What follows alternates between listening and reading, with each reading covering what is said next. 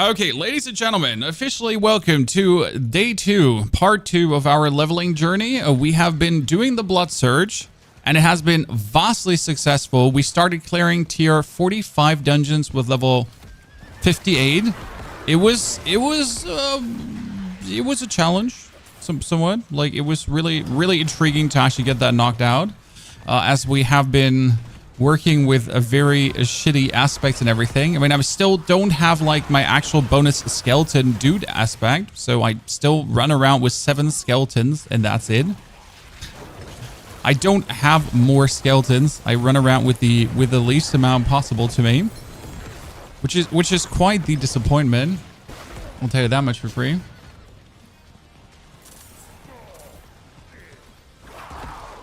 But we will prevail.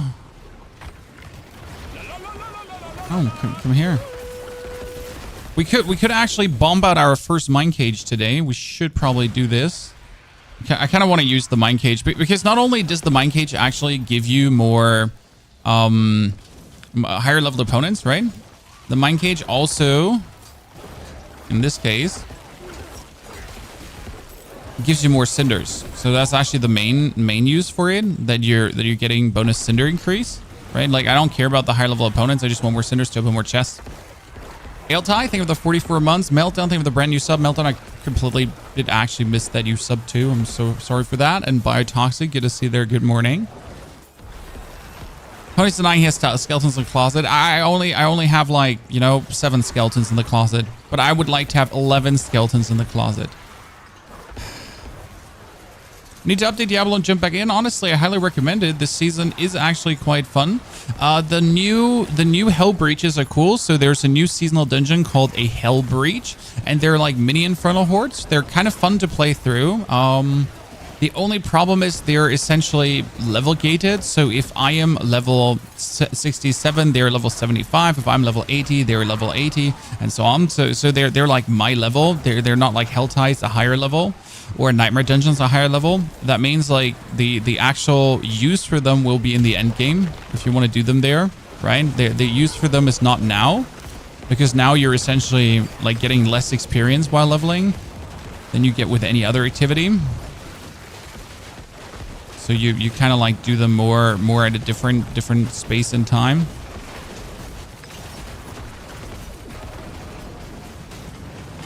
Ow, ow, ow. Come on now. I totally was looking for that. I feel like that wasn't cool. I feel like I noobed around there. It's early in the morning, so don't mind, chat. It's early in the morning. Things happen. Big booty pony Hoff getting in trouble there. Oh, let's quickly hand in that whisper. Perfection. Step number 1, tactical. Hope you're great. I am fantastic. But Necro past this season, fancy playing different class rogue. Barrage rogue. Don, why did you stop playing COD? Well, the easy answer is that like every other game I have streamed and made content for, people have appreciated me more than COD people have ever done. So the reality is that like, as much as I might enjoy playing COD, everywhere else I have a better home than with COD. So short things short, long things long. That's it. That's the gist of it, right? Surprise.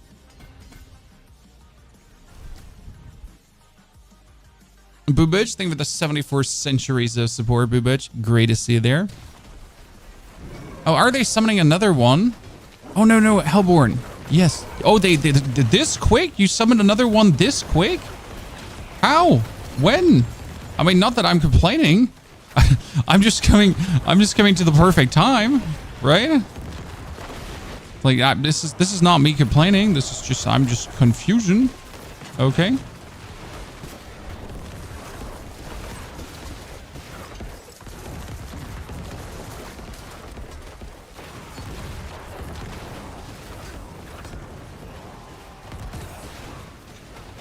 Where did she go, Cotton Eye Joe? I'm not gonna die. And I need to actually use a... Where's my mine cage? Don't I have another mine cage? I don't think I have another mine cage currently. Oh, but I should use a potion. Thank you very much for reminding me, Chad. Luckily, I'm a professional streamer and I do this for a living. I mean, it would be a shame if you would actually miss out on using your mine cage because you're some oh god, average tier gamer. And you managed to get shooted by the queen. But her loot is so good, I won't say no to this. Now, after killing her though, the next time we'll be moving on to do the rest of the whispers, because that's where their real XP is, right? I mean, like killing her once, sure. Killing her twice, sure. A lot of Mother's Gift as well, and especially getting greater affix items. But the real deal is currently quickly knocking out, what is the disrupt ritual, slay harbingers, collect cinders. Yeah, we'll just collect the rest of the cinders. Wait, why is there a random Hellborn? Who didn't kill their Hellborn? I was just about to start a Necro. Necro is in a very good spawn. There is a bunch of intriguing builds to play later on. And there's at least 10 different builds you can play that would actually be performing well in the end game. And with performing well, I mean, like, you know, definitely able to farm the pit like crazy, able to kill bosses, like no struggles, right? Like the good thing, able to kill Uber Lilith, the usual. There's even like a very interesting, finally maybe basic attack build, because that's something Necro has been struggling with. To actually find any kind of basic attack builds. I mean, not that you need those, but it's just like... I like the idea of good basic attack builds.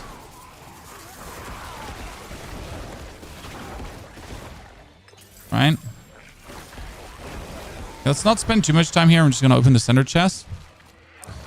How do we get blood again? What do you mean blood again? What events? What? Oh, you mean the blood from the queen drops it. I mean the blood for Lord Zur. The queen drops it. The Hellborn drop it. So helltide is actually the best way. Otherwise, it's World Boss and Legion events. Yes. But honestly, you're mostly better off just playing the game. You know, it'll come. You're gonna be in helltides anyways, right?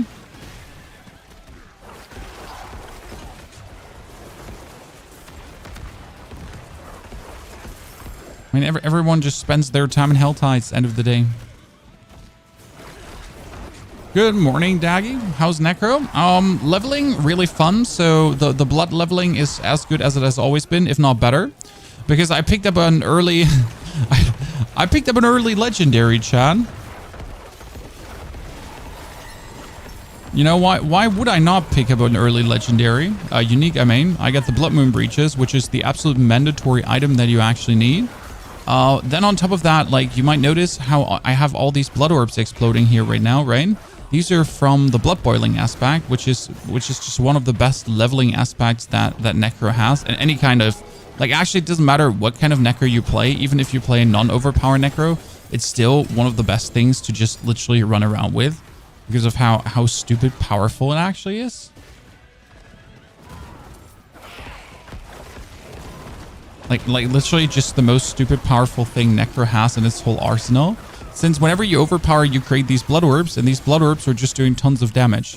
Like I can clear almost like a tier 100 dungeon boss by just running through blood orbs. It's actually somewhat illegal, I will say.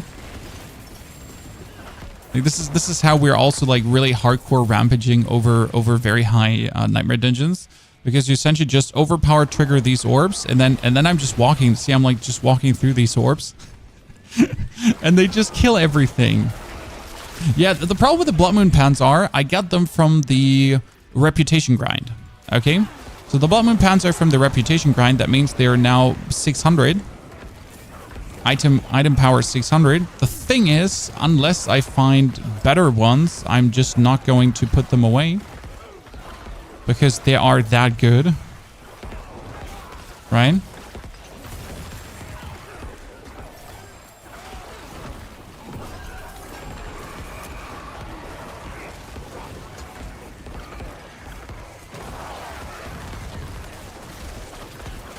makes me question myself quickly. Let's open the quest. Nah. I mean, it tells you whenever you get like a reputation rank up. Oh, there's a helltide harbinger. Oh, yeah, harbinger. I was confused. I thought we were fighting something else.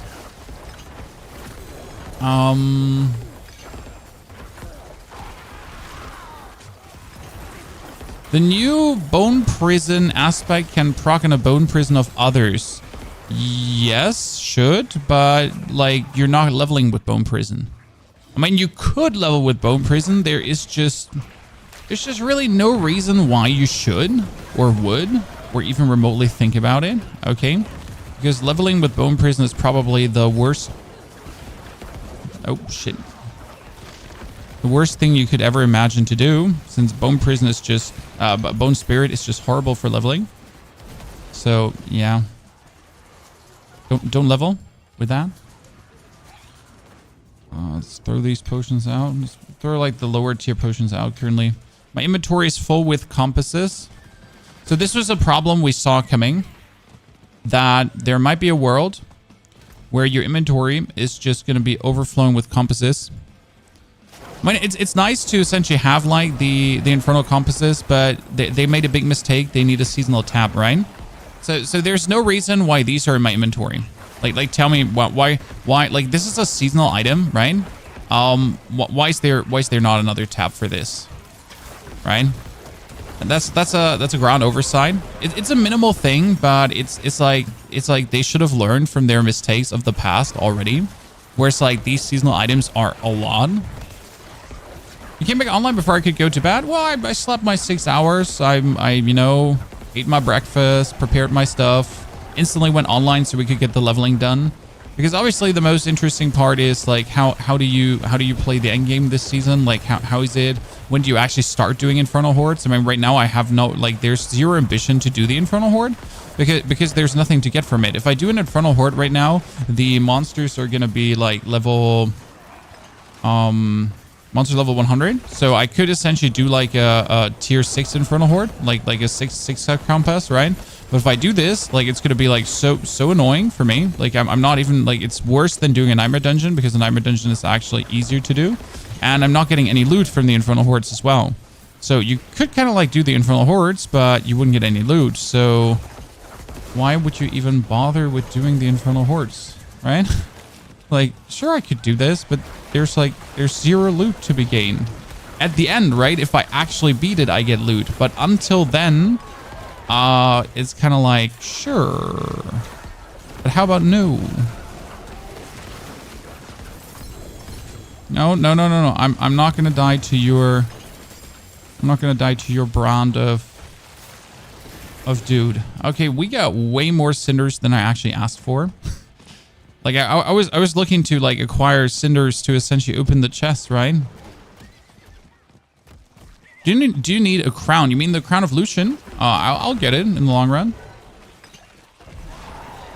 I mean, don't worry. There's 2 more Infernal Compasses. And my inventory is full. Let's knock that out too. 4 minutes left. And then we're going for the Nightmare Dungeon grind. Because now it's like all about getting like 925 gear, right? It's getting all about 925 gear. Let's teleport back. Kirvichok. No, actually, no. Kirvichok, Kerrigar. Kerrigar is the perfect position.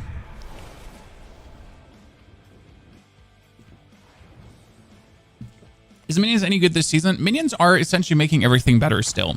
So while you're leveling up, you definitely want to play Minions. Now, later on, we can talk about maybe not playing Minions anymore. But right now, at the very point, like, not playing Minions would just be stupid. That's a big intelligence boost, life per second, and corpse tunnels. Corpse tunnels being useless. This is resource cost reduction. I do actually like that resource cost reduction. But it's just, like, not that good. This life on hit, nah. Not worth it to like consider much of this all like low level gear, because right now, again, what we're doing, Fatigue, Torturous, Imprisoned Spirit. What we're doing is we're gonna put all the compasses away. We have quite some of them because we're essentially now farming tier 47 dungeons, because tier 47 dungeons is 30 levels above me, as they should be. 7 minutes, I could be able to do this. So they're 30 levels above me as they should be. Have we made a new necro build in Season 5? Well, we haven't made a new one. We have made a Blood Surge one and streamlined it for Season 5. So you can actually look that up in the on Mobalytics.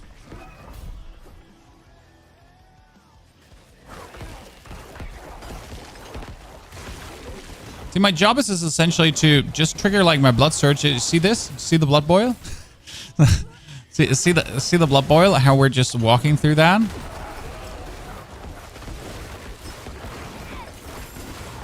Getting everything destroyed. And since they are 30 levels higher than me, I'm also getting plus 30 levels of bonus experience. So this is like the most bonus experience you can actually get at this point. Like, you gotta kill enemies that are just bigger than you. So if I now reach level 70, like tier 47 is the minimum I should do. And when I actually get to a further level, so if I level up now, I need to already do like 50s and 60s. Because usually now until level 100, you would actually keep just doing 45s. Because there's no reason to do more. Like, there's not more experience gained by doing like harder ones. But they changed that, and that's actually very cool. So now you actually gain something from going deeper. And I personally like this because obviously the harder dungeon I do, the more experience I get.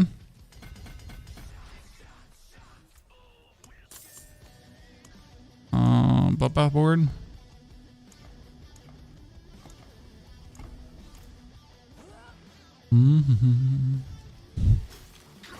Also, the good thing about minions is, and this is something very important that often people forget, like you can push their damage so simple.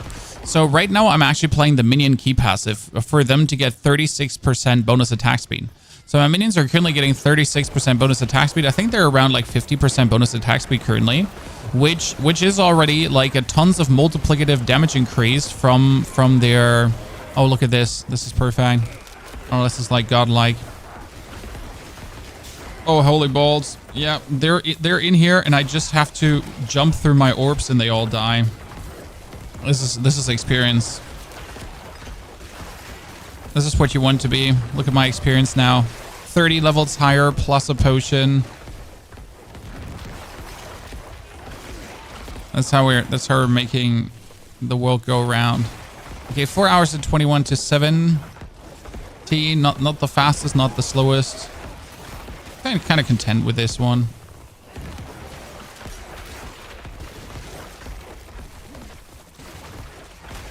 You want to at least get like 10 plus waves. That's the minimum you want to achieve.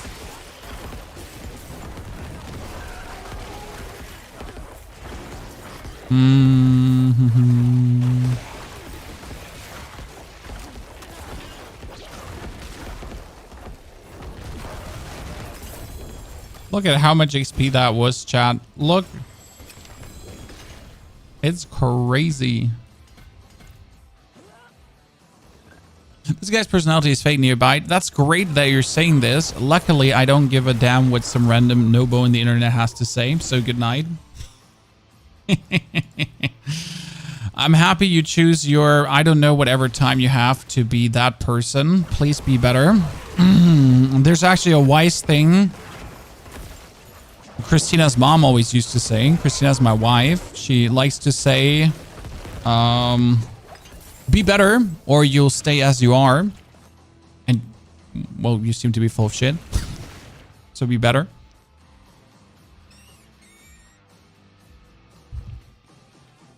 It's also something very bad to say to children because it kind of makes children feel like they're not as good as they should be. You know what I mean? Never do tell a children to be better or you stay as you are, because that insinuates that you're not good as you are. So for children, it doesn't go. For adults, it's great to use, though.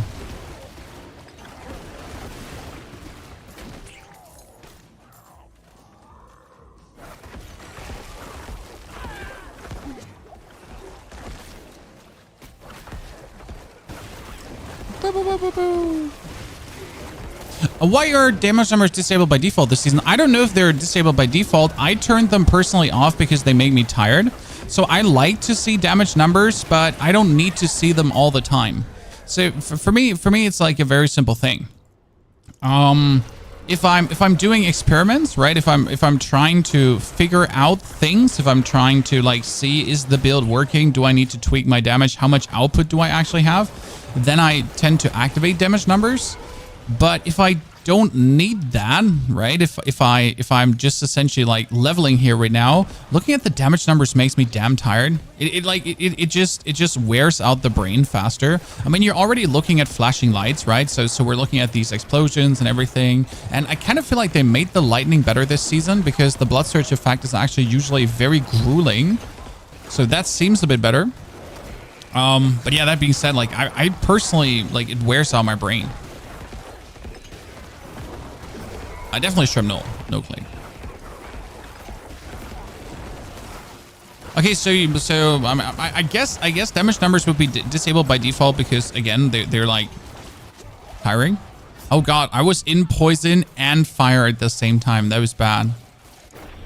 But hey, we're going back. I mean, these two deathies are warranted, but I just need to do these events because they're like the main experience, right? So if you manage to knock out these events, this is where the experience is coming from. This is why you want to do them. Nothing. Oh, okay, that was uncalled for, sir. That was uncalled for. Nothing is like better than continuously getting these done. I mean, like, look at this. We almost did 2 levels in 1 dungeon. Is there a bug for leveling? There is one single stronghold, and I won't even tell you which one it is, that you can knock out. And if you knock out that stronghold, you instantly get plus 30 levels. Now, I'll just tell you it exists, and if you really want to dig into it and find it, do that. I mean, you could naturally just stumble up in it. And yes, I could now go there with level 70, and I could instantly be level 100. But not only would that be a very bad look for someone who's actually a Diablo partner, right? And someone with like something called morals and ethics and so on. But yeah, it's just generally a stupid move, right? I mean, it's obviously not intended, and abusing things that are not intended is kind of like always weird vibes for me. Now, obviously, should I secretly level up a lot of characters in that stronghold? I should. I probably should. You know, if I was a smart person, I would take a brand new character and actually not instantly level it to 30 because again the time is so disappropriate, right? So disproportional.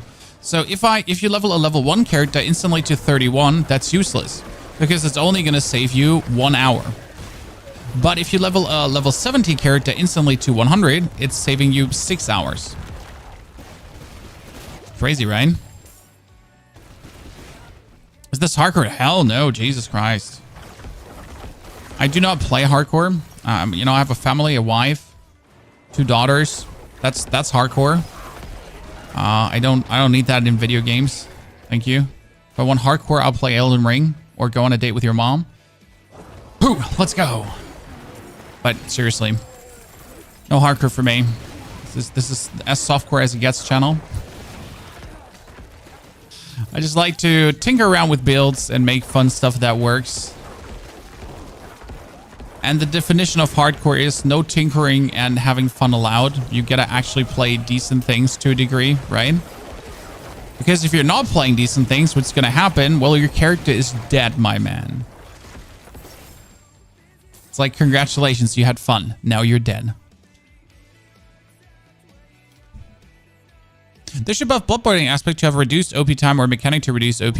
Like, see, I hate that on Necromancer, the only way how you reduce overpowered timing currently is by picking up blood orbs, which is obviously useless for the blood surge build, as the blood surge build has just no opportunity to actually pick up blood orbs in any way, or make blood orbs at that. Okay, I don't know how you have been focusing me instead of my minions, but that's just me. So, like there's like no good way to like make and pick up blood orbs as the uncalled for, sir. And that's like the comparison to Bloodlands, because Bloodlands is all about making blood orbs and then making more blood orbs and then wait, let me check. I really don't want to go. And then making more blood orbs and making more blood orbs. So you essentially have one build that has the perfect mechanic for it. And then you have one build that doesn't have a single mechanic for it.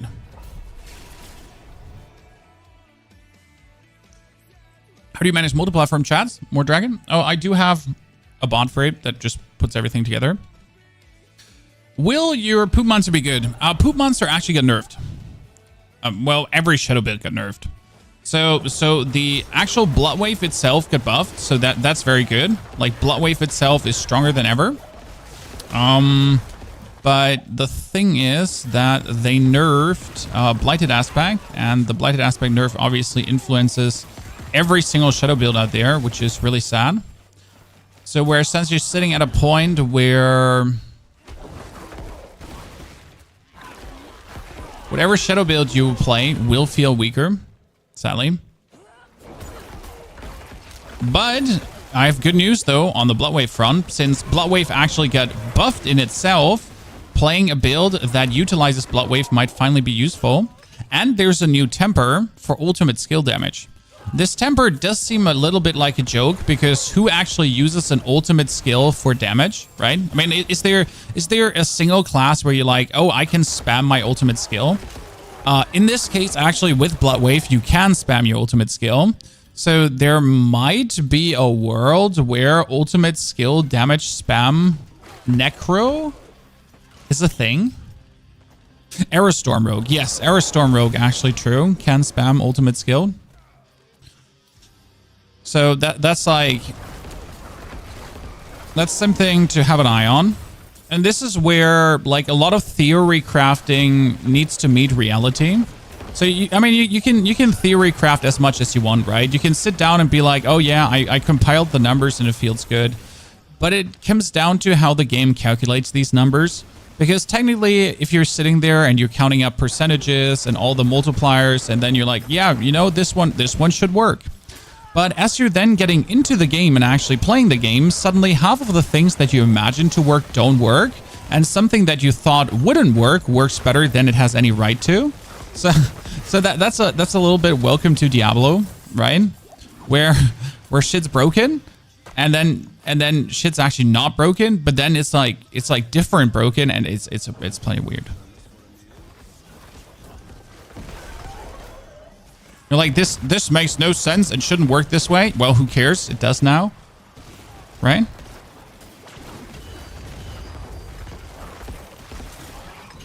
Like, your multipliers shouldn't multiply that hard.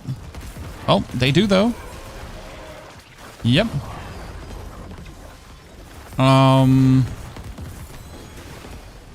Ich habe mich nicht in meiner Tasche.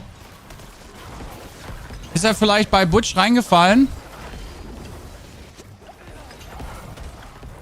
Da, wo die Leine ist.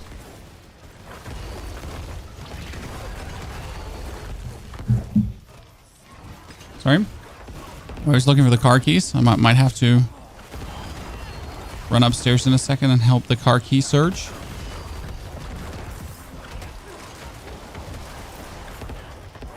Usually this only happens to me. The wife remembers where she puts stuff. I don't. I forget. I definitely want to try Bones from Necro for speed firing with the new shield. I mean, the shield got reworked and it's really good. It's not going to be a magical solution for everything, but Shielding Storm should be nice. Maybe a bit overtuned, but we'll see about this. I mean, I will be using the Shielding Storm also for this build in the long run. So right now you notice how I don't have any barrier, any protection, any defense, and how we are sometimes dying to things. That is actually... I mean, it's not intended, but I couldn't, like, in a meaningful way provide, like, the cooldown and everything for the barrier right now. So I couldn't use it in a way that it matters, essentially. And that's where we're just, like, rather, like, it's okay. We might just die once or twice, but we're just overall good on Rebel clear and everything. So it's not, like, a problem. And then when we're actually going for the hard content, that's where we're going to go for the barrier. Hast du es gefunden? Soll ich helfen?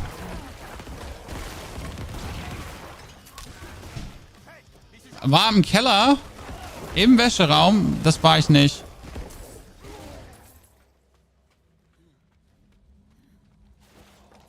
Always there's a skippable side quest. I mean, like the actual seasonal quests are kind of fun, technically, but sadly they also feel like they're holding you back. Right? So it's like, I wanted to enjoy the side quests, but it was like, oh, you're slowing me down, right? So that was a bit of a bummer, because you kind of like, you want to be like, this is cool, I want to listen to the story, and it's like, oh wow, this is slowing me down significantly.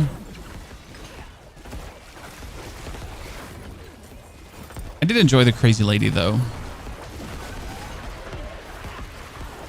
Minions seem squishier. See, like, they didn't say anything, but yes, it seems like they made minions squishier.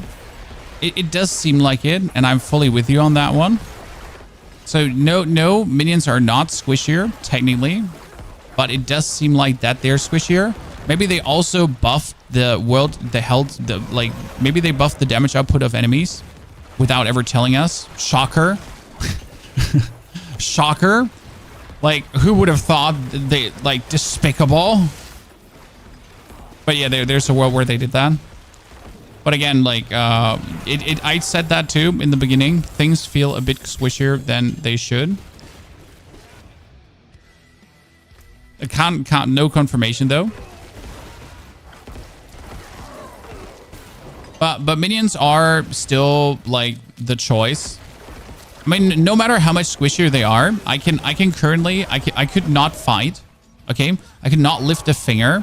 I could just have my lats do my bidding, and it would be enough. Like I wouldn't have to do a single thing, right? I could just lean back, AFK, and they would clear the dungeon for me. Like I don't have to engage into any kind of combat. But you could say that's silly. Minions shouldn't be that strong, and I'm like, fuck you. Okay? Silly your ass. Are you excited for the new class coming soon? The new class is in September. October. I'm not excited for the new class. I'm excited for everything else. So Spiritborn is obviously interesting, right? And I will obviously... Sir, you shouldn't one-hit me. I'm like completely armored out. I'm sitting at 10,000 HP right. I'm like, I should not get one-hit by your thing. Just saying. So yeah, what I want to say, like, we're not really excited for the Spiritborn itself. It's more like what's happening to all the other classes, because if you have actually looked at the Spiritborn and seen what the Spiritborn does, you notice that the game can't stay as it is. So with the way the game currently is, every other class is just a joke compared to the Spiritborn. In terms of like how intricate, oh nice, like that's a 925 sword now. So in like the way how the Spiritborn is, like everything else is just sad compared to it. And this is not allowed. Like you can't just have one class be good and the rest be just a bunch of jokers, right? No generator in the build. No, I have my skeletal mages doing essence, and I do essence by consuming corpses. So that's that. Please be the Shard of Varathiel. Yes. Yes. Yes. Why is this so important? I have a very cool build plan with this. So that's you're going to see in the coming days. This is the Shard of Varathiel. A very, very cool build. Oh, wow. That's 1,300 max life. Don't mind if I do. Right? Holy. That's a lot of max life. I like that. Let's temper this quickly with skeleton mage damage quickly and some cooldown reduction that I don't need right now, but you know how it is. Just need something. Let's put a diamond in too. Flawless diamond, actually. Let's make a second flawless diamond quickly, because now I'm already having... I mean, look at this. We are sitting suddenly at almost like, almost full resis. So that's actually pretty nice. We need to go to the enchanter because we need to swap our... That was the aspect of reanimation. We're still not having the occult dominion, which is like actually a goddamn freaking joke. I'm not having occult. Yeah. Oh, I have it finally. Holy balls. I've been waiting for this so long.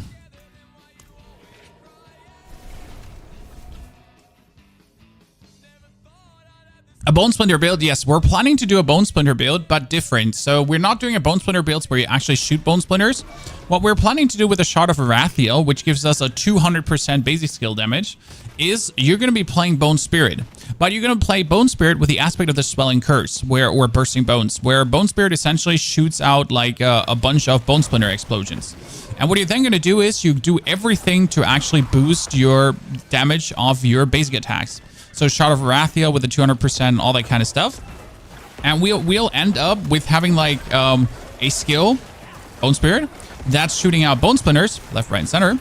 And that bone splinter shooting out is essentially going to then create like every bone spirit with 0 cooldown. It's not about the bone spirit damage itself. It's just about all the splinters that are coming out of it. And you're just going to be like trying to supercharge them as much as you can. And it's going to be overwhelming. We're going to stream Once Human again, probably in the next couple of days, sir, because we need to check out Season 5. So I'm currently waiting for Week 5 to come. It should be there in 1 hour. But we're not going to play it today. We might be playing some Once Human tomorrow. So like double stream. So Diablo with Once Human together, essentially.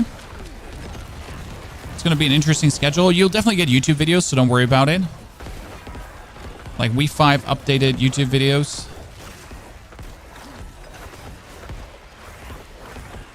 As always, we can deliver it all left, right, and center.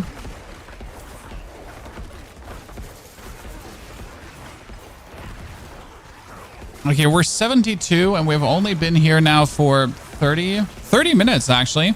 So in 30 minutes, we made 6 levels. I like that. You know what? Should I take 2 mine cages? What do you think, chat? So I could matter of fact now yoink out 2 mine cages.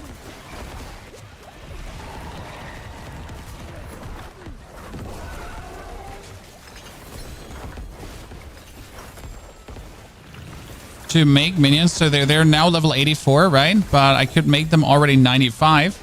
So let's try this out. So I stacked 2 mine cages now. That means they're now level 95, which is actually quite greedy. But at the same time, it's actually interesting because with them now being 94 and 95 respectively, they're actually going to drop 925 gear. So everything I get from the helltide now at this level is going to be 925. Now this is obviously way more dangerous than like anything that dictates common sense. And especially when the Hellborn comes, I should run. Because I am pretty sure that I can't beat a 925 Hellborn.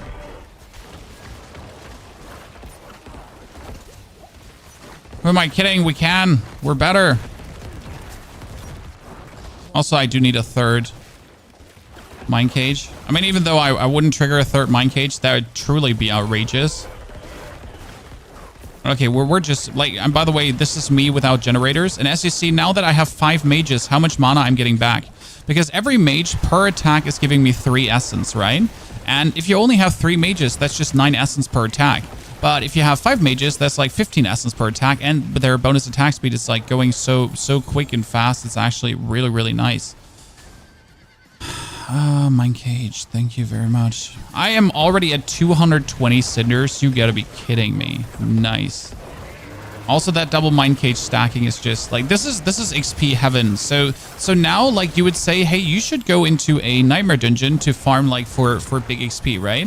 But technically, as soon as I have 2 mine cages active, I don't have to farm nightmare dungeons right now. I could farm the helltide, which has a way higher monster density, and I'm getting the equivalent of nightmare dungeon XP, right? Without actually being in the nightmare dungeon. So it's like the best of both worlds. The helltide density that no nightmare dungeon can live up, the amount of elites you're getting to and all that kind of stuff, right?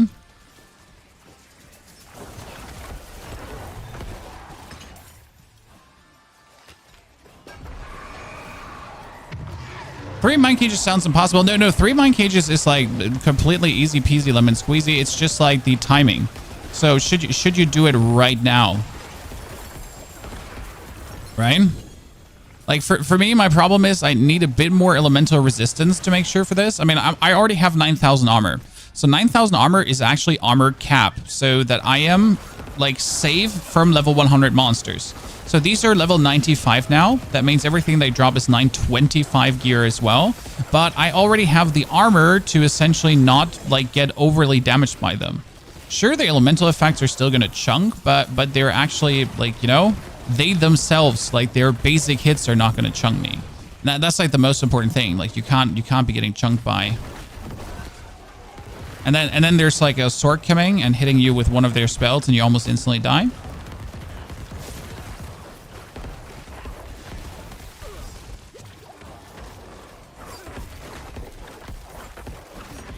But you notice, like this is double mine cage. We could probably stack a third one, but I think we're gonna like farm this down with 2 now. As it's going like really good. My question is, would 2 mine cages, is that gonna double the amount of cinders dropping?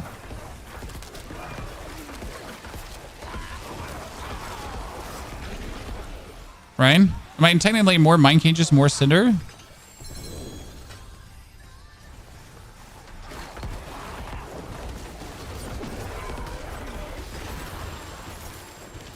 Oh, they're summoning the Lady of the Helltide, and I am really not sure if I should participate in that. I mean, I need to hand in my Whisper quickly because I actually have the Whisper done. So that one I need to go hand in. Quite now. Sirs and ma'ams, I need to hand in my Whisper I just said. Could you stop, like, attacking me? Inconsiderate. Who's better, Rogue or Soak? I can't say. I think Rogue currently, but both are doing well. Both are doing well. By the way, how do you like the new microphone, chat? If you have just joined, if you have been here for quite some days, we did actually change some microphone settings to make things sound a whiffy better. And we're currently in the process of vetting the change. Okay, let's see. Could we take these boots as they're like and just give them some mobility temper? Movement speed after Blood Mist is actually like the biggest joke ever. Movement speed, yeah. And freeze or stun.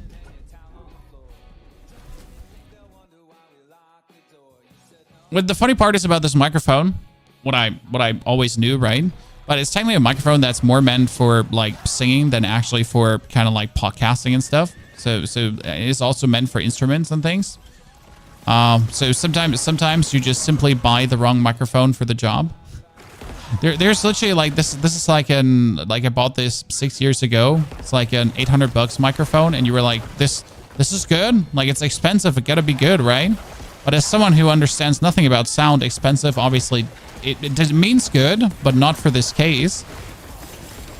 So it's literally like I have a $200 microphone, which does technically sound better than what I have here, which is actually quite shocking.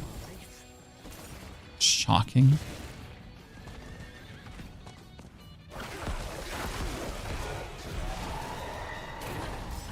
You can always sing instead of talking. No, I can't. Physically unable to. Sorry to disappoint you. And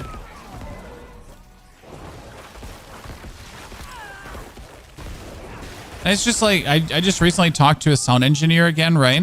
I love to talk to sound engineers because I personally have no clue about sound engineering. Not a lot, right? just some basic knowledge.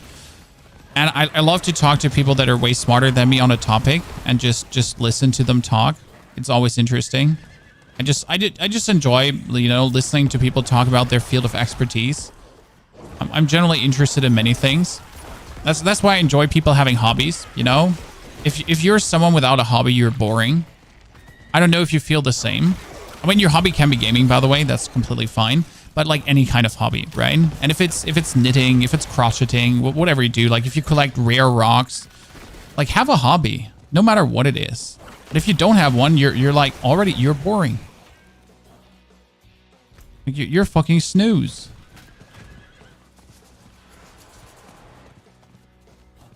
Might be too harsh here, but it is what it is. Sorry. And hanging out with friends is not a hobby, chat. Have you, like, listen. If your answer is what do you do in your free time as a hobby, it's hanging out with your friends. That's not a hobby. I'm sorry.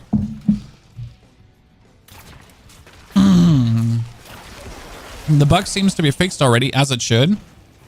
Thank you for telling us. What the bug we're talking about was 30 instant level when clearing a stronghold. Shouldn't have affected too many.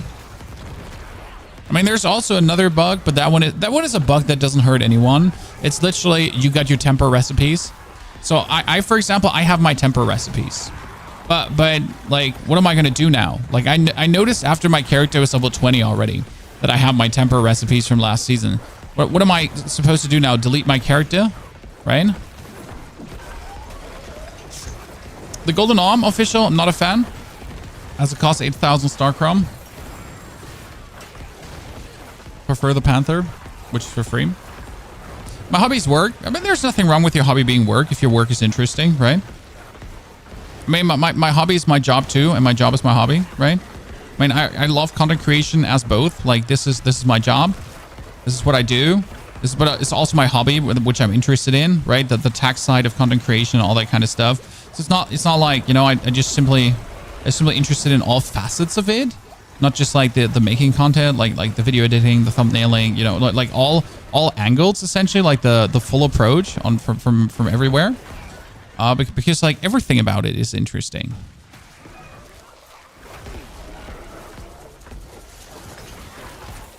Like, I know a lot of creators who are essentially like they like making content and making money, right? But the tech side, for example, like they don't understand the tech side. No, they're technology analphabets, which is okay. Like, if you want to be a content creator, you don't have to know tech.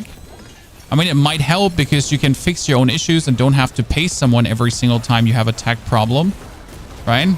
Because that's what it comes together. Like half the COD community, half the COD creators, they're just COD players, right? They have like, they come from console often. They have like no clue about PCs.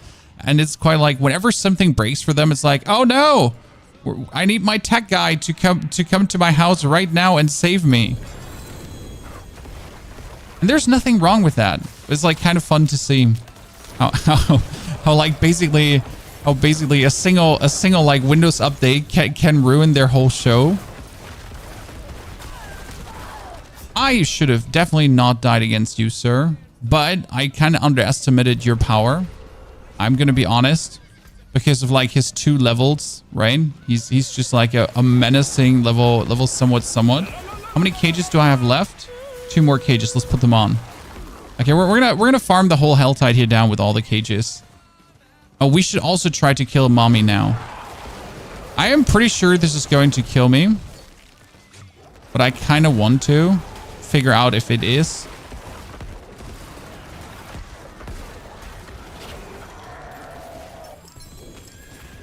Wait, who is this? Why are you here, lady? Well, this is...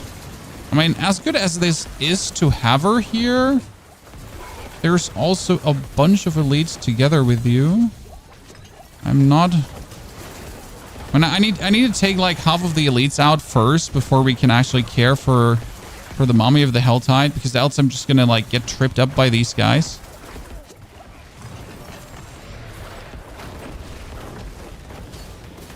All right.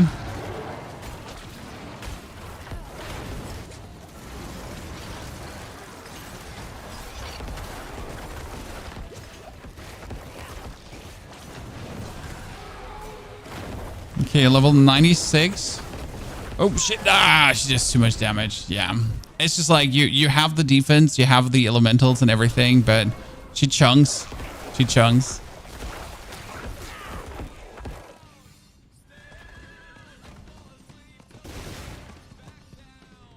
Well, you know what the good thing is? Now we died. Now we die, which is sad. But at the same time, it's like, you know what? At least our thingy reset. So now we're just going to take her down, right? Yeah, I mean, annoying. We wanted to like full on clear her, but hey, I'll just kill her now.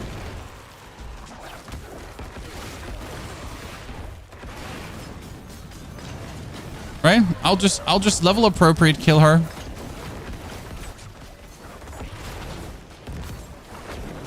There you go.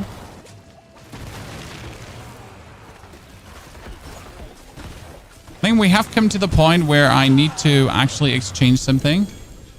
So we're finally come to the point where it's good to say goodbye to Iron Maiden.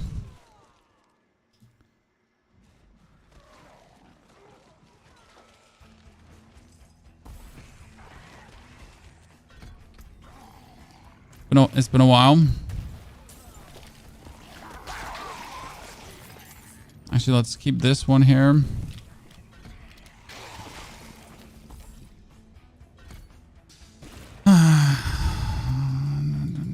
Let's keep Decrepify. Corpse Explosion. Okay, so we get it taken down. We get all the quests done. Oh no, we still need to slay some cultists quickly. I don't think that's worth it, the time investment. So we will not slay some cultists. What we'll do in the other hand is we'll just go into the next nightmare dungeon. As we're looking for 46, 45, Betrayer's Row. Betrayer's Row is a stinker. Where's Betrayer's Row? There is Betrayer's Row. I'm blind. Does Lilith still give a spark? Yes, you need to kill Lilith, you need to kill your first Tormented, and you need to finish the seasonal for 3 sparks. Laters, thank you for the 20 months of subscriptions. Appreciate it. How are you doing? Just want a Frozen Orb build. I mean, the Frozen Orb Sork hasn't changed. It just has gotten stronger. So the Winter Glass just got reworked as everything else, which means you just do more now. You know? I mean, the beauty about the good builds is they didn't really get different. They just became more, partially. I mean, for example, if you were playing a Ring of Mendeln before, your Ring of Mendeln is now stronger than it has ever been. So congratulations, right? If you like to play Overpower, like your Overpower build is just stronger out of the house, congratulations.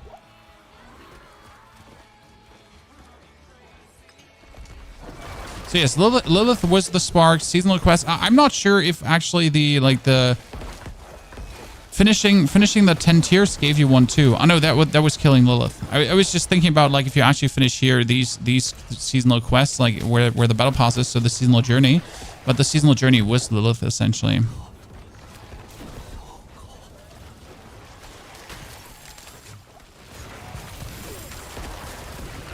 The best change they did this season is you can heal while you're stunned. It sounds so trivial, right? And maybe it's making the game a little bit too easy at times. But honestly, it takes so much frustration out. Because often you get like stunned in a shitty moment because you didn't see a ground effect, right?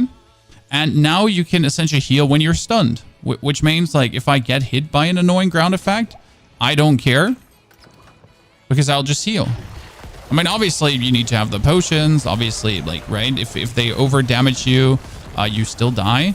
But you at least have a chance to survive a scenario where you would usually just die.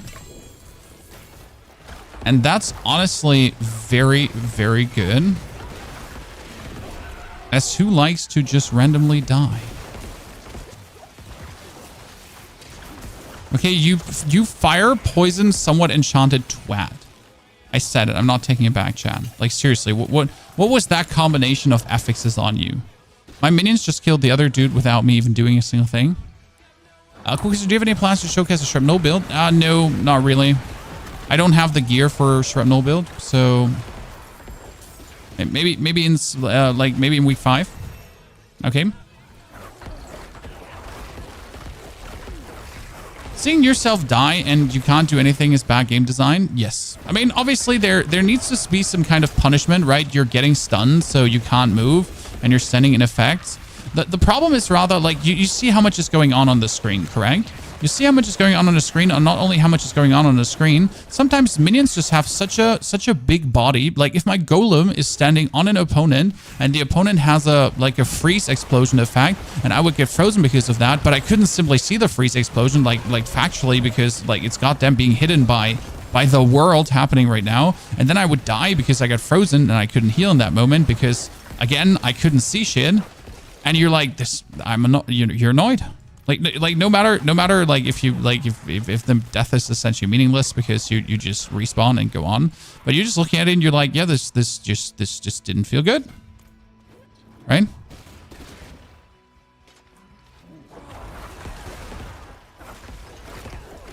So I'm actually very happy with that decision.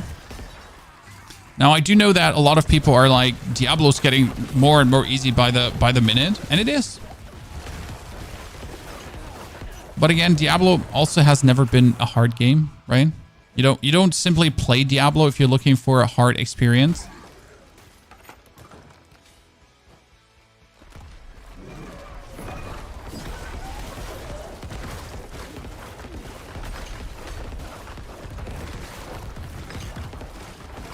I need to figure out which boss I actually have to kill for Krua's Embrace. I'm going to have to kill Varshan for the Death Speaker's Pendant, so I should actually go and kill Varsh now multiple times, as we only need to summon him like very easy. I mean, we could actually like let me just kill like 2 Varsh and see if they can drop in.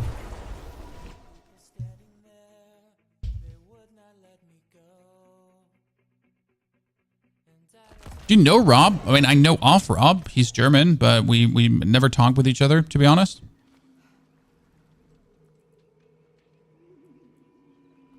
Like, right? Two different kind of styles of content creation. Not really matching. I mean, I'm anyways not really talking to many people. I'm a very secluded creator, I guess. I just do my thing in my lane, you know. Don't have much time for talk or hanging out. My time for talk and hanging out is essentially reserved for my family, right? That's where there's not much interaction with other creators. I talk to some, like mostly Macro, who's a fellow necro creator.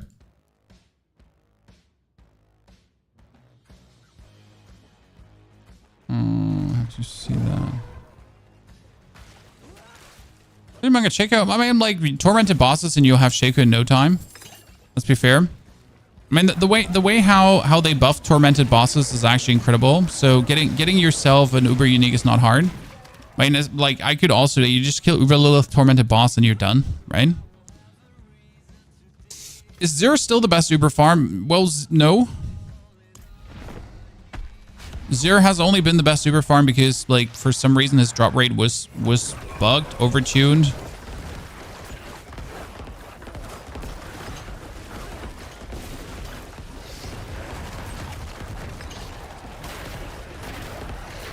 Right?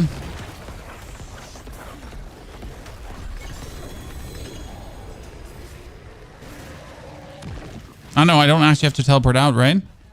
Aha. Oh, I don't have another hard? Shit, I thought I had another hard. So we get boots. And they're made for walking. Penitent Griefs, useless. And we get a weapon, useless too. Flooded Depths. I can't do the Flooded Depths or the Rime Scar Caverns. Great. I get two sigils and I can't do none of them.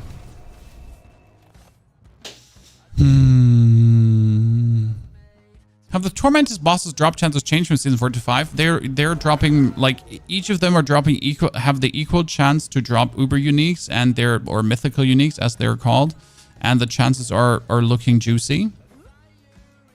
So it's like more than likely for you to get. I mean, if you're not dropping a single one this season, I would be highly flustered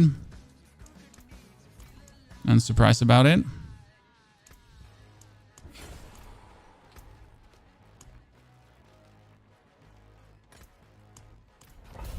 Right?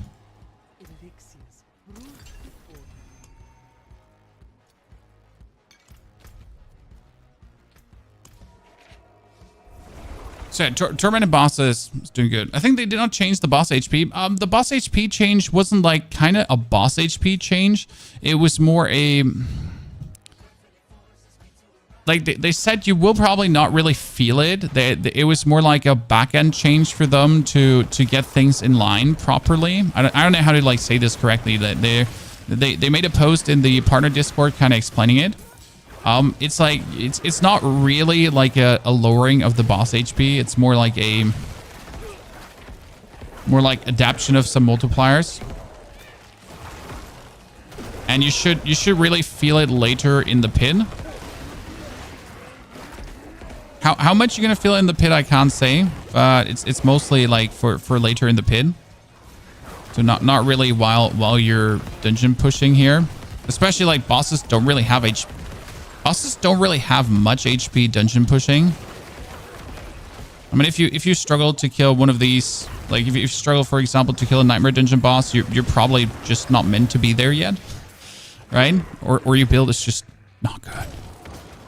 Poopman Survival? No, but Bloodwave Necro. Would a pure minion build do endgame content this year? I'm not sure what you mean with pure minion build. Pure minion builds don't exist. Like, I know people use the word pure minion build, but they mean various different things with it. And nothing means the same, right? So I'm not sure what would you in this case understand under a pure minion build, right?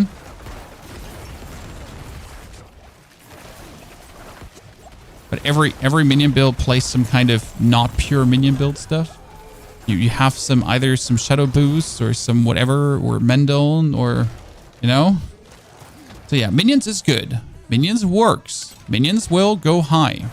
Also Bone Spirit Necro will be Bone Spirit Necro will be incredible. But that's the thing. So if you really want to clear high pit, and we're talking about like we're not talking about farming the pit, okay? Because for farming the pit, Necro has 10 plus builds, okay? Literally farming the pit is the easiest thing Necro can do at this point. Like there's no challenge for Necro. But when it comes down to actually pushing, like if you want to go as deep as possible, I want to be the very best, like no one ever was. Yeah.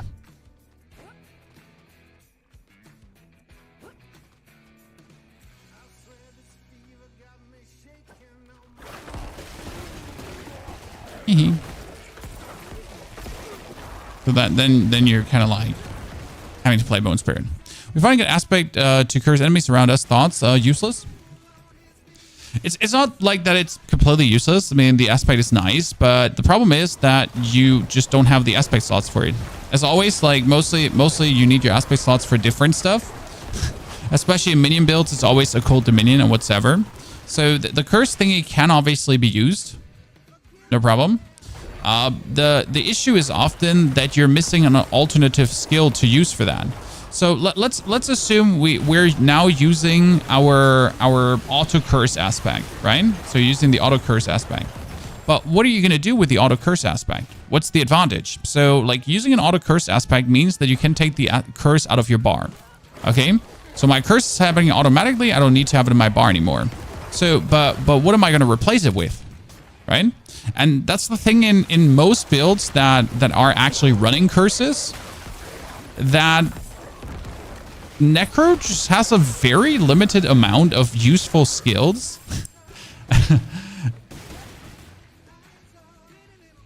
And even if you're taking the curse out of the bar, it's not like you have like 3 other options to put in, because none of them would actually profit your build, and each of them would actually make your build worse.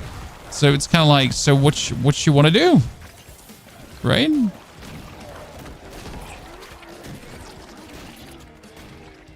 That's a bit of the bummer.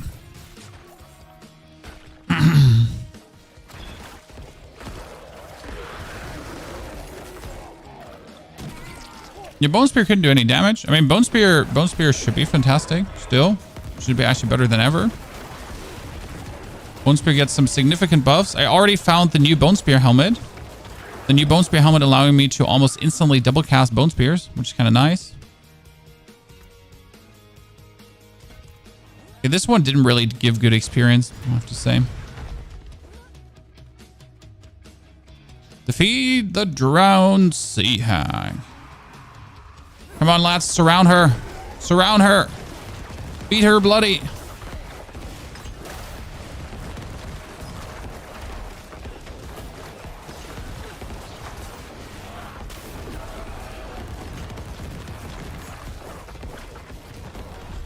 Hee. Like, always hoping to get like good new weapons. Resource cost reduction, damage to maximum life. Well, that ain't bad. It's quite nice, to be honest. Especially with the resource cost reduction. Kind of like want a lot of that. Level 13. Okay, almost get this max level. So next dungeon should lift that. That is Old Earth. Oh, Old Earth, finally. In about a week, we'll see some players in high pits. I mean, end of the day, the one thing you should personally care about is farming pit 100. Pit 100 is the pit to farm and will stay the pit to farm. I mean, you might be able to farm higher, but like, as always, what for? You know? It's like, it comes down to that point. Like, if you can farm pit 100, you, like, the further pits just don't give you more materials. Like, people are literally farming pit 120 for less materials. It's like pit 100 is like 60 and pit 120 is like 63, 65, right? 5 more for nothing. How does the overall season feel? I mean, like, the problem is that the Infernal Hordes only make sense to start later into the cycle. So you're essentially not doing the Infernal Hordes for leveling because there's just simply no need. Like, they don't provide meaningful XP. They don't give you glyph XP too. So they give you like nothing you actually need. Whereas like I'm doing nightmare dungeons right now because obviously nightmare dungeons are giving me my sigil XP that I need to have my glyphs leveled up so I can play my builds, right? And that's the thing. I need to level up my glyphs. Now I could play.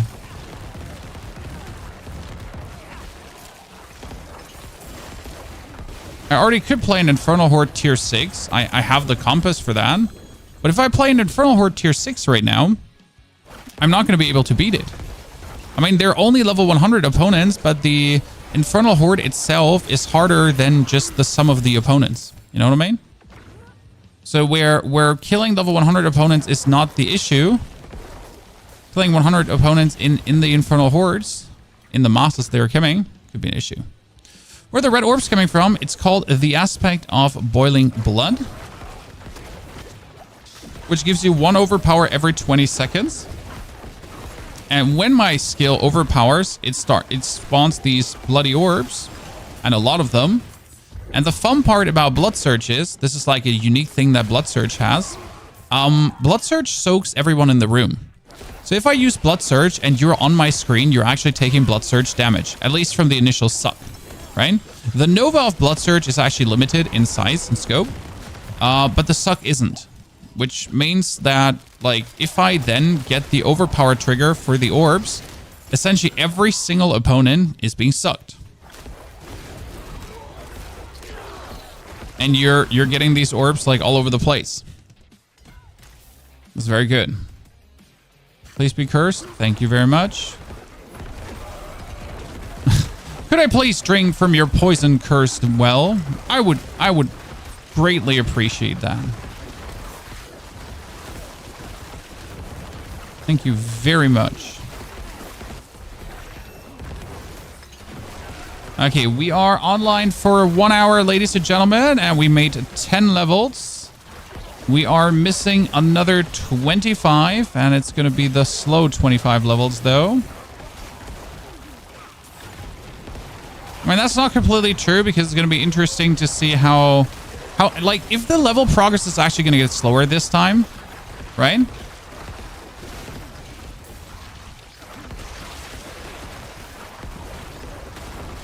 And the fun part about these blood orbs is obviously now that we're killing these waves here on the well, correct? I have all these blood orbs always around everywhere. And I would even play this aspect if I wasn't playing an overpower build, because of how stupid good it just simply is. Necro, good to see you there. Nero, sorry, Necro, Nero. How are you doing, brother? Have you even slept? Yes, I slept for 6 hours. Had some breakfast with the waifu and the kids. They're now out and about because the children don't have kindergarten currently. While I'm sitting at home playing computer games for a living. Gonna make another video today. And then my second job begins. Taking care of the house. God Christ.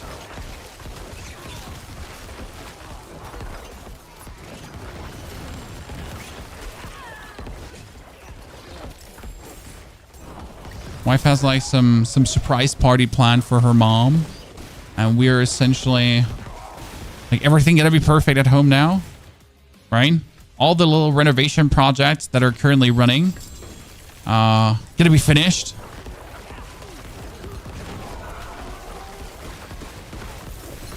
And in 6 days, I'm also leaving to America. So essentially, I got to do it now. Or I'm doomed.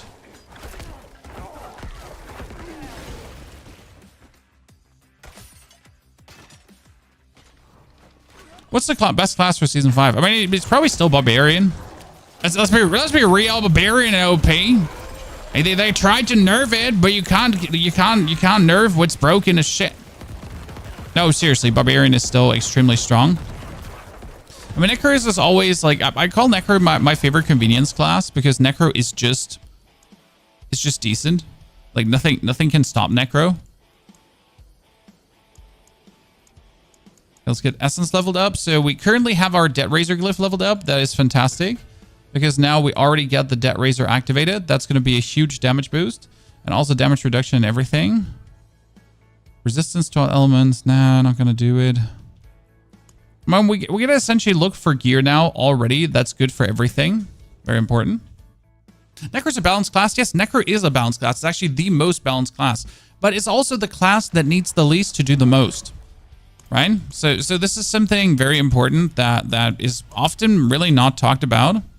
That the gear investment a Necro needs to be good is so minimal, it's almost silly.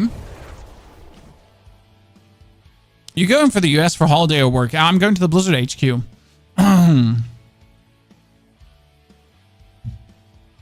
What I'm doing there, I can't tell you. I'm testing something.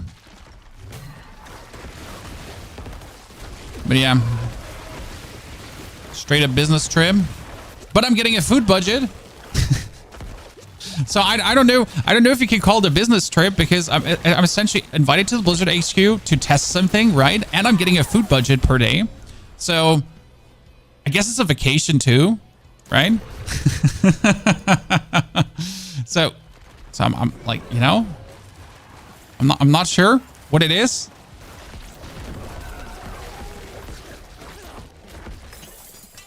Daily expenses being covered, so that's nice. Are you gonna do a tier list about classes and builds?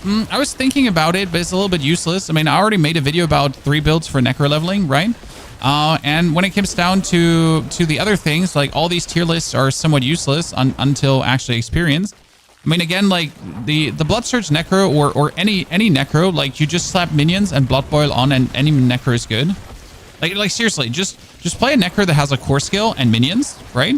And then get Blood Boil and you're gonna be good. Done. I mean, if Bone Spear has Blood Boil too, every 20 seconds you're actually summoning these Blood Boils. And that's quite nice.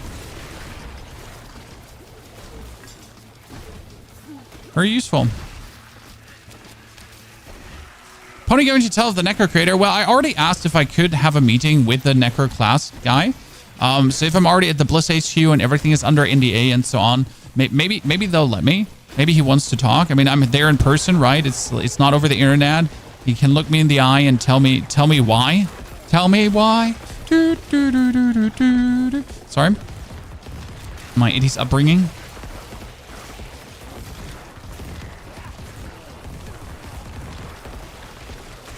But I definitely did request a talk. So we can figure out where it went wrong and where my skills are. But you also have to consider, guys, classes are being reworked. So this is very interesting. Vessel of Hatred has promised class reworks. And honestly, like, look at what Necro has right now, correct? We have a Book of the Dead with a few minion choices and a Golem as our key passive. Now, let's look at the Spiritborn class, what the Spiritborn class has, okay? So the Spiritborn class has like this intermingled double key passive where they can use 3 different Spirit Guardians, and then they can choose from 4 different Spirit Guardians, 3, 4, and then they can choose from 4 different like passives, and then they can get a second passive too that actually matches with the first passive to empower things even more, and everything is like very intricate and well thought out. And I'm like, and I can choose between frost skeletons, shadow skeletons, and you know? So it's kind of like they have to rework the other classes in a meaningful way to not make everything just feel like they stank. Because that's what's gonna happen. It's like, hey, why would I play the class I love playing when it just feels inferior in design? Already in design, not like from a strength position, right? Just by design, it already feels inferior simply because it is what it is. Did you go to USA to test Spiritborn? I was invited to test Spiritborn, and I said no. And the reason was, I just came back from vacation. There was Once Human, there was Elden Ring. I simply couldn't do it, you know, right? As much as I would like to test the Spiritborn, but I still have bills to pay, right? I'm a full-time creator. I gotta make YouTube videos and stuff. Now, obviously, the same goes for this visit to America for me, right? It's kind of shitty because I gotta fly on Monday. That's in the middle of season 5, and I'm leaving my house. But you know what? I'll just have to make my YouTube videos on the flight. I have to make my YouTube videos in the hotel. I got my travel setup with me. I bought myself a portable monitor, chat. You know these portable laptop monitors? So I got my 14-inch laptop, which can play Diablo 4, which can stream Diablo 4. Yes, my laptop can play and stream Diablo 4 because it has a good graphic card in there. So I can play and stream from this. I'm gonna fly with my microphone. I'm gonna fly with my camera, tripods, everything. I mean, my backpack is essentially not gonna have cloth. It's just gonna have like technology in it, and yeah. So I'll be testing stuff at the Blizzard HQ. Then I'll go eat some fancy food, return back to my hotel, and start the stream. So you're getting sexy hotel streams, Chad. Just not the kind you were hoping for, right? So no OnlyFans content. It's gonna be only Diablo content. Sorry.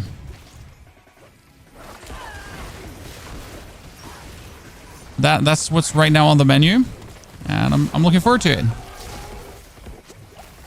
I mean, the advantage is, like, whenever I'm traveling, I'm essentially no-lifing work because I don't have my family there.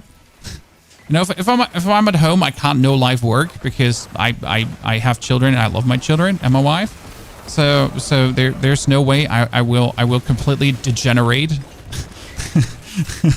You know, go all out. But hey, if I'm traveling, no one can stop me, right? I can stay up all night, cut videos, like play video games until I mentally burn out, and then when I fly back a few days later, I'll just be done during the flight.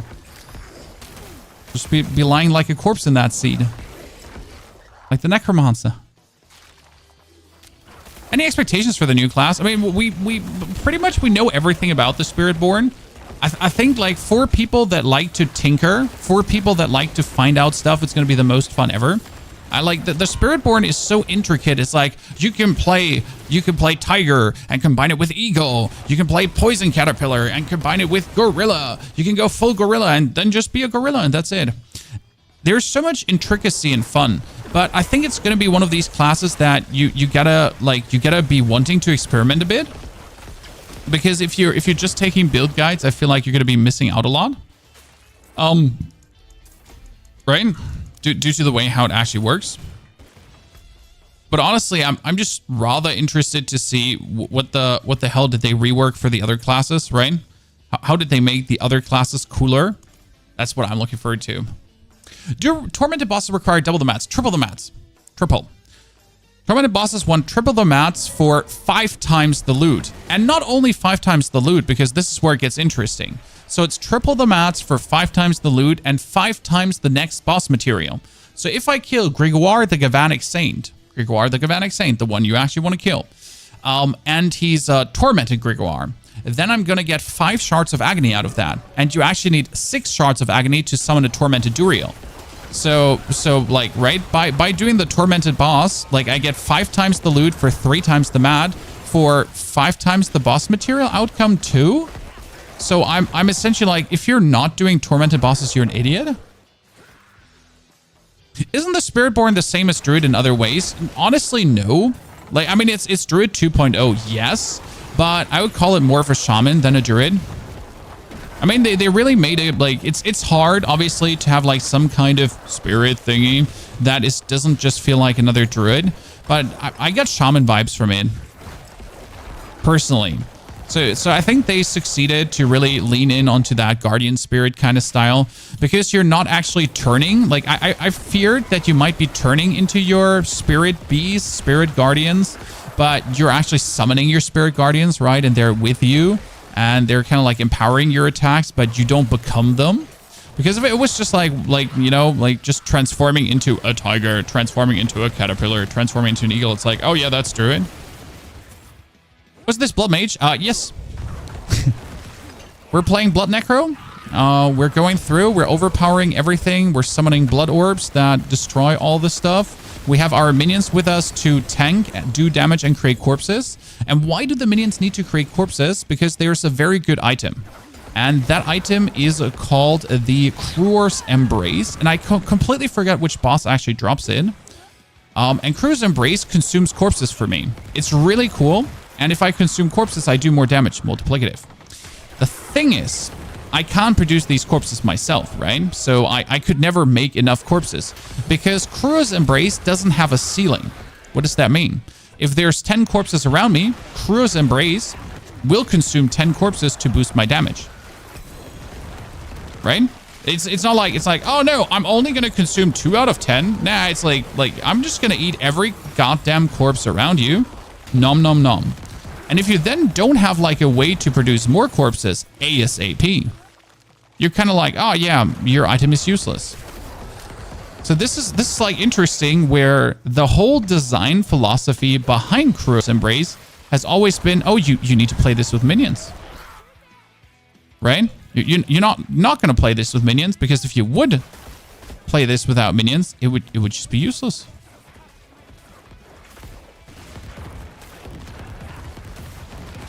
Many of the streamers say Spiritborn plays like Monk. It seemed like Monk, the way how it like vibed, but you don't have to wait long anymore. I mean, if you want to play the Spiritborn, you could come to Germany and go to Gamescom. I mean, I will 100% be at Gamescom too, and I will ask the Blizzard, I'll play the Spiritborn there as well. So I will be in Germany because I am German, and I will go to Gamescom because it's like one of the cooler gaming events.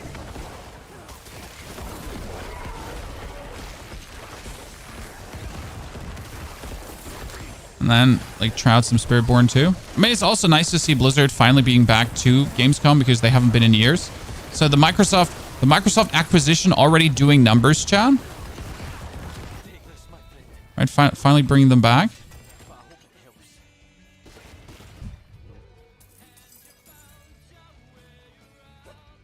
But I'm also only going during press days, right? Is there a Shadow Necro? Yes, there's a Shadow Necro, but it got nerfed. And when we're talking about nerfed, like they butchered my boy, it's still possible to be played, and there might actually a way to play Sever. So they're heavily like leaning into that Sever fantasy. But the usual Shadow Necro that everyone used to play, so the Necro that has been now the staple for every single season, that Shadow Necro get nerfed to the ground. Reason being, there is none. It just got butchered. My boy got butchered.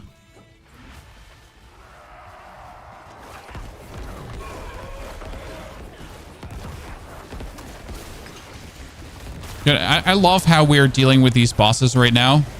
I mean, look how we're also staggering them, right?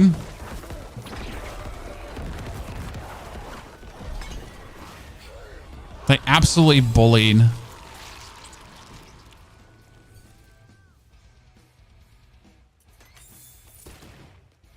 Definitely going to have to make an updated guide for this one,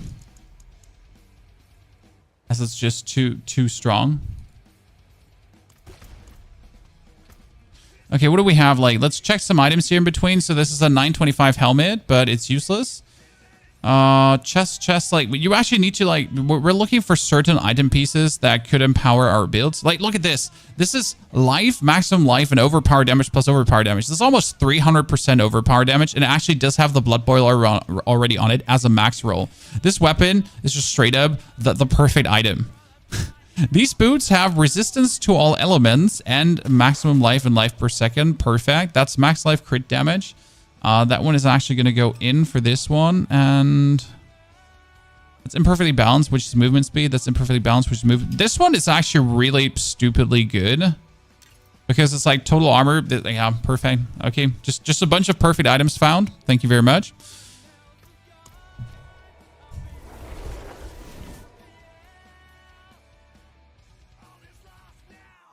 Minions were nerfed. Yes, the minions were nerfed to a degree. It's actually weird, but minions do feel squishier than they have any right to feel. And you're kind of like, this is confusing. Like, when did this happen? Right?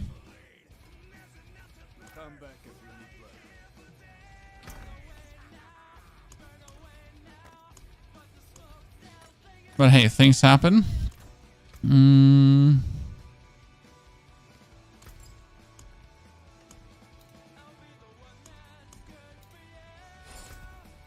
have new boots. That needs to be Occult Dominion.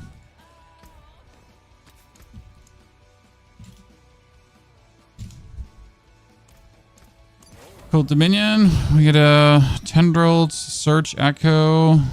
It's going to be a reanimation. I don't think I still have Rathmas chosen at this point. No, I'm still not. Shade Mist. Okay.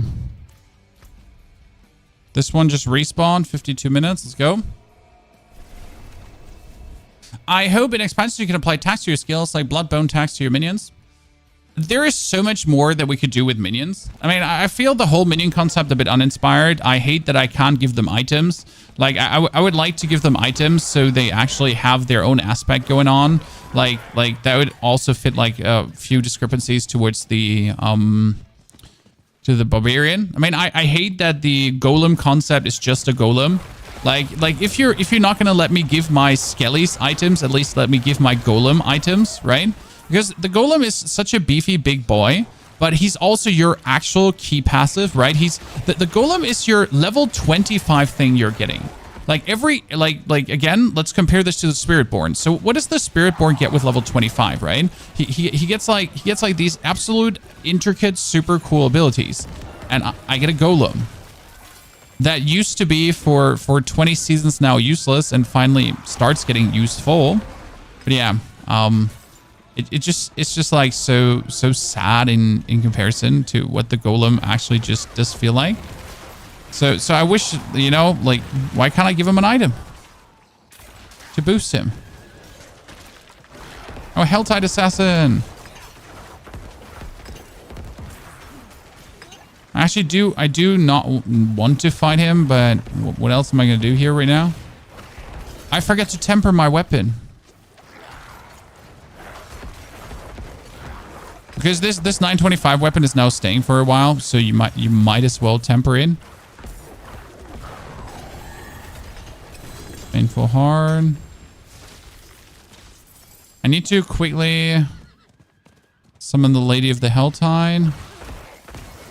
Not only like the Lady of the Helltide, we need to get like invaded because I need more mine cages. I have no mine cages right now.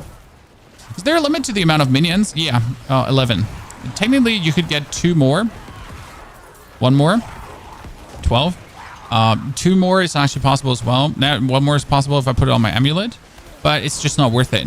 Like, so 1 more minion on the amulet in comparison to the other aspects you can put on the amulet, it just doesn't make minions better. So sadly, there is not a way, like, I would find it nice if there was a skill that says the more intelligence I have, the more minions I get, or the more maximum minion damage I have, like, if there was any way to influence the amount of minions we're having, right?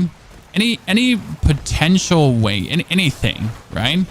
But you don't have it in your hands. The only thing you have is 2 more skeletal mages and warriors.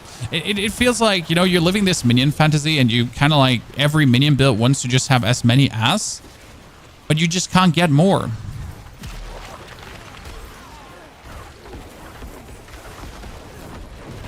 It's a heavy constraint on minion builds that I've never been happy with. Because who doesn't just want more minions? Like 20, 15 running around and going crazy, right? I mean, you're for the love of God, you're minion necro.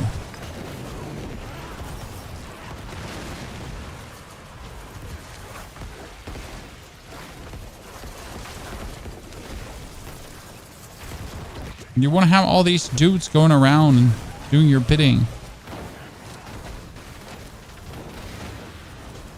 Is that power crippled by deaths? I think it's more like a lacking scope when it comes down to the design. Like they intentionally decided to not go with an army of minions, right? But I feel like there's just like the Necromancer General feels like the whole concept wasn't the best. You know, it's like they had like a lot of B tier concepts and not a single A tier concept, and they essentially had to go with one, right? One was necessary. Like we can't, you know. So they choose the best of the worst. That's sometimes how the Necro just feels, personally.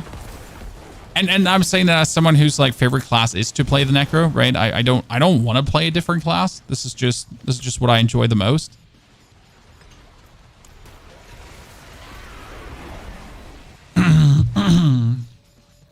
Would you trade skill slots for my minions? I'm already trading skill slots to have minions. I think the biggest oversight is currently the minion passives, this one here. Because I'm essentially putting 3 points into a skill to get more life and damage from my minions. That feels like the most intangible upgrade ever, right? Because you're like, more life and more life and more And you're like, but, you know, like, I want to have +1 minion from that or something in this direction, right? Because more life just feels like...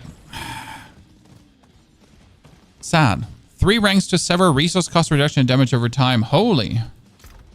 I mean, for the Sever build, might actually be something good in the future. This actually has a chance to make vulnerable, which is not bad. Chance to make vulnerable is always good. Keep that in mind, guys. Never forget.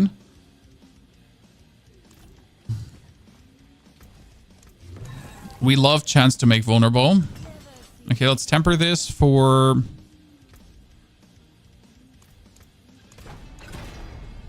minion attack speed.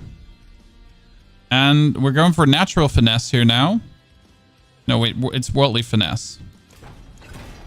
Which is critical strike damage 150%, right? just hit harder like a goddamn train. You can put the minion aspect on the chain to increase the minions. Yeah, but that's bad. Like, right? So the thought is, so don't get me wrong, like you're not wrong, right? But the thought of, hey, I could, instead of putting an aspect that would give me 50% more damage, right? And we all know how heavily aspects scale up. So instead of doing that to get the 50% more damage, I could put +1 skeleton on the amulet. Doesn't really ring great for you, right? I mean, if it would at least be +2 skeletons, we could talk. But it's just like, just from the feel, right? So if I put like any other, you're getting like 30% multiplicative more critical strike damage, bumping your critical strike damage from like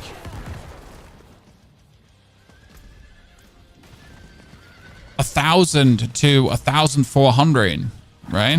And then you're like, or you could be getting 1 more skeleton.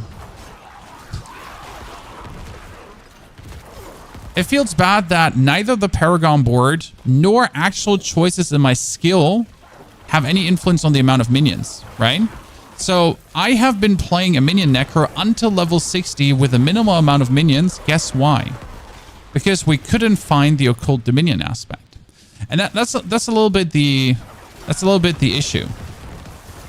If you're bound to an aspect, you'll get that down the line, right?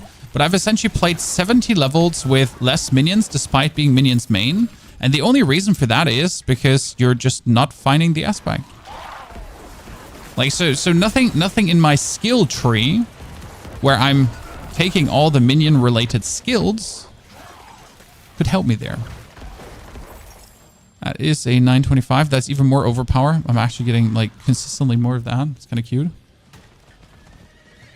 Is there a one-shot necro build? You mean like Barbarian? Where a Barbarian goes around and does barbillions of damage? Sorry, I had to say it. Yes. Yes, there is. The build is called Bone Spirit Necro. And Bone Spirit Necro can do up to billions of damage, and actually multi-billions of damage. It is going to be the most efficient thing to go around. You will actually be able to 1 or 2 hit tormented bosses with that. Now, that being said, in order for this to work, you'll be having to put in significant resources. So that won't just simply be achieved easy. Why not use the Bone Spirit build? Oh, yeah, again, like, in order to get to that point where you can use the Bone Spirit build, you essentially need to play something else. The Bone Spirit build is the most, gear-hungry build in existence.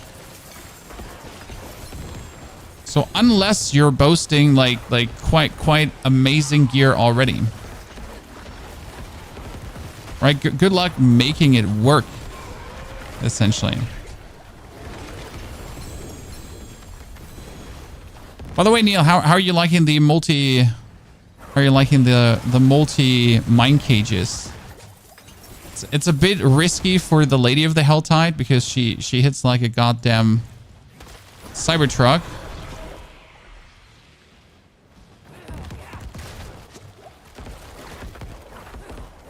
Wow, you just get instantly frozen, sir. You get bullied by my lads. Like that's not even funny.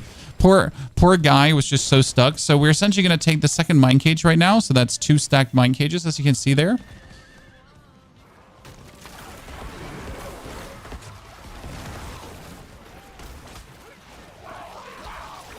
And we're actually we're going for almost fully resistanced out. This has me very happy. If I had the resource to make sockets, which I don't have, I could actually fully elemental resistance myself right now. I mean, we're at least at 12,000 life, so that's somewhat good. Would prefer to be at 20,000. But I'll take what I can get.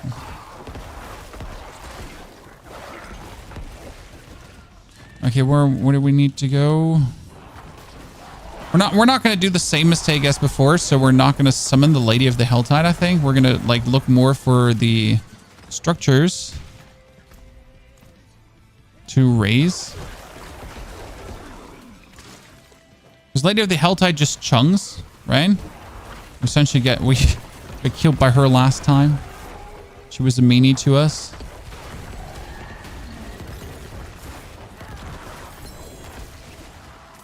And I do really want to stack a third mine cage, even though I think it would be a mistake. But I really just want to do it, chat, okay? I mean, we're level 99 monsters with 10,000 armor, so we're essentially at the armor cap where you need to be to just be good about them.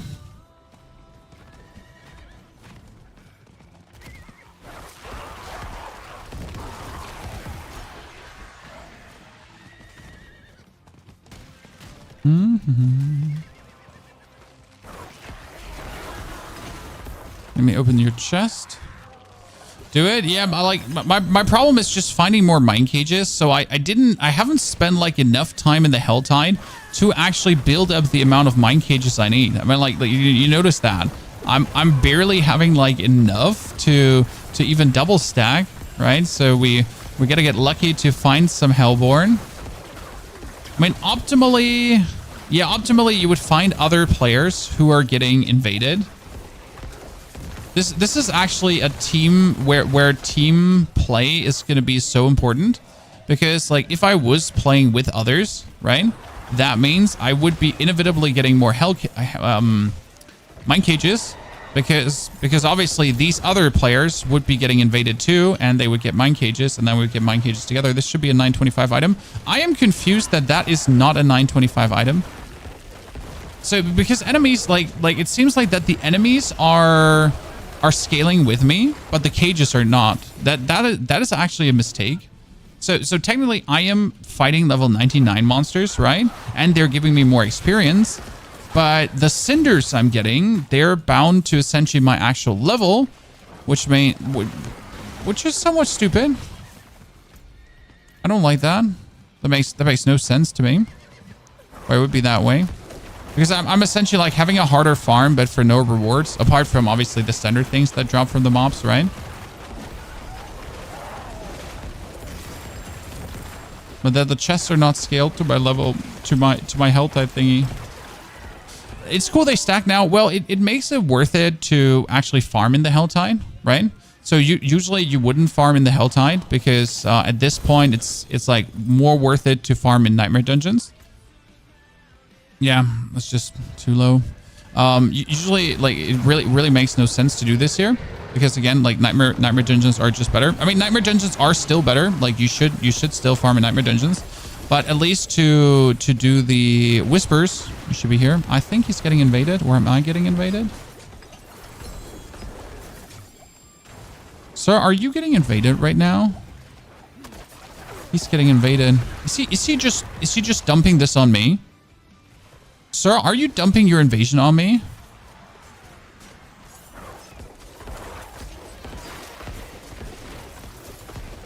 I'm hoping he does actually get invaded because I do want his Hellborn.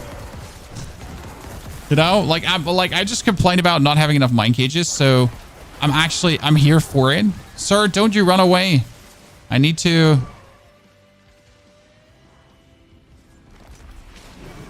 Thank you very much. He wanted to run away, so he has an easier fight against the Hellborn. Because the Hellborn obviously scales, right? Oh my goodness, Lord Jesus Christ. He just, wow. Ow. I'm coming back. This is my mine cage. Dude just ate me with a frost poison combo, huh? Ow. Give me that mine cage. Okay, we're gonna take one more chest out and then we're done here.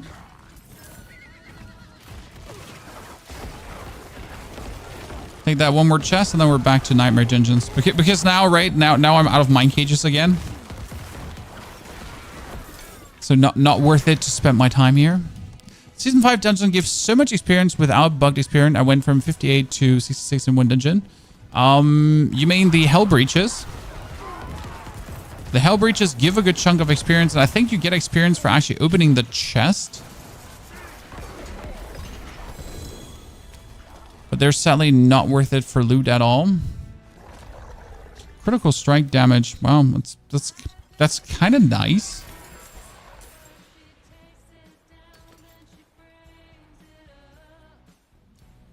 Right? Not bad. When I get like attack speed locations, but we do need the attack speed for the minions, kind of. You know what? Suck it. Let's take that. Okay, we need to go out. And I wanted to check with Istal.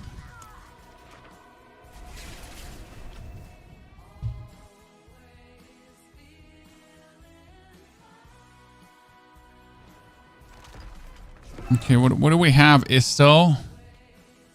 How much more do I need? Because I feel like I've been grinding like crazy, right? Okay, so I got 2 more and I need another 200. Okay. Let's see what's coming out of this, Chan. Finally, Ancestral. I mean, she's been actually not giving me Ancestral stuff for a while now. But it's all... Oh, it's actually 925 gear. Yikes. No, it's not 925 gear. It's lower. It's lower. What can I say? Sadness. More. Look, Chad. Look, Mom. No hands. This will become a problem. I mean, you can't tell me it won't. Look at my goddamn shit there. Like my inventory's clogged with these. I get 1 to 2 GA per 2 dungeons. It seems all right to me, Ragnar. Yeah, but it's not the experience, you know. So the problem is, Ragnar, that like it's great to get great affix items, but if they're not 925, they're useless because they're just gonna get replaced, right? I mean, I'm already like at the point where I only get 925 items. This is by the way the point I always want to reach really quick. So any item I pick up in my journey, in my dungeoneering, is 925. So like any greater affix item I drop is for the end game straight away. Which obviously is incredibly useful.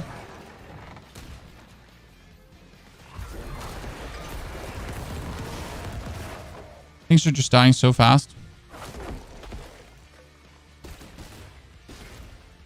Okay, we're live for 1 hour, 45 minutes. We got 11 levels done. What? Sir, that is not cool.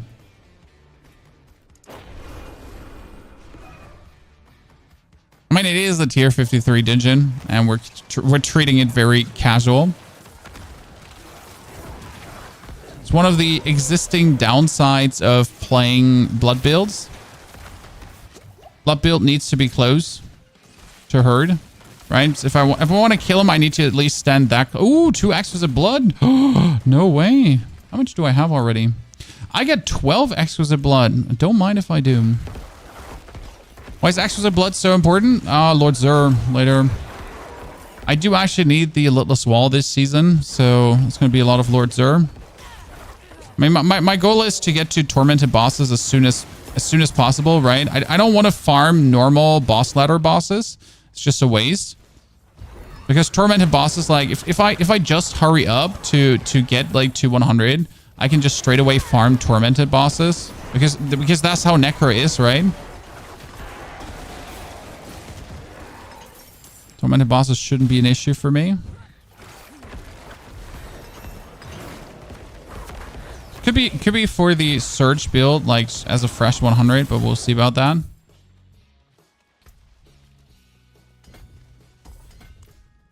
Okay, how much money do we have? We have 15 million. I think we're getting more money consecutively than before. So that's nice. And money check in the chat, ladies and gentlemen. How much money do you have? Also, argue to see there. Because last season was the season of being poor unless you trade, right? Unless you find an idiot to give you all their money they bought on eBay. Then you were poor. So I hope the amount of whispers we're getting kind of fixes it this season. Because I really don't want to be poor all season long again.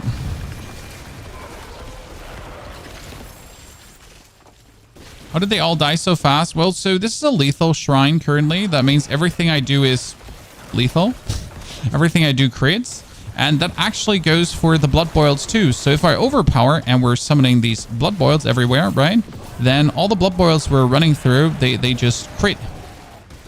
Which kind of makes them like extra deadly. Oh god, we missed the animus. And we're going back because we hate life. Doo doo doo doo doo. Could you...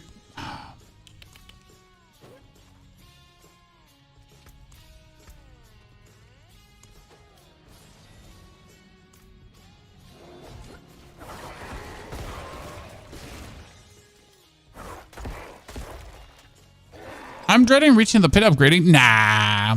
Honestly, the pit upgrading phase is so much fun as you're like... As we're now better than ever in like how to go through the pit. So with it, I feel like honestly with the new uniques, the pit should be so much fun because you're getting so much power from them. Like for example, if I find like before I start the pit grind, if I find the amulet that I need, I'm just gonna be doing so much more damage. Like it's not gonna be a little bit more damage. It's like, oh my fucking god, Jesus Christ, what just happened? Holy moly balls! Like right? You're suddenly like Vuza.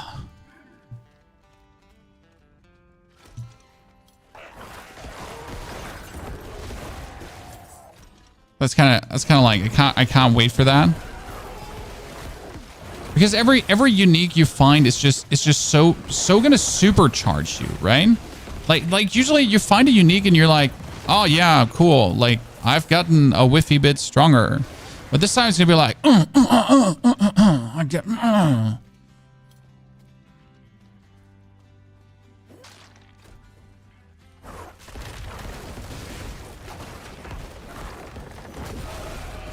I mean, end of the day, just find like a double greater affix items and then find a Chinese to buy it off you. That's just what it is.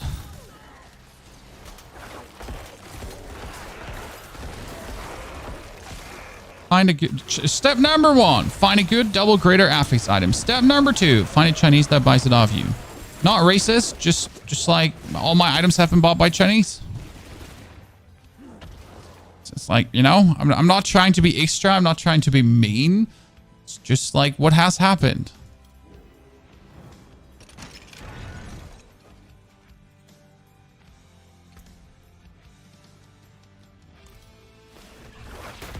Look at you, little Khazar abomination.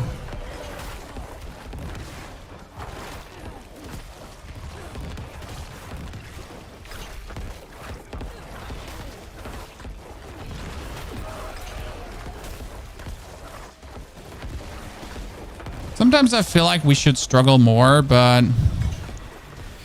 nah. Get ragged, little shit. Oh, Pan's Ancestral. Jesus Christ. This is unique pens now, 925 too. Hello there, ladies and gentlemen. What is it? Temerity. As a 70% roll. That's not bad. It's not good, but it's not bad. I mean, it's 7.5% too of life expectancy bonus. So that's actually pretty decent. I mean, generally finding uniques from dungeons is always great, right? Thank you for the crumbling run, Rob. I'm happy it worked for you, brother. It's one of my favorite videos created, honestly. The crumbling from Azala wrong warp.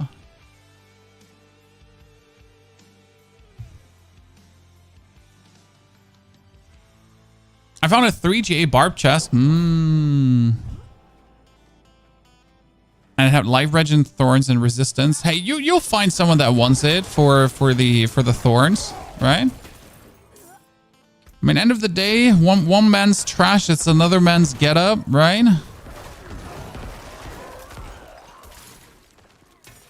There's always that person that's like, oh, this item is so lit, I need it. You don't decide what they want. You just offer it. You're like, hey, I found this amazing item that I really, really don't need. Do you want it? They're like, yes, bruv. It's so good. You're like, okay, brother, but it's not. Like, seriously. I mean, you do you. And now give me my 2 billion.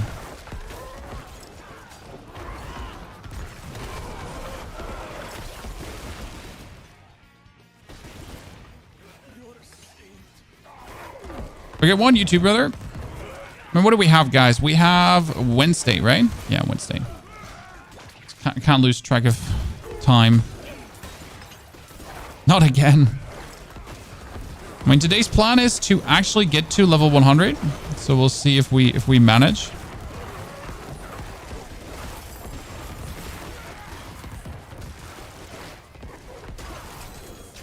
Hello, ring.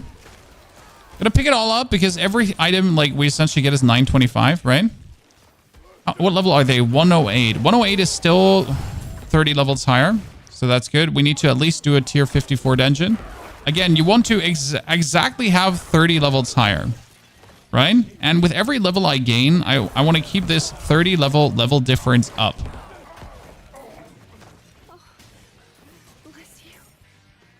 Bless you. No problem. Only here to help, lady.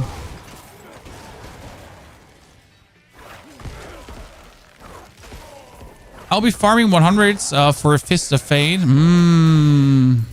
The problem with Fist of Fate truly is getting a good roll. I mean, some of these are ridiculous, right? So for Temerity, I need a max roll on maximum life. And I also need a max roll on the barrier or it's useless. For Blood Moon Breaches, I need a maximum roll on the damage. I don't need a maximum roll on the curses, but on the damage. Then I need a max roll on the life and also on the overpower damage. So it's kind of like, oh boy, really?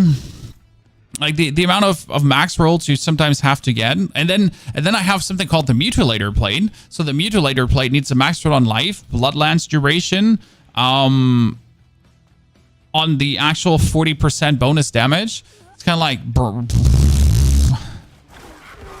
right? Some items are going to be ridiculous to even max out. What I would wish for is if there was a way to actually boost these stats in any way. So, like, if I have 10 Blood Moon Breaches, why can't I merge these Blood Moon Breaches to create a better one? And this is currently one functionality I'm still missing, right? Because essentially, like, I'm just completely down to RNG to essentially find a good item. And I might find 20 Blood Moon Breaches, and they're all just shit, right? I might never find a max roll one. Which actually kind of feels bad. What build are you going for an end game? Well, we're going to play Blood Surge until level 100. Then we'll also keep playing this on level 100 for some farming. We will at the same time prepare for the Bloodlands build. So we'll pick up everything that we need for the Bloodlands build, as we're picking up everything for the Bone Spirit build, Bone Spear, and all the other builds that we're essentially planning to do. But Blood Surge is like the best preparation build because it's just like so simple to play. It only needs 2 aspects to be somewhat like super proficient. And then we just need the rest. Oh, thank you very much.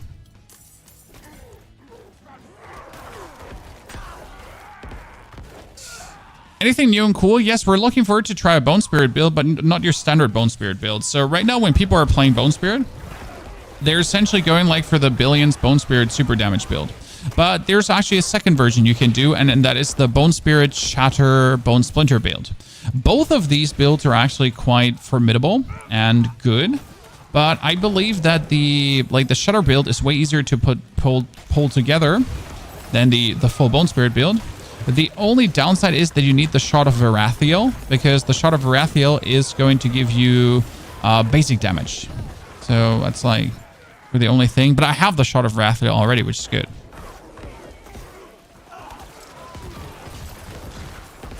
Some of these voice lines crack you up. Kidnapped, tortured, and then it's like, thank you. Instead of, oh my god, I got saved.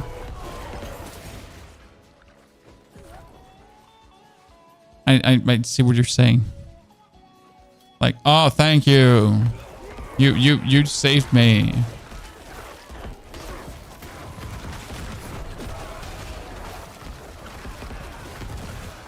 Where's the passion, baby? Where's the passion?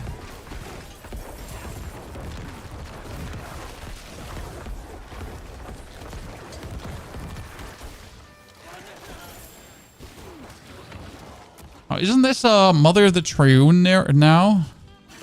Oh no! Let's go! Curse Shrine! Yeah! Okay, that's gonna be level 79 now. We're 6 hours in.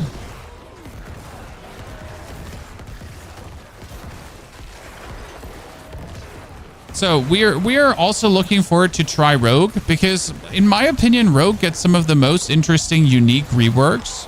Like the Rogue Uniques all are very intricate, very cool. They all work extremely nice together with what Rogue actually does.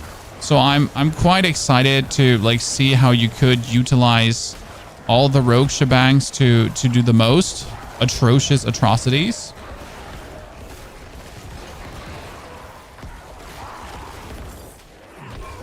This is the true XP, and why even helltides can't compete with nightmare dungeons.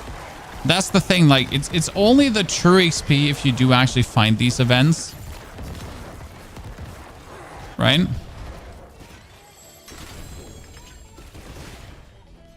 you're not finding them, it's worthless. Mother's judgment. Lady. Uncool.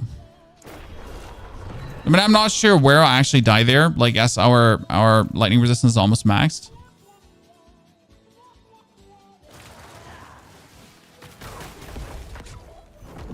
Could you stop shooting me and just focus on my minions?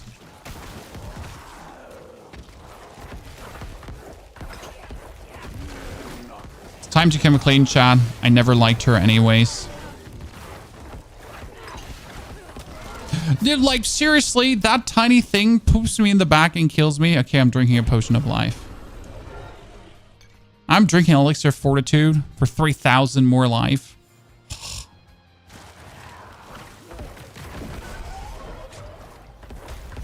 I mean, we already gave you like a 20% damage reduction, ma'am. You're literally not supposed to be chunking this hard, right? We nerfed you.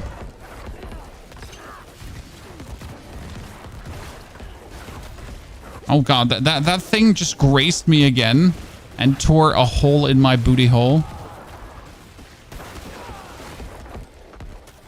There we go. God. Okay, greater affix ring, attack speed. Intelligence. I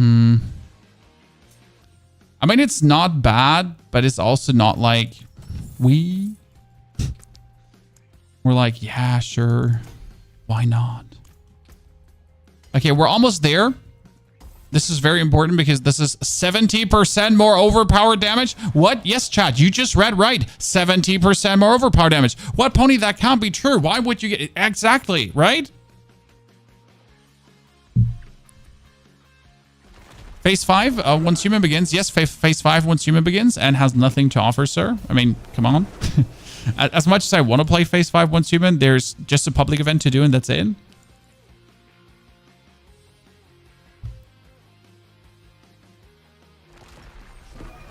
I mean, on my server, phase 5 begins today. Not on every server. Again, different servers, different progress.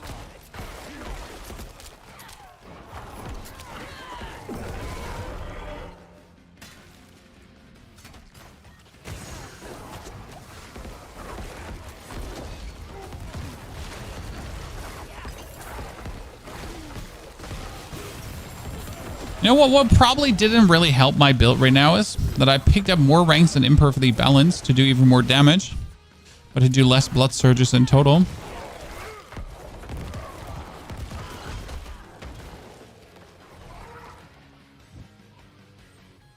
But before phase 5 and once human begins today, it's also a week of the season 5 Diablo, right?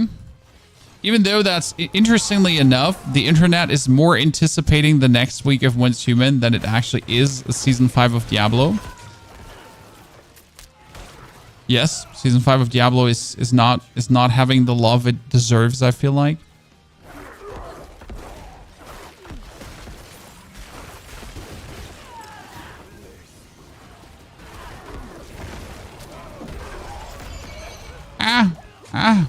Thank you for the heal while stunned. There you see, Chan. We get heal while stunned with our potions, and it saved us from certain death. Fantastic. You forgot the dog. You know I have a tiger with me. I don't have a doggy. I have a tiger. Here, you see my tiny tiger?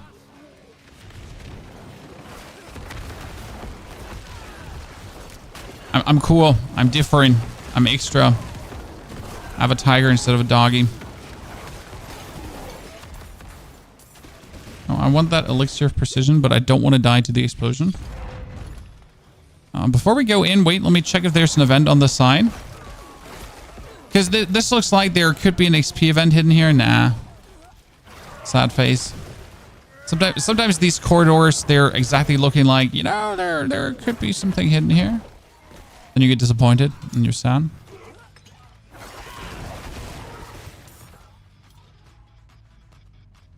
Tiger's best. I don't really care. I'm missing like a mini abomination. Like why is not a tiny zombie following me? I need an undead dog. I need a raven. Anything like that is not cute. I need something like I need my blood golem in small. Right? Why can't I just have my blood golem in small just follow me?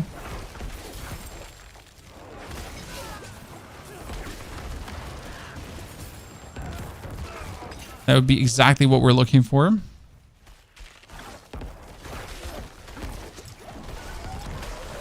So I'm, by the way, not sure if we're getting much more XP. I haven't actually tracked my XP per hour currently.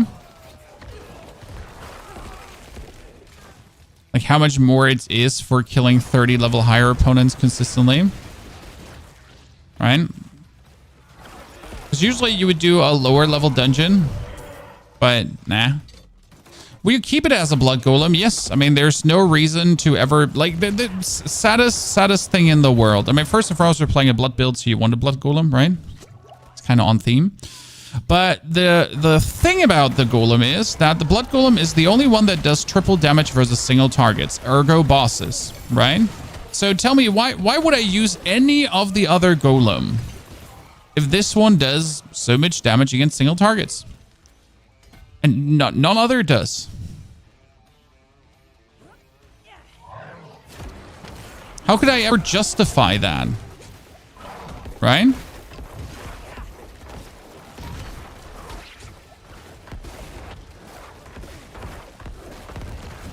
You simply can't, right?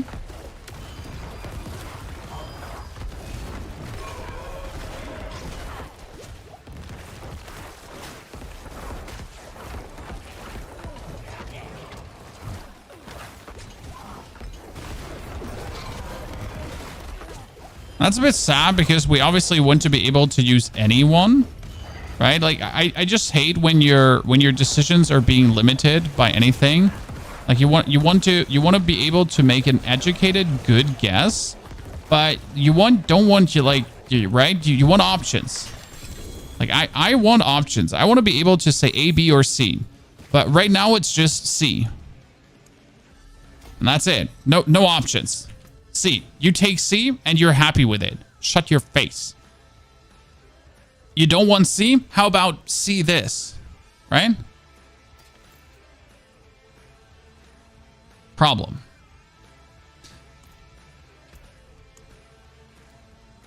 Lights watch. A rotten baby crawling on the ground. Hey, don't remind me of Lies of P. I don't know if you have played Lies of P or looked at it, but there were baby puppets, and they were scary and annoying, and they were making sounds, everything together, to be honest.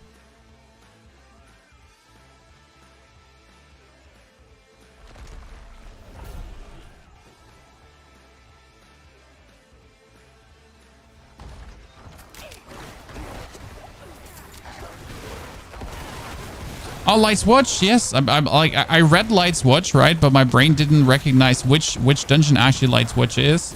I always like this one. I mean, I dislike the boss itself, but I kind of like Lights Watch.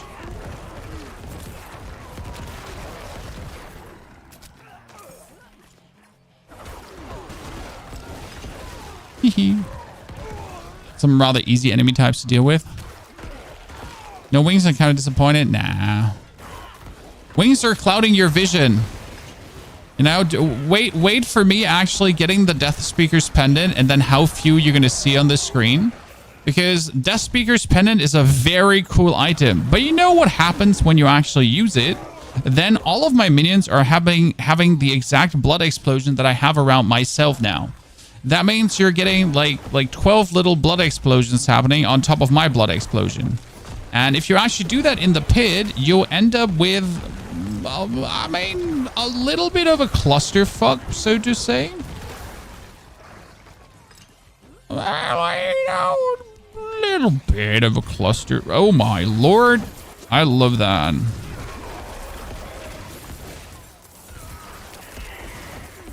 So gotta be careful what you wish for.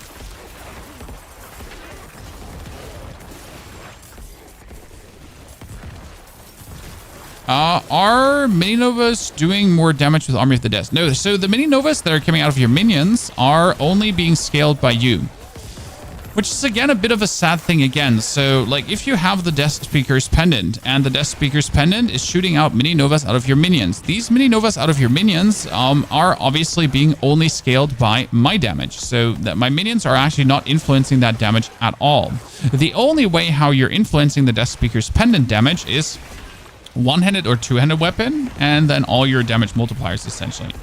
But whatever your minions do does not have a single effect. So if you get the aspect of reanimation for your minions to do 40% more damage, the mini nova that's coming out of the minion is not being multiplied by 40%. Now, I would like that everything that's actually coming out of a minion would also be part of the minion, because I think that's personally better and would make playing these things like more fun. Because that means that then suddenly, if your minion is doing like a Nova damage, right, then that Nova damage would actually be able to get scaled with your minion. And it would just feel more natural to even play that.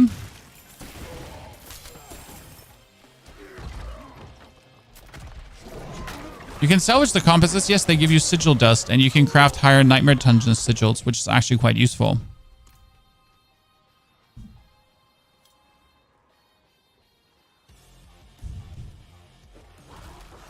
The Press Pika, thank you for the information. We appreciate it.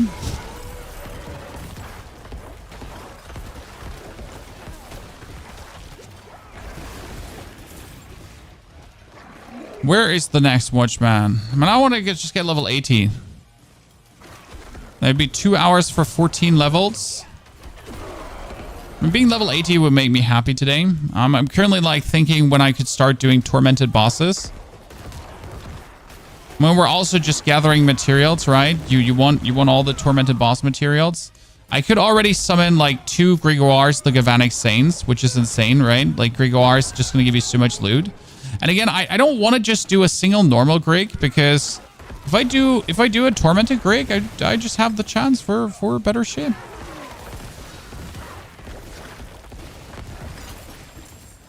Like why do normal when torment is just around the corner? Well, we just picked up 70% more damage. We have our Essence Glyph activated very soon. Gonna be tons more damage too. I mean, Essence Glyph activated is actually the best, because that's like straight up crit scaling.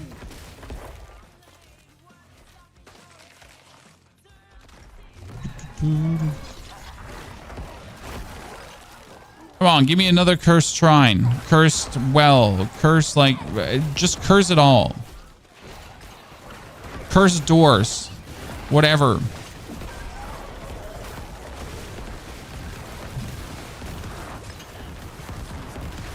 Need more things that just randomly harass you.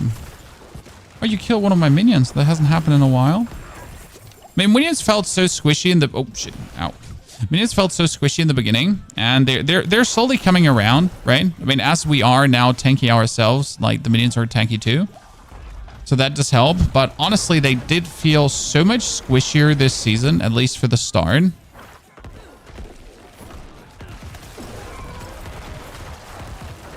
Than last season. Oh, my minions are just still one-hitting everything.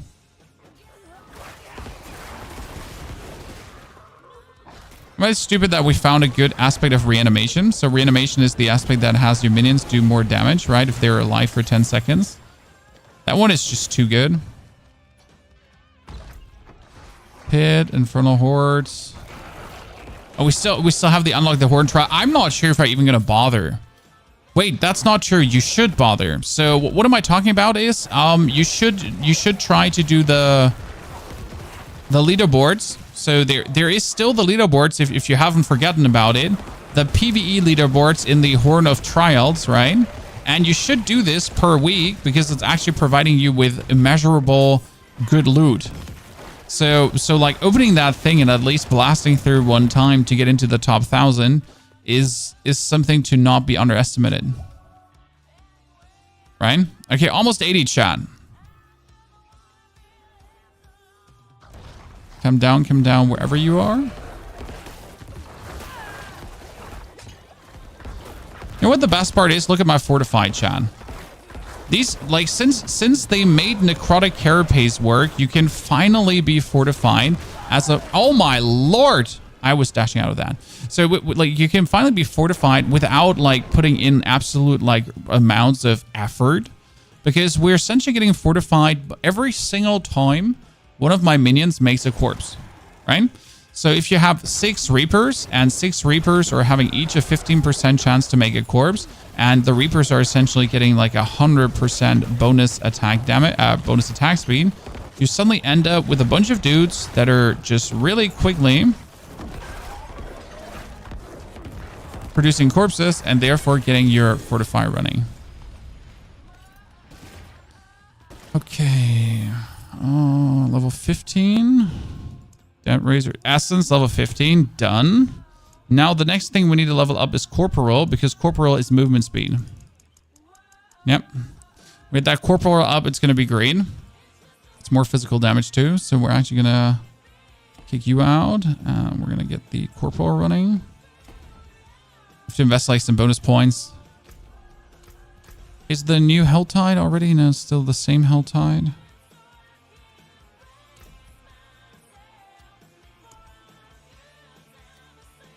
Carrion Fields.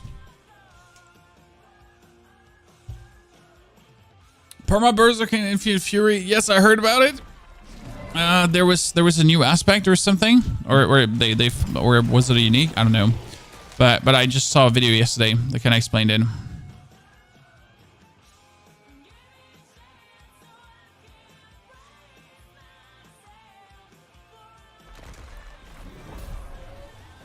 By the way, chat, did you see that Dune Awakening? Another interesting game is coming to Gamescom. If I'm lucky, I might even be able to test out Dune Awakening at Gamescom. That'd be fairly interesting. That's level 80, chat. So 6 hours. Not sure what to think about that. Like how like, I think last season we were faster. Because I'm pretty sure I can't make it to 100 in 2 hours. So we just took like 2 hours for 14 levels. That means I'm not going to do another 14 levels in 2 hours. Should you prioritize opening the spoils of materials chest at the end of the Infernal Hordes? I mean, technically you want to open the chest of greater equipment, uniques. So you want to open the unique the chest because like the new uniques are only in Infernal Hordes. I mean, they can drop in the normal world too, but the equipment chest has just like a greater drop chance there. So you actually do want to open the big chest to get like the new uniques, as I need the mortar crew, as you want to have all this stuff, right?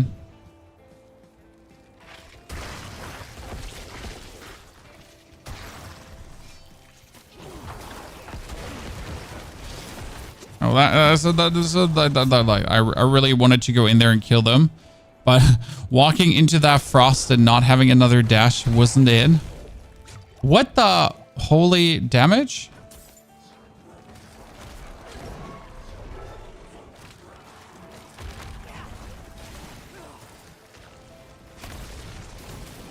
Oh, that's what happened. So it was frost, curse, and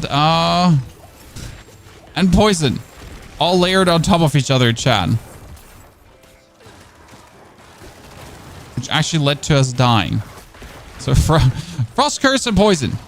Why not? Just layer it all on top, like a goddamn pile of candy. Jesus, meanies. Okay, fantastic. More crit now.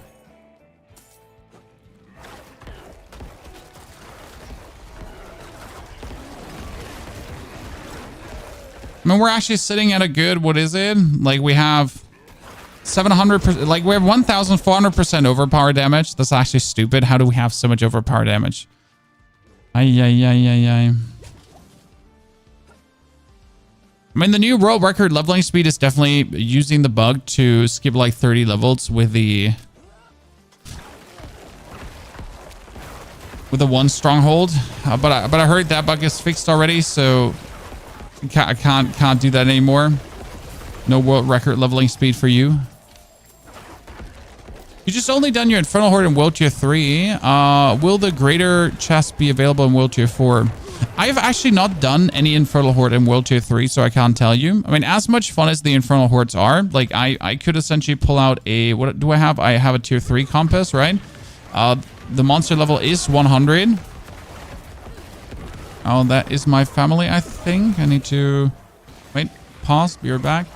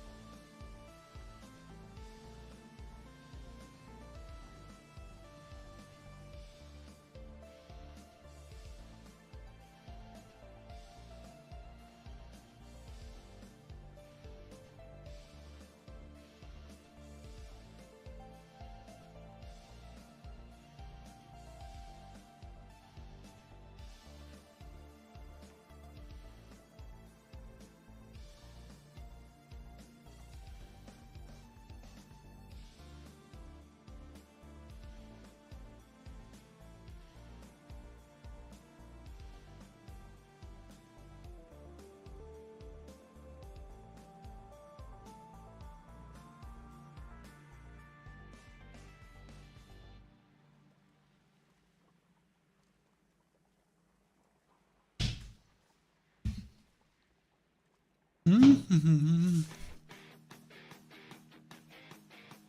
does the season feel? Not much different. I see a lot of complaints from people about no seasonal powers. So what people like the most is when they have something that makes their character stronger. And this is missing.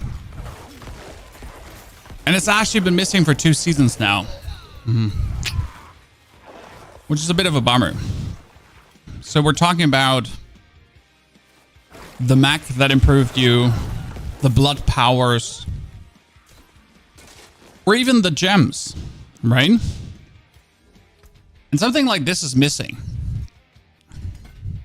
2nd season in a row.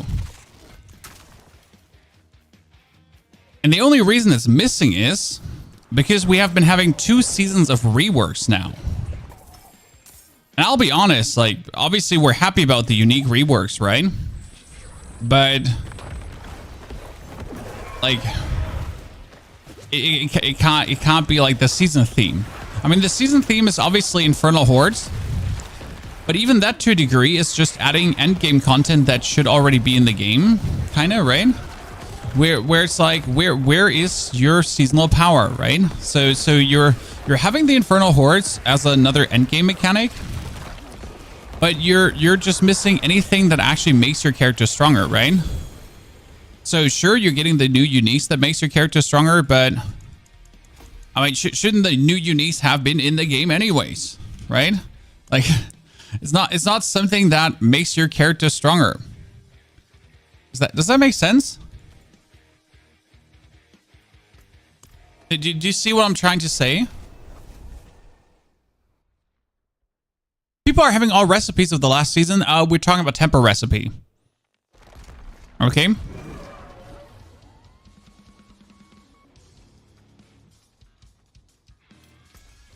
So the temper recipes is something they let slide because it would be hard to do something about it, honestly, to like shut down the temper recipes at this point. Oh, that's too, ladies and gentlemen. The absolute perfect amulet. Look at this. 2 ranks to Hellbang Commander. I'm rich. I'm selling this. Anyone want? $5 million. Real money. Hellbang Commander amulet is so huge, honestly. Big, Chad. Big. Been playing 7 Days to Die version 1.0. I heard they had a big update. I actually just watched a video with like tons of millions of views. Like even though I don't play 7 Days to Die, right? Even though I have no ambition to play that game, I just watched the video because it was so well made. It's like, hey sir, good video. Tommy, thank you for the 11 months of support. Tommy, appreciation. I hope you're doing well.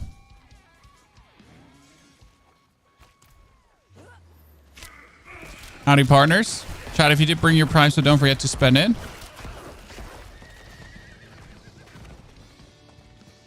Okay, almost 81.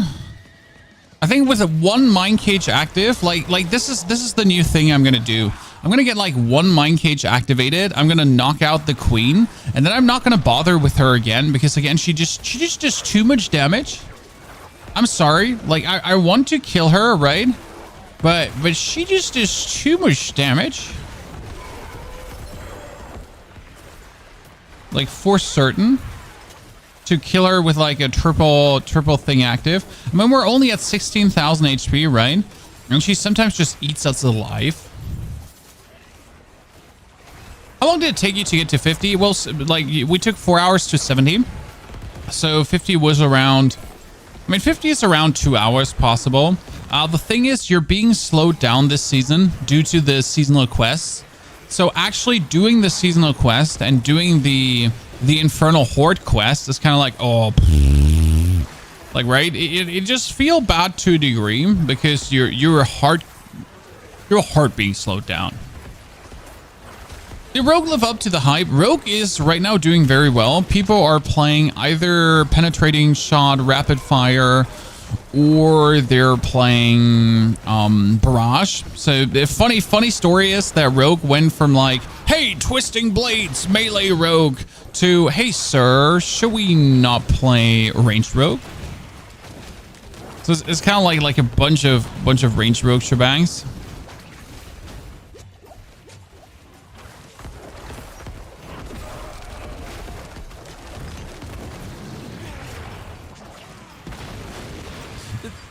Did they calm down the one-shot mechanics this season? They actually did an interesting thing.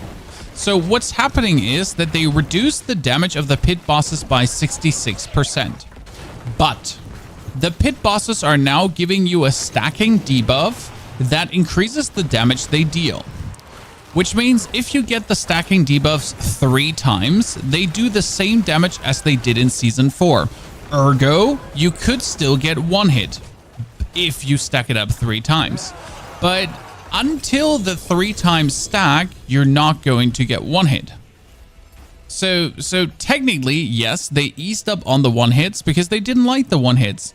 If you're though playing relatively careless, the one hits are still hitting you.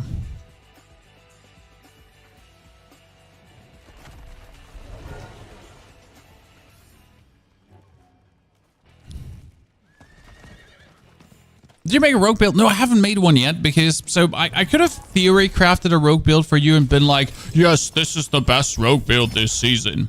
The problem is that the theory crafted rogue build would never hold up to the actual reality. So I didn't feel like, you know, giving you something that's inferior by design and rather waiting to actually reach the point of having something meaningful, you know? So that's a bit where we're sitting at right now. I was waiting to actually give you something real.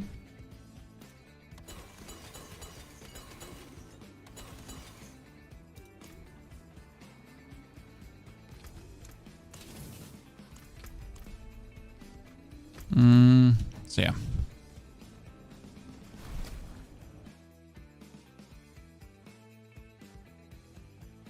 Rogue Shop Cosmetic is laughable for this season. Everyone gets cool metal sets. Hey, the actual necro sets don't look somewhat amazing too. I'm gonna say it. I bought one, like as you can see, like my red mask set, but this is like currently this is 4 different sets meshed together to actually create like a good look. But the actual rogue set this season wasn't something to get necro set wasn't something to be hyped about as well. I mean, it just do the job, but it's not like, oh my god, oh my god, oh my god, like right. It's just okay.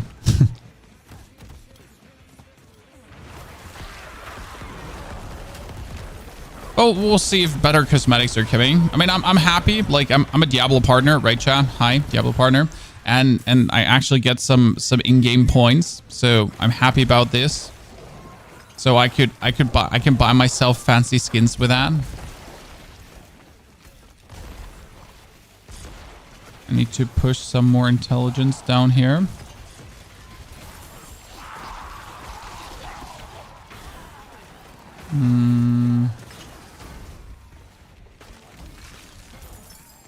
We need more intelligence. Oh, where's the... Oh, there it is. Helltide Commander. Jesus, he just like he get jumped by my he get jumped by my golem and almost instantly died, right? Like what's up, sir? And my golem is just strangling him to death. Poor lad. Where's the chest? Oh, they're all the way down there. No. No.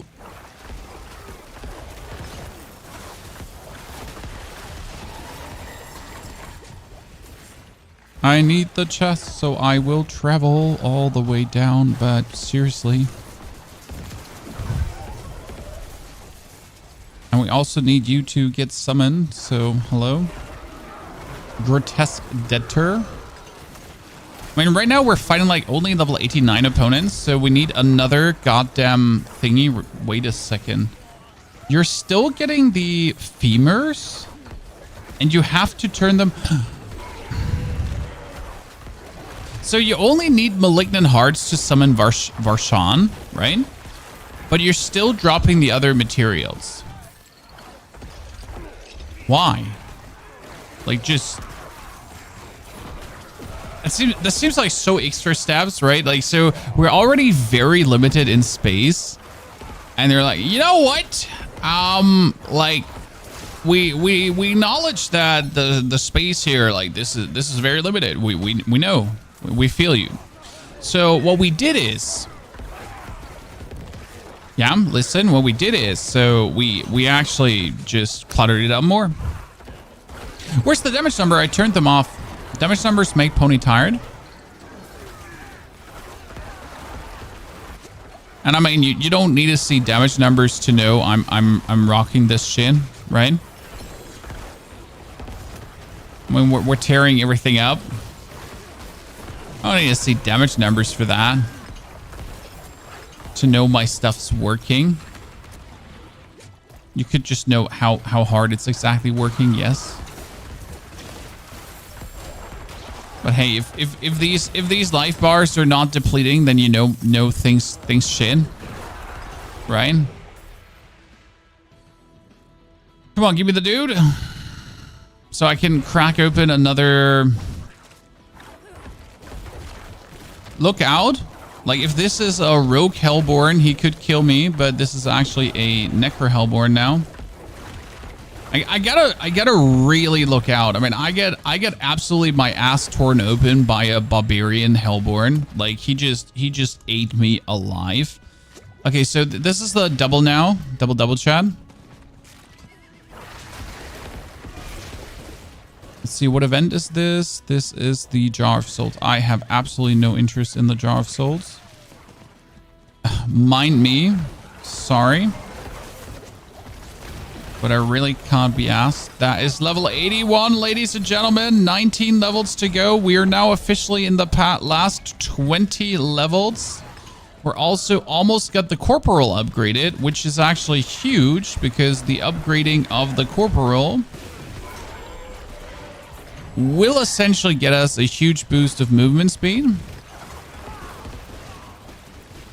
And we all know Necromancer can need any boost of movement speed, right? I mean, seriously, where are we standing resistance-wise? Look at this, almost resistance out.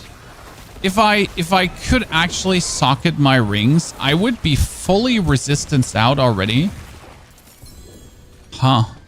I'm actually a bit surprised about that. Right? Let's open O for a second.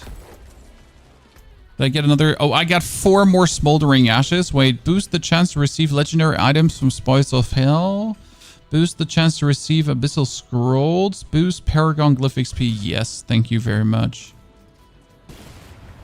Paragon Glyph XP, like that one is so important, right?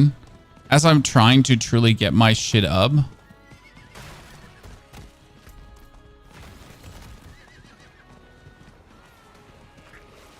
Give me my Paragon Glyph XP I'm working for. Forgotten Souls, Angel Breath. Oh, there's the helltide. Oh, is it? What do you think, chat? Is it worth it to fight the helltide assassin with stacked mine cages? I mean, he's 102. Let's go. Let's see how sturdy he is. I mean, the main reason to ignore that dude is usually that his HP is just scaling impossibly high, and you're kind of like, can't be asked to like put in the effort. But yeah, he's dying. Okay, this seems fine, right? Like I can invest the minimal time to get him killed. This doesn't feel like I'm wasting. I mean, my golem suck is like very efficient. And my actual overpower is very efficient too. Yeah, look, I mean, look at him. He's just getting depleted. And we're not really in danger of dying. So I guess he's probably better to do than Mummy. Because when you do the Mommy of the Helltide, right? We're just teetering at the brink of extinction. Whenever you do like the Lady of the Helltide, it's really like, oh no, we're dying. Oh no, we're dying. Oh no, we're almost dead. Oh no, she looked at me. We're dead. Right? He's just like, oh no, he depletes like half of my HP, but whatever. What's the worst thing that happens? We're losing half of our HP.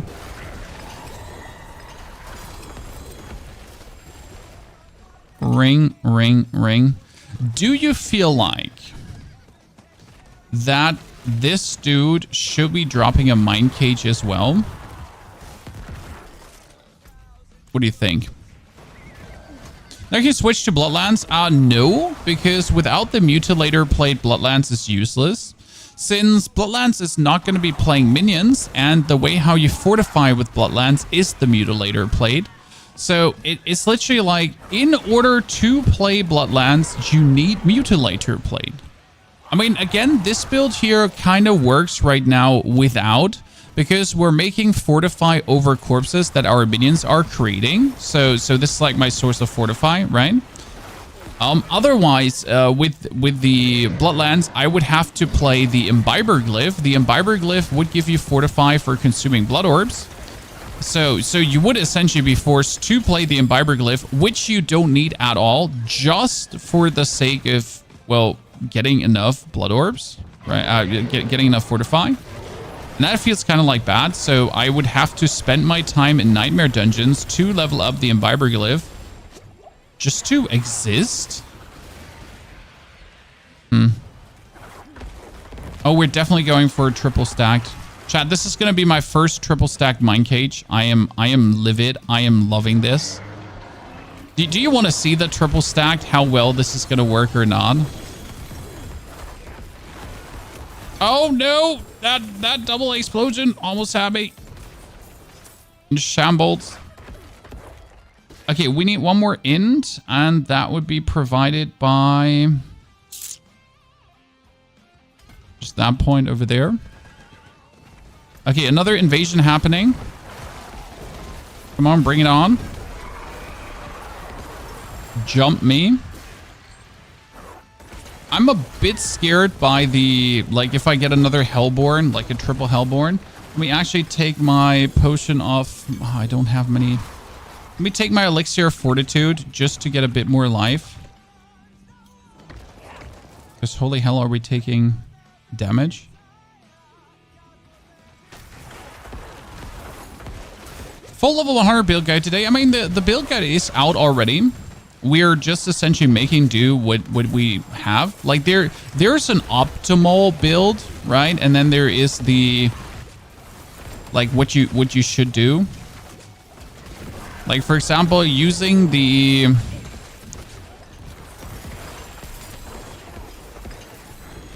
blood boil aspect as we're getting is technically not in the build because, well, you might just simply not get the blood boil.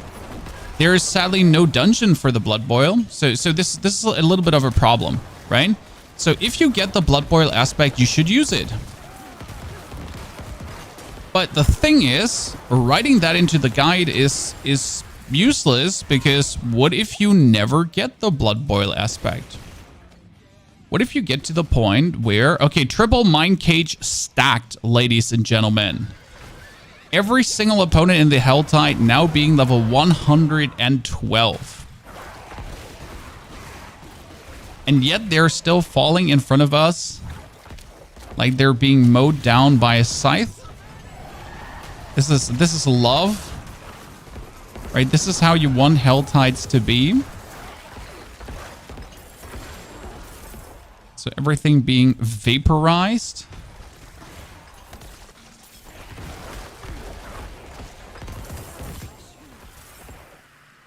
Us picking up the chests to essentially grow our Helltide meter faster. Getting a lot of Mother's Blessings too. I wonder if higher level opponents give more Mother's Blessing. That is a good question. Can could you pay attention to the Mother's Blessings number if that one is bigger? Because I've been getting 16 Mother's Blessing currently for opponents, right? So is the actual, like, is it capped with world tier, or is it also down to...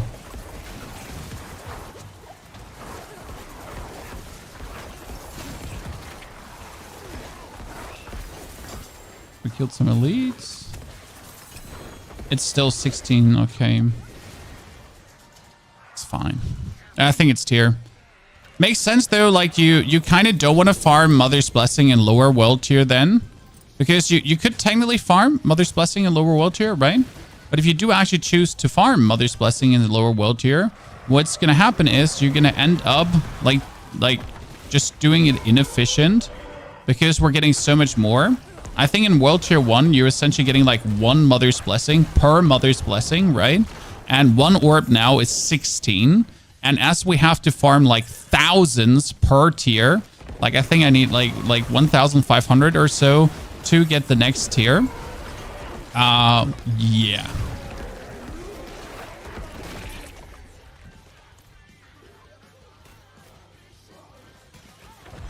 Armor size, no more 1 human. I mean, we're waiting for week 5, sir. Can't make content if there's no content. Like, end of the day, you know, I'm a content creator. I right now have to level up a character, which is content, right? But if there's no content to make, to help people... Like, if I'm just playing a game, you know, just playing games is not an option for me. No matter how much I like games. So if I have nothing to do, or if I have exceeded the limit of the existing content, then there's, you know, no reason for me to stream a game. That sounds a bit sad, but it's just the reality of how it goes, right? Why would you play a game if there's... Then, like, even though you enjoy the game, right? But if there's nothing to make a video about, it's just one of the few realities of content creation. That, hey, I like a game, but hey, there's nothing to make a video about, so I can't actually play the game that I like.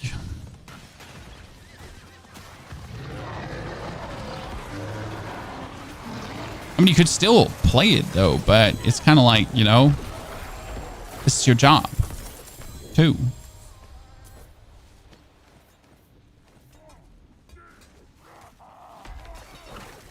I mean, this is obviously like a first world complaint, right? An absolute first world complaint. First world problems. Is it possible to make a build around Bone Storm and Bone Splinters? Yes, there is, but it's not around Bone Storm and Bone Splinters. So yes, you're still going to be playing Bone Storm and Bone Splinters, but the build is around Bone Splinters and Bone Spirit.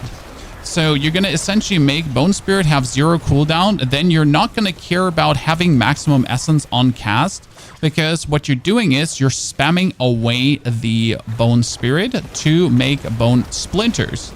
So you're kind of ending up with 0 essence at any point, but that is not completely true, because you're going to still make yourself regain essence on cast of Macabre skills. You're going to boost your basic skill damage. Oh my goodness, that triple stacked helltide harbinger fire, rain, death on me, that killed me. I did not expect that to have me, but I was also not unstoppable, so that was unlucky. Jesus, okay, sir, you're having like a little bit too many effects going on.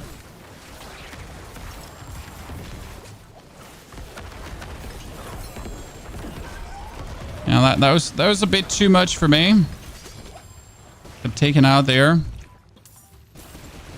I am so sad I lost my triple mine cage.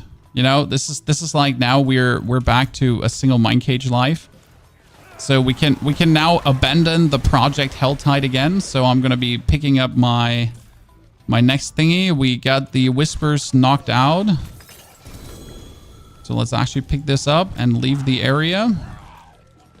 Back to Kerrigar. Kerrigar is always my favorite area.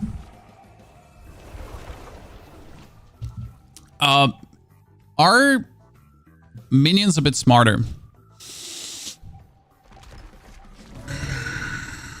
They seem a bit more aggressive. Skeletal Warrior Mastery. That one is actually going to work out quite fine for what we're doing currently. That one is a intelligence chest.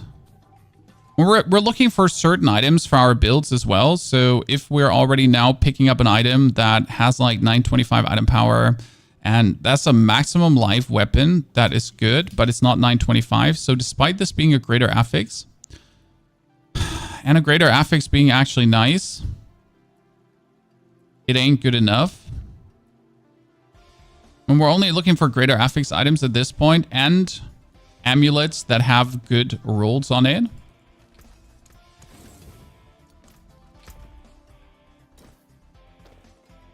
Right?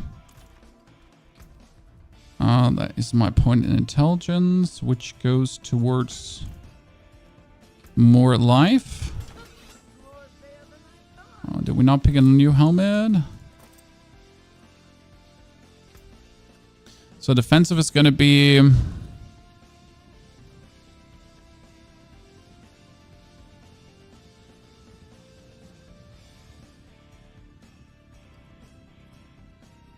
And technically it should just be life, because so you could go for Drying Vitality and Necrotic Carapace, but we're making enough Fortify.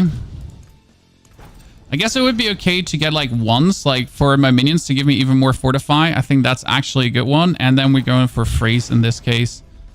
Mobilize. No, I don't want Immobilize. I want Chance to Freeze. Yep. That's really good. The lucky hit Chance to Freeze. It's just very, very amazing. Oh, we need the aspect of the hardened bones too. Chest has hardened bones. Oh, we get our gloves didn't have Shade Mist. Do we have Wrathmus by now? We still don't have Wrathmus chosen. Like I'm literally like I am almost max level, right? And we still don't have Wrathmus chosen. The one we actually need. Wow. Quite saddening. Could actually start unlocking Shielding Storm.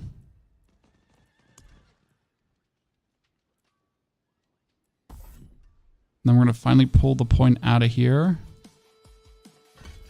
Put it back in here. And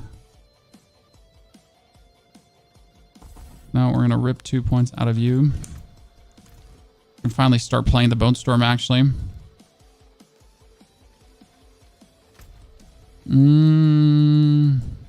Helltide is done. So let's go into... Let's destroy all these Infernal Horde thingies.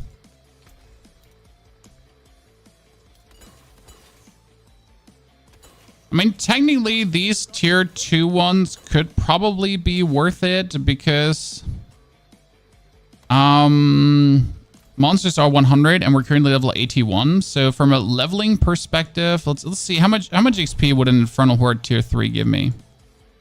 Is this like something you should do on level 81? I mean, it's monster level 100, so it's 20 levels higher, which is fine. But how hard is the boss going to kick in, right? Level 30 rogue, any spot to level? Helltide. Yeah, so he dies.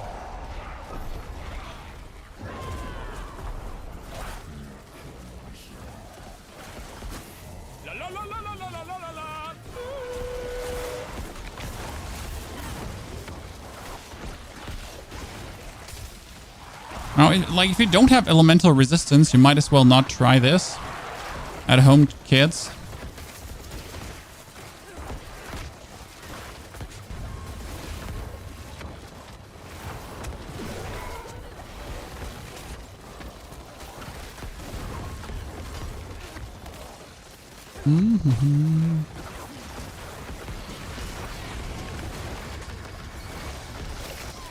Interesting amount of elites. interesting amount of elites.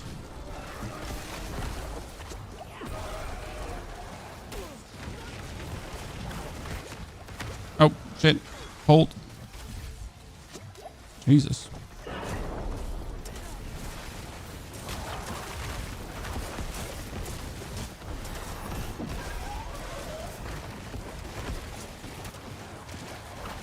Surprising good amount of Mother's Gift. Might helltide just be the, like, I guess Infernal Hordes might be the thing to farm Mother's Gift, right? Okay, so we got Etheric Mass deals more damage. Soul Spire's Ground. Oh, here, Etheric Mass gives more ether.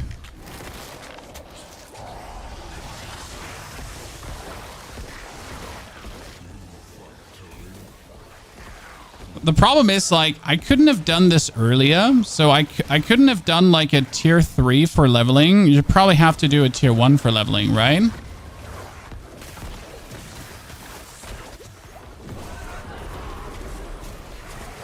Don't worry, David. You also get someone's human lives. Just not right now.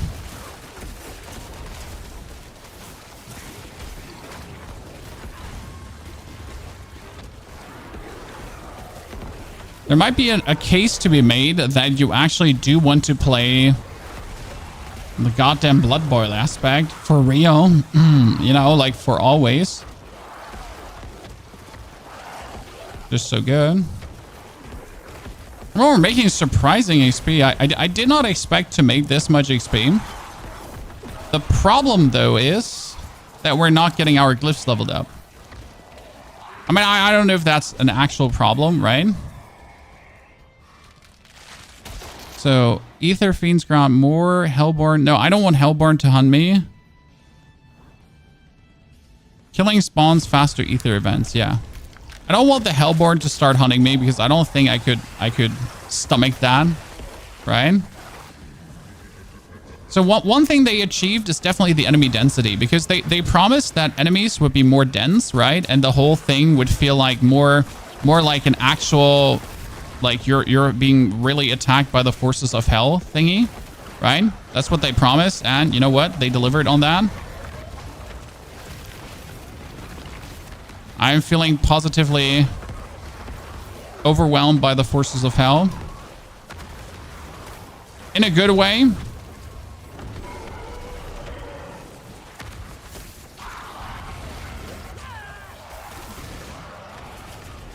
Etheric Mass. Let's go for that one instead of the other stuff. Oh my goodness, the amount of events that are spawning is insane. I mean, look at the amount of hell events on the screen, right?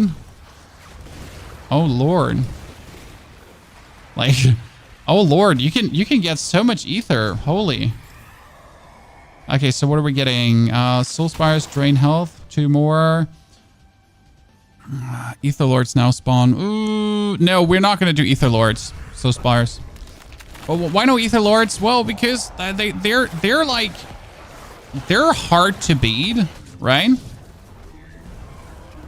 I mean, it's interesting how we can essentially like shape our own experience, right?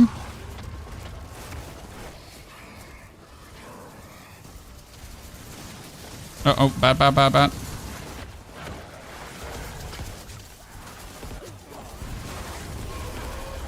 That one Frost Enchanted one just really hates me. Minions, gather up.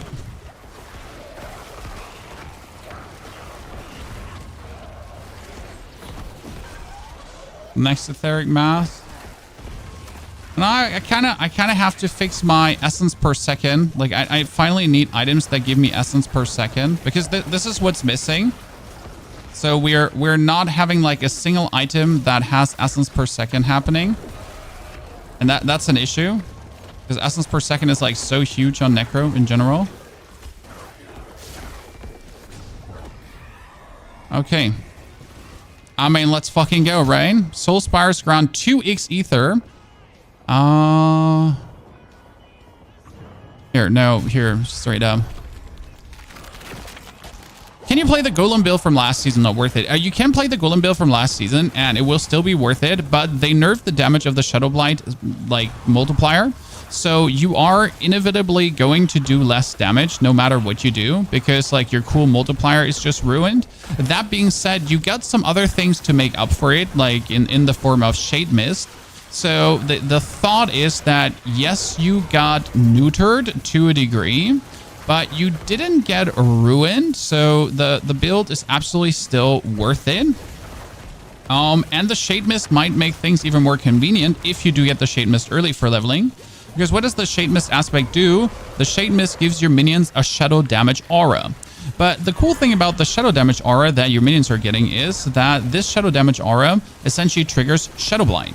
So with the Shadow Damage aura and Shadow Blight early on, you're just going to do like tons of interesting damage straight out of the house that you might have not dealt otherwise.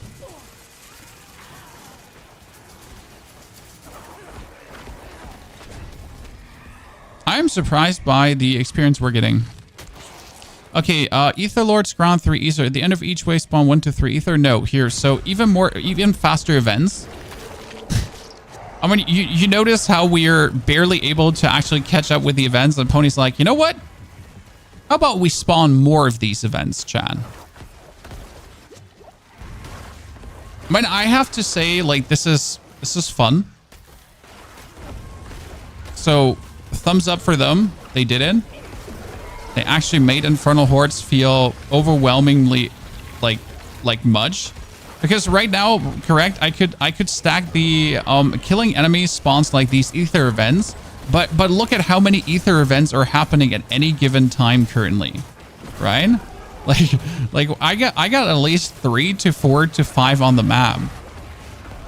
Like the amount of enemies that we're having here is something. Oh no!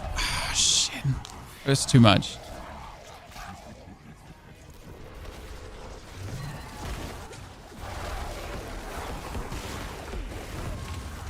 Shouldn't have died there. You know, I should have had it survived. I'm pretty sure I had this in me.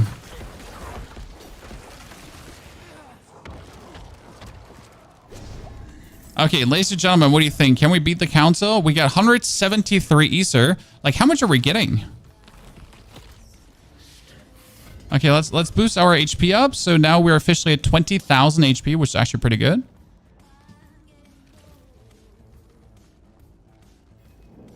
Okay, let's focus on one first. Just burn him into pieces.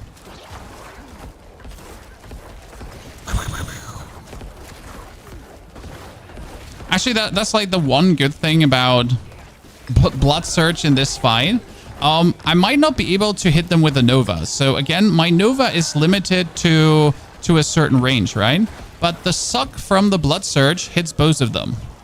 So I can actually stand between these two lads, right? And I'm doing a significant damage to both of them. But even if they're like separated from each other, I would still be already doing like the suck damage. We did it. Okay, that was a tier 3. Tier 3 gave me like, what's that, 2 levels now, Chad? Okay, how much are we having? We're having 189 ether. So this is the greater spoils of burning ether.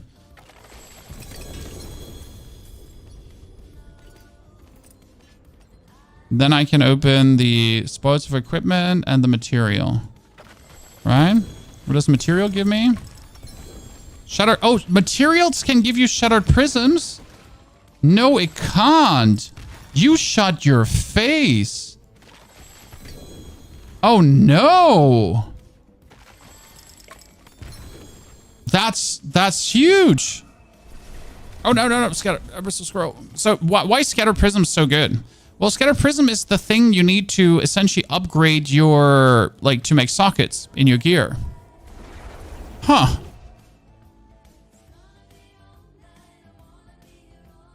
How did this look for you, ladies and gentlemen? Interesting. Okay, items are 925. That's pretty fucking good. I'm gonna go into my box of shame.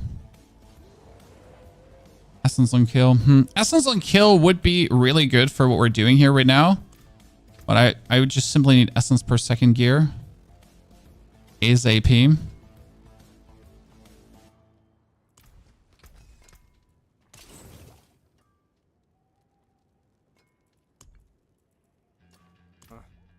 Okay, let's do another one.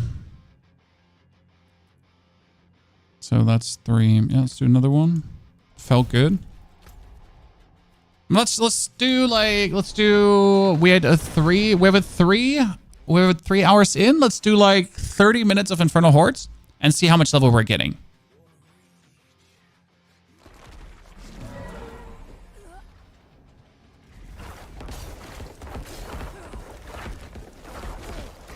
I mean, that we can get scattered prisms is just huge, because scattered prisms are, again, one of these resources that is just hard to get by.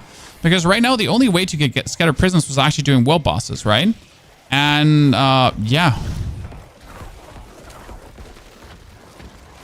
Doing world bosses can sometimes just be a tedious exercise, and doing world bosses is also, if you're not there at the time, right, you're not getting it.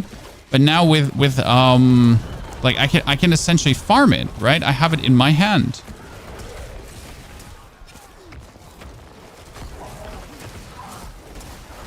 Which I should be able to. Like, I always want to be able to influence the outcome of things.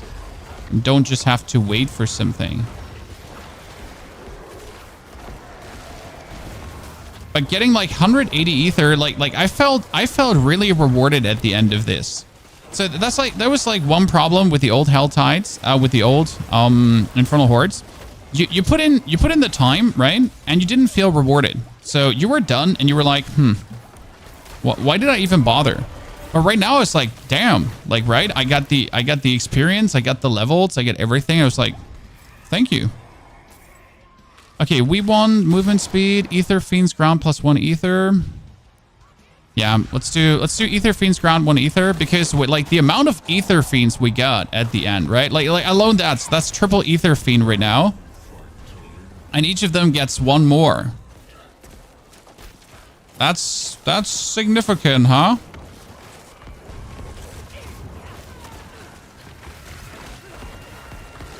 Now we just gotta make sure that's another 4 Ether Fiends. And each of them gets +1. Okay, Ether Fiends giving plus is just broken or what?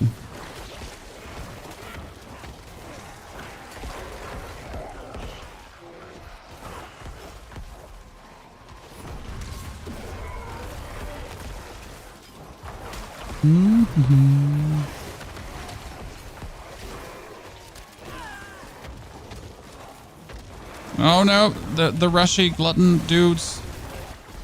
By the way, that one Soulspire we just cleared, right? Due to clearing enemies so significant, we just got it straight up again. Right? It just literally spawned under us. You're still playing from start season? Yes. Do you also play PoE? I have interest in PoE 2, but not so much in PoE 1. It's simply that the graphics don't appeal to me, and I just find them bad. A wave starts with an etheric mass. No, we're not going to do Hellborns. We're just going to start the wave with an etheric mass.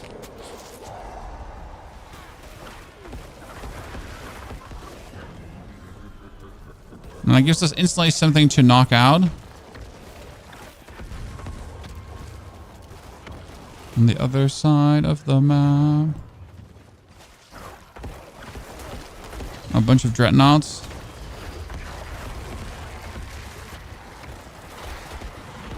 Okay, like, this is boring if you're spawning left to right and I essentially have to run from the left to the right. Look at my golem come. I laughed about the change at the start of the season. I was like, this is unnecessary. Like, we really don't need the golem to fly over the screen. Like, what for? Like, what for would we need our golem to fly over the screen? But you know what? I mean, he's there when you need him, right? Like, we don't need it, but on the other hand, like, golem up here, and he's like, right? He just jumps down your throat and appears. Like, thank you, golem. Let's go. Beat the forces of evil together. Okay, Ether Fiends grant another +1 ether. Yeah. Stack it up, big boy. You're unable to stack mine cages without dying in World Tier 4 because your elemental resistance is shit. I mean, like, my elemental resistance is at least 50% each. So if you don't have elemental resistance stacked, that's that. Like, also it depends on what class you're playing. I mean, for me as the necro, I have my minions to function as some kind of buffer between me and the enemies. So that is helping tremendously to like soften the blow that the enemies are dealing to me. And I can essentially use them, like, if there's an enemy with an annoying effect, for example, I can use my minions to just avoid having to deal with that annoying effect. So, right, like, so there's someone that has, like, a very stupid fire enchantment, and I really don't want to deal with a fire enchantment, then I'll just have my minions do it for me. Does that make sense?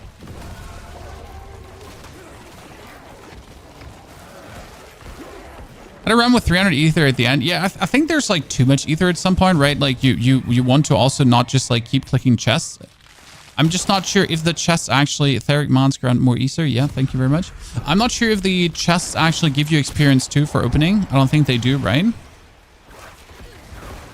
What's the reason for using Bone Storm over Army of the Dead? You might see that I'm actually a Blood Surge build, right? So I am using minions because minions are what makes the world go around here in this case.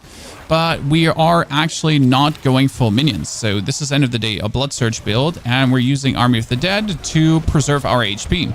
Because how is Overpower doing damage? With the more HP I have, the more Fortify I have, the more damage I do.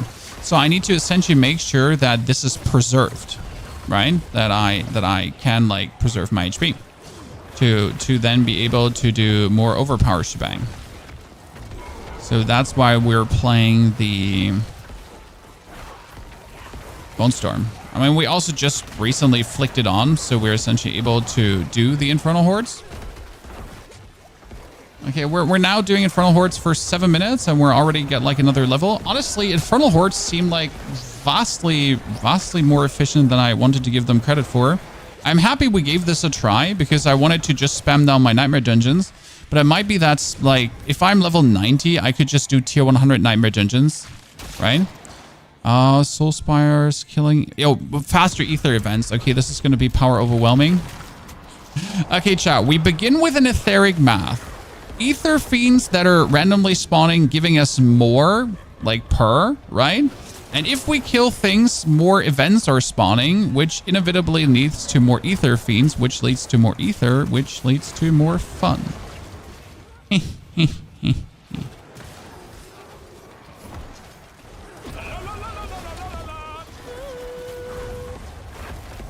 Dude, there's a bunch of ether fiends. Let's pull them all together, curse them. Because why curse them? Cooldown reduction. So don't forget your curses in between. Oh, that Soul Spire just spawned on top of the other Soul Spire. Ah, that's so good. Like, I literally just got the Soul Spire done, right? I turned around and it's like, oh yeah, I'm like, here, take another Soul Spire. And you're like, oh, thank you. I appreciate that a lot. Like, you can't even imagine. Oh, there's more Soul Spires? No problem. Let me just get another one. I mean, seriously, the enemy density is unholy in this right now. But like in a very good way. I'm just very much enjoying myself. Enemy density wise.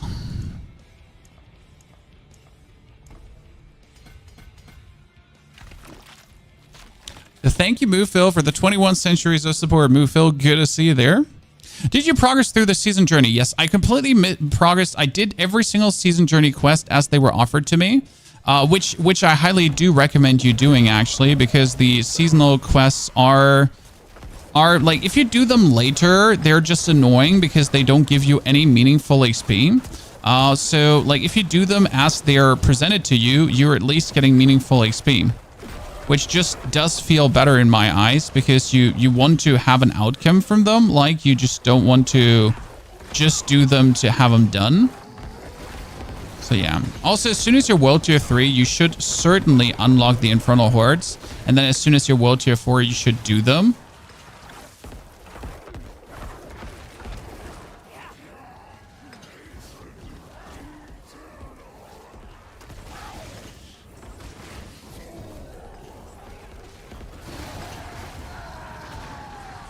Give me the loot. Ether. So we're at 100. Look at all the mother's gift we're getting. Okay, so next big chest again for 60.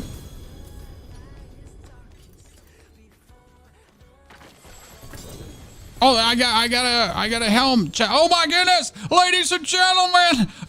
Mom, get the camera. No, but I'm a serious chat. I got the crown already. See? And another scattered prism too. Nice. So already getting the new uniques. The interesting part is, so like I'm doing a tier 3, right? But all the items from the tier 3 are 925 items. So that's good.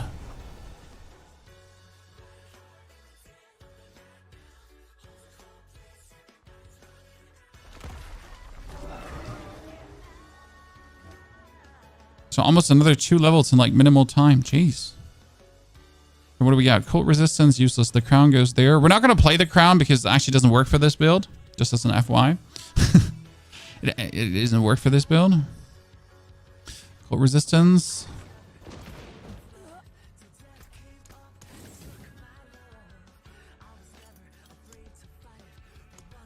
Tempering.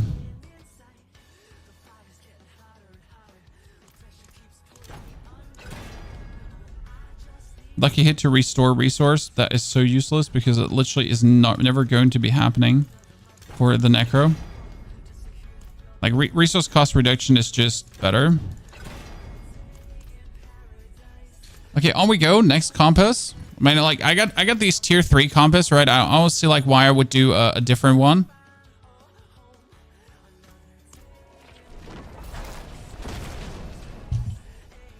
Do you fart blood? Whenever I overpower, I fart blood, yes.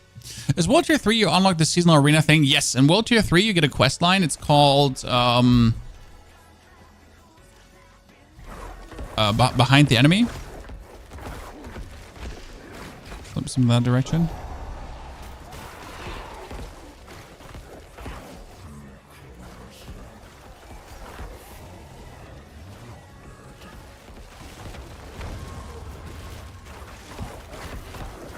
Okay, like we're at the start of level 85, Chad.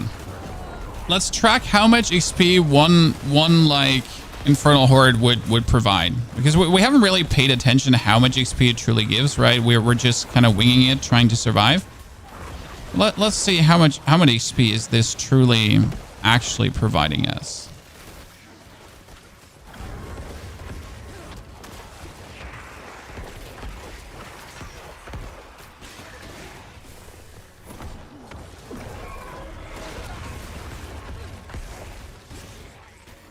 And first wave away. Not anything too crazy. Bunch of nerds.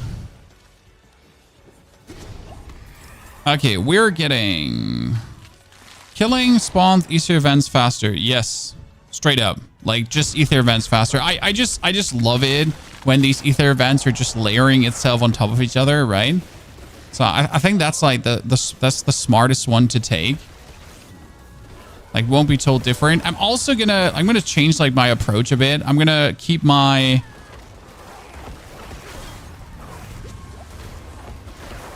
Bone Storm for when it gets hot, right? Because right now like this is obviously lukewarm, right? Enemies are barely there. Nothing is like overwhelming you. But at some point, when everything comes, right?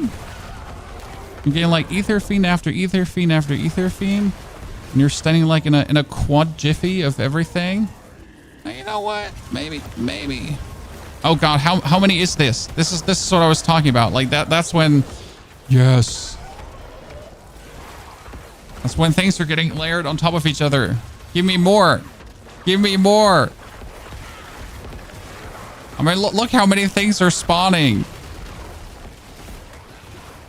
Don't stop. Please. Soul Spires drain health. Ether Fiends grab +1 ether. Yeah, let's go. More. I feel like the one that spawns like more ether events like faster, that's just the perfect one. Like I won't be convinced different. That's just not simply the best. I mean, getting more of these shitters together seems to be, for me personally, like the best outcome.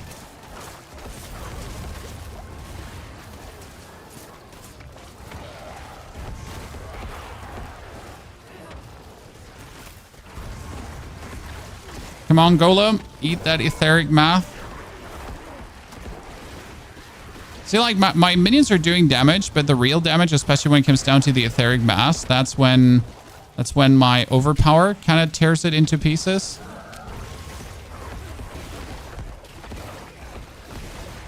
Right? Where the real deal damage is coming from.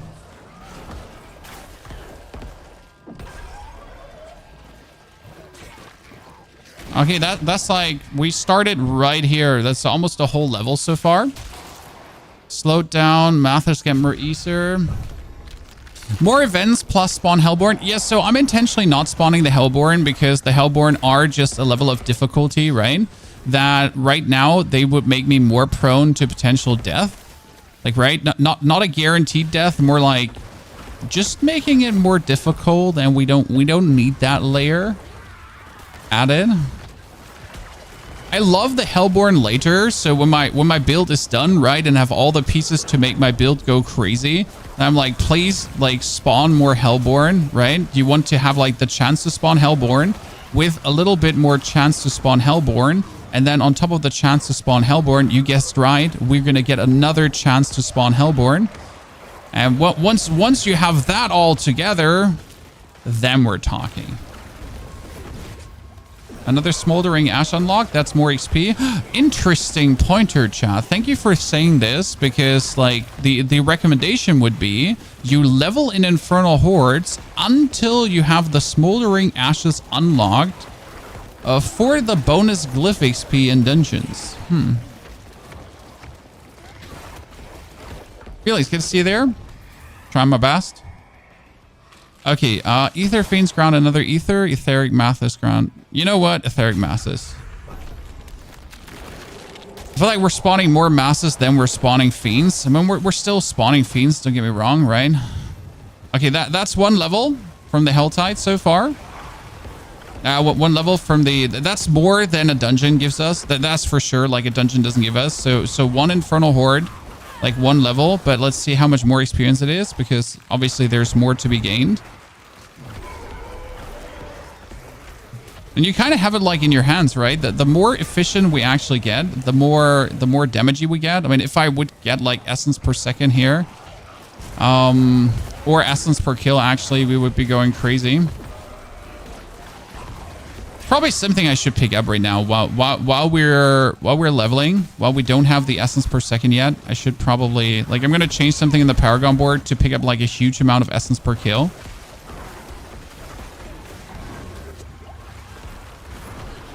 It should make worlds of a difference.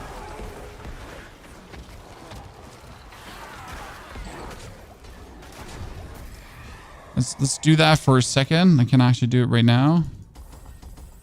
We're going to pull these points out.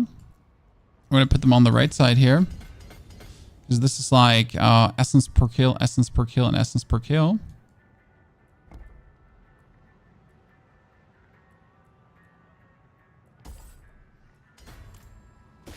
Ether Fiends, chance for elites are doubled, and Ether Fiends get another. Oh yeah, let's go.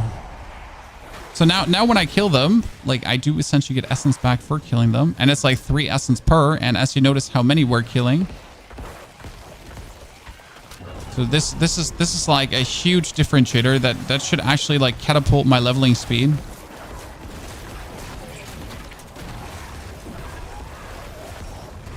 Interesting. Like, you notice how my essence actually doesn't go down, because the essence on kill has like 2 interesting components here.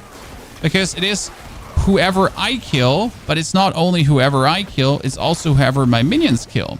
So if my minions actually take in their efforts to kill someone, right, or if my minions actually kill someone, that is also a kill for me. So essence on kill, right? Essence on kill whoever kills. Oh, I don't have heals? How do I not have heals? How have I ran out of that? I mean, it's okay. I'll take my blood surge to heal me. Jesus. We maybe overdid it, Chad. See, this is where you want your Bone Storm, right? Because now the Bone Storm, even between all these elites, the Bone Storm would give me like invulnerability. I cannot die. Okay, that's almost like another half level there.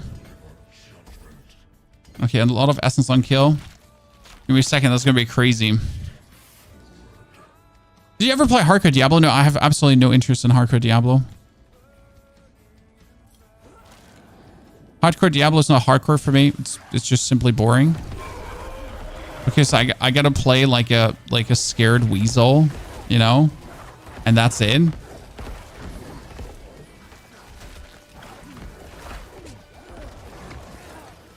I mean, ARPGs are all about doing stupid things, you know, yoinking my character into the abyss, into the claws of hell,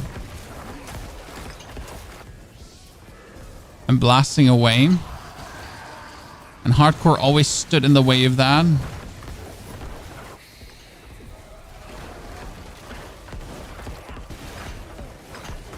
So yeah, no hardcore for me. Personally, not a fan. I mean, respect anyone that chooses to actually play hardcore, especially as a content creator. I know playing hardcore is content in itself, right? Because if your character dies, you can make a video about it. And it's like, my character died. That's like 100,000 clicks. Not bad. Okay, more spoils.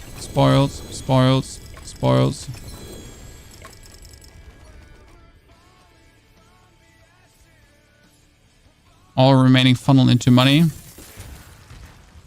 I like to see what I see there. So what level are tier 1? I mean, if I do these in world tier 4, is it just straight away always level 100? That's actually crazy. Right? It's maximum life ring. It's important. 2 ranks to gloom.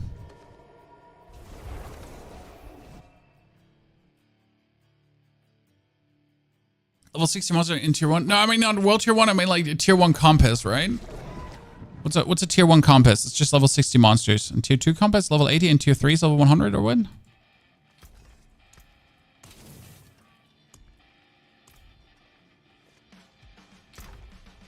I get like tier 2 compass is level...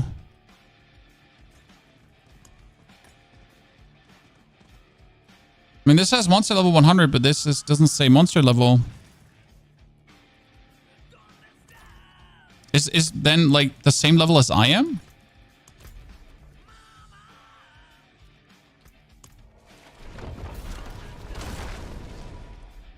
Is this way of leveling with Blood Surge rather than pure minions? I haven't gotten to play yet. A few more hours of work. I mean, the Blood Surge essentially allows you to speed up your minions, and the minions allow you to speed up your Blood Surge. So we're kind of like feeding off of each other, if that makes sense.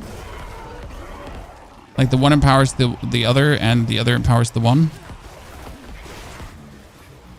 Because the minions are providing me with with bonus DPS, but at the same time they are providing you with a layer of protection that allows you to essentially just focus on blood surging away, right?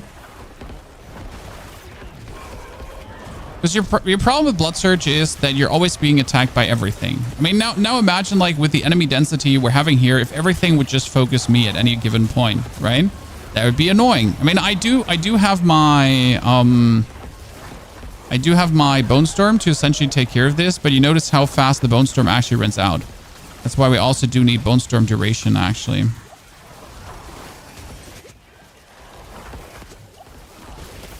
Right?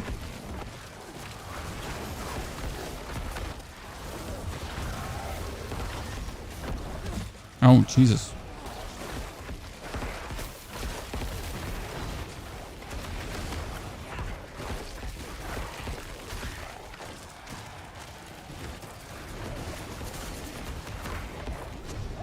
Okay. First wave done.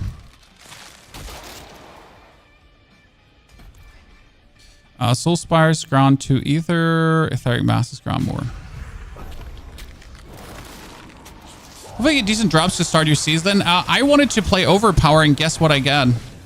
I get the Overpower pants.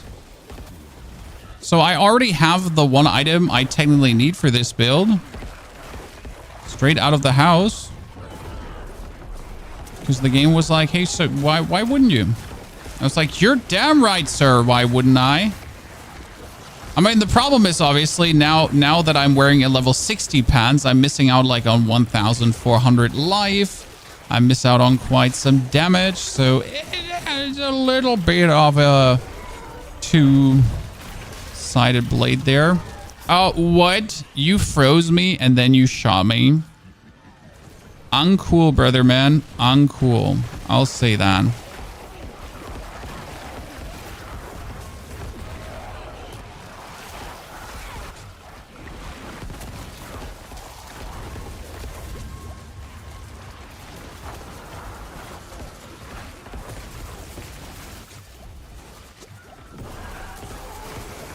The combination of enemies on this Infernal Horde is something. That's for sure. Okay, Ether Fanes, ground 1 ether. Soul Spires, good. Yeah, here.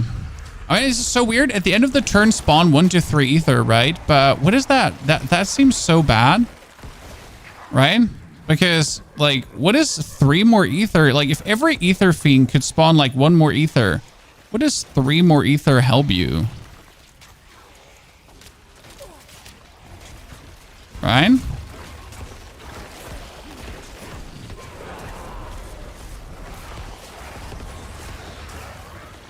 It's like, congratulations, but I could just spawn more events and then kill these dudes, and then I'm getting vastly increased amount of ether over anything you could actually ever offer me up.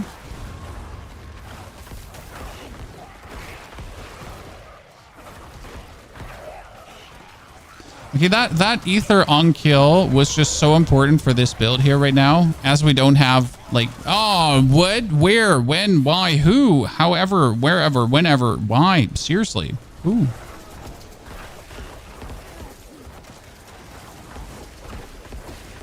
I mean, I just saw a bunch of red balls like flying in my direction and killing me. This is the first enemy combination that's actually killing us, right? Snakes plus gobby shamans. Not a combination we like. Okay, ether lords. No, hellborn. Oh shit. Massive spawn ether lords on death. What did I just do, chat?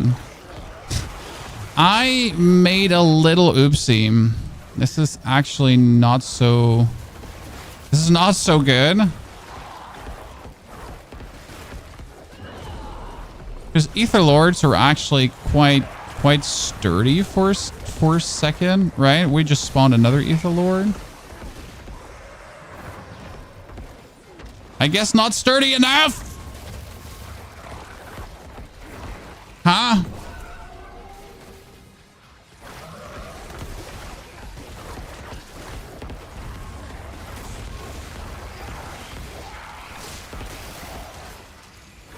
Hey, give me one more.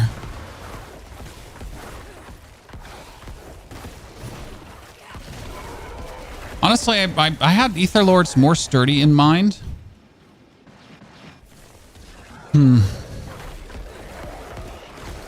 I had them like way more dangerous, like in my memory currently. But do you see how much like goddamn Mother's Blessing they dropped? Okay, so Hellborn, no. Here, Ether Lords now spawn. Okay, so Ether Lords grant another 6 ether. No way. Oh my lord. So Ether Lords can spawn, but also an Etheric Mass is going to be having an Ether Lord. And the Ether Lord from the Etheric Mass has +3 ether. And that's like +6 ether now per Ether Lord that can just randomly spawn. I mean, obviously the problem is going to be if we're just getting too many. Like if we're getting to this point where just everyone just suddenly is an Ether Lord, like, right? Let's hope that ain't gonna happen. Oh, whoa, okay, like we're not doing that again. I mean, seriously, what was that? Duh.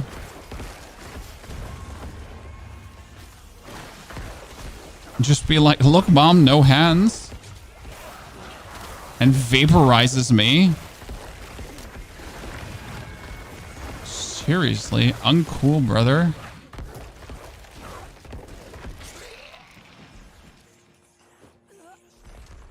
Overall, how's the season? Honestly, like, started a bit clunky because of the quests. Like, Star was really clunky because of the quest. But, like, since we started doing these, I've been like, you know, this really enriches the level experience right now, because you are essentially, like, you're having fun and it's really efficient, right? And it's actually challenging to stay alive. So it's fun, it's efficient, it's challenging. We're getting 925 gear and we're getting the new uniques. So this is essentially how you get the new uniques, right? So instead of waiting to actually kill boss ladder bosses and getting like the boss ladder boss items together, this is how you're also going to be pulling off the new uniques. So this is essentially what you want to do, right? Because I think you do want the new uniques, don't you? Okay, that Ether Lord was really tanky. When he just... Oh god, that's the next Ether Lord. See, this is what I meant. Like, we could be shoveling our own grave here if we accidentally spawn, like, too many Ether Lords. Right? If you're like, hi, I mean, my name's, like, Ether Lord 1, 2, 3, 4, 20. Like, another 30... Should get the questline done ASAP. Yes, I think you should get the questline done ASAP. I mean, like, I do believe it's quite obvious that this is fun, right? I do believe you kind of see how I'm enjoying myself, but not only how I'm enjoying myself. I mean, look at my levels. Look at my levels just flying. I mean, I could be making myself a tier 4. A tier 4 compass right now, but you know what? The tier 5 compasses, the tier 3 compasses are feeling good enough.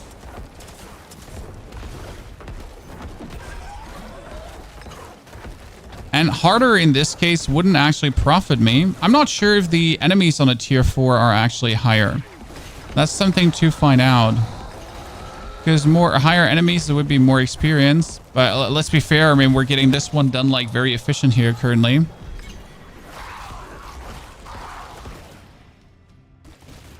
Okay, what we have? That's another ancestral, ladies and gentlemen. We get another unique. That's the third unique from like the third unique in like 30 minutes or so. Right? Oh, Lockrins. Woo! And it's not a bad one. The problem is, as long as Lockrins is not insane, it's like always bad. Like, this is the big issue with Lockrins. Like, it needs to be fuck all insane. Man, we're almost up to level 19. Okay, chest, not good. No essence per second. Attack speed, resource cost reduction, max life intelligence. Actually good. I'm gonna put you back because I might need you. A hammer with a lucky hit chance to restore resource. Useless. Life on head. I mean, you don't have a great affix. You're useless to me. All right, I'm being a bit harsh to my gear, but okay. Let's quickly check out the lady down here. How my progress is.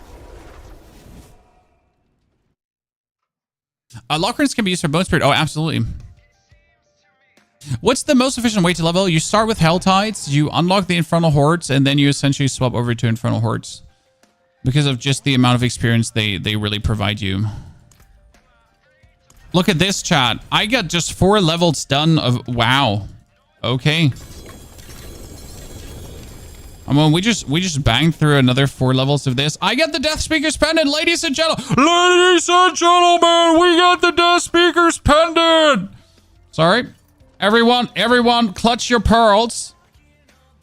Shit's gonna get wild now.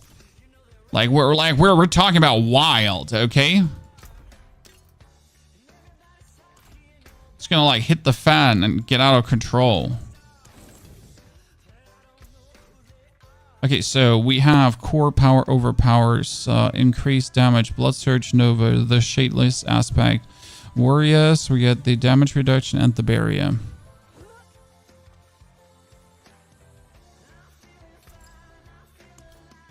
So what's happening? We get the amulet that has every single minion I have now get a mini nova around it. Okay, so you have to imagine that now, like whenever I press my nova button, like all my minions are getting a nova around them. So we already felt like we were farming hordes good. By the way, let's take a tier 3 compass and let's upgrade it to tier 4 because I just wanted to see. 120 opponents. Okay, that would be more experience.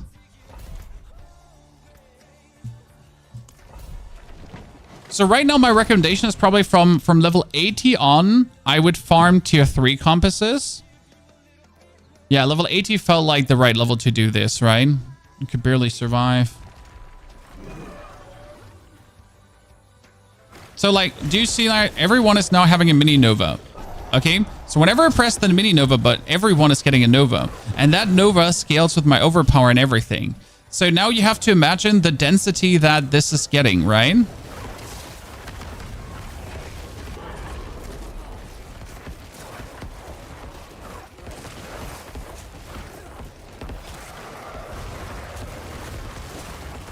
So especially, like, it goes especially crazy when we're essentially all just standing on the opponent. Like, you have to imagine, like, we're all standing on one guy, right? So 12 of us, me and the lads, 12 people are standing on one enemy. That means essentially 12 novas are slapping your doodle dandy Andy, right? 12 novas are just crackling into you.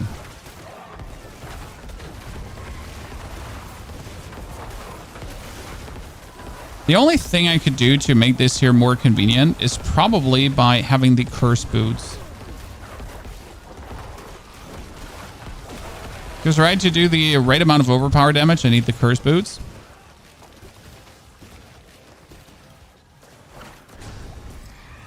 Well, this is going to turn into like instant levels. Okay, wave start, etheric masses. Here, etheric masses ground one more.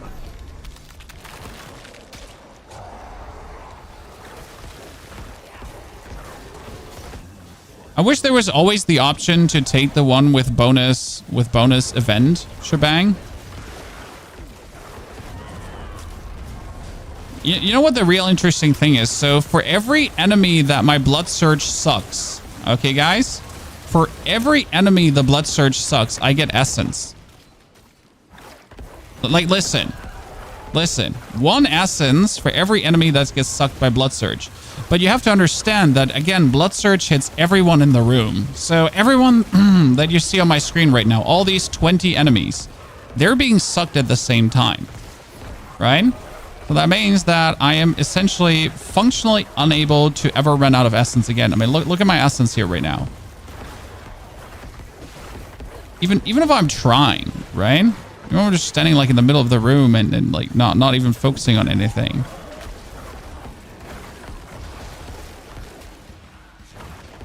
God, we're gonna level so fast now. Things have just gotten illegal, chat. Okay, Hellborn killing spawns ether events.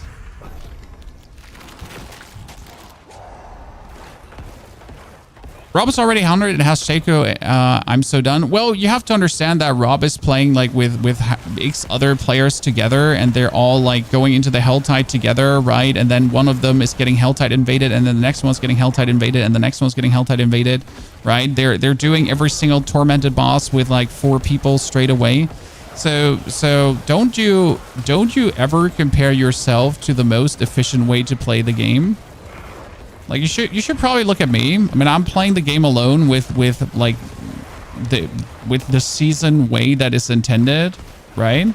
With the way you're supposed to play this season. So I'm probably the closest to reality, how you're gonna level. I mean, obviously my advantage is that I exactly know how to optimize what the game gives me, right? Plus minus the stupid things I do. But I'm probably like the closest to efficient solo player leveling.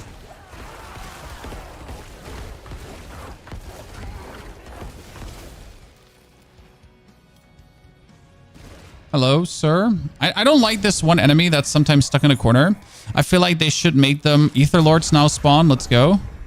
So I feel like they should make this like gravitate towards us. What do you think, guys? Should enemies push you? Oh, activate my shield. You thought you had me, but you don't.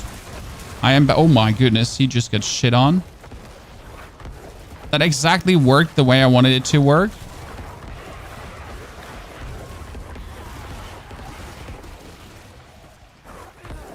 Look at my essence. My essence is amazing. Lemonade.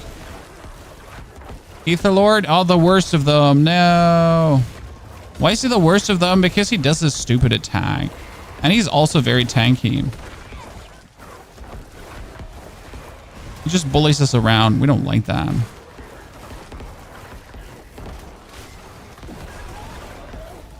I kind of feel like if I'm just pushing through this one here right now, we're gonna be 100 in no time. Anyone else feeling that too?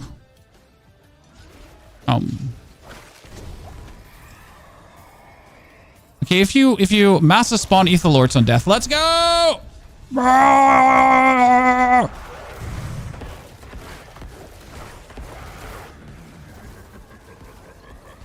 Definitely getting Blood Surge if you get the amulet. I mean, even without the amulet, Blood Surge was really good. So you don't need the amulet to go Blood Surge. It's just that with the amulet, Blood Surge is just stronger than ever. I mean, the amulet was always good. This is like the reality of the Death Speaker's Pendant is it was always good. Just now it's just like, what the fuck, right? I mean, being able to oh god, that's another Ether Lord. I made a this is what I feared. And you know what the crazy part currently is? I am missing 50% bonus attack speed. So you have to imagine that everything I do right now is under the premise that I'm missing the aspect called Rathamus Chosen, which would improve my attack speed by another 50%.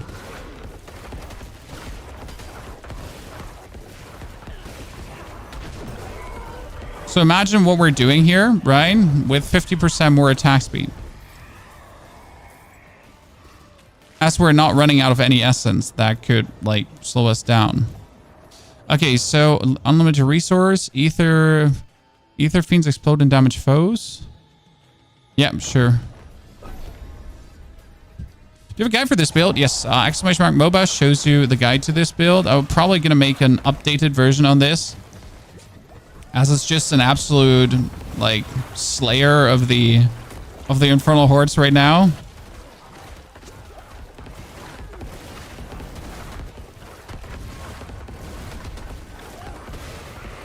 I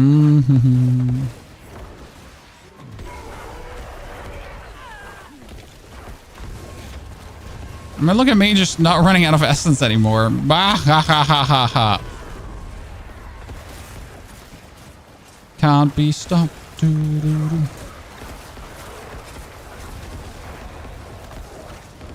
Hey, where's that Ether Lord that's supposed... Wait, did we just instantly kill him?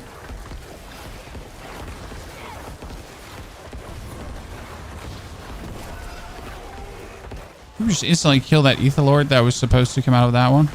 Please come out of here too. Thank you very much.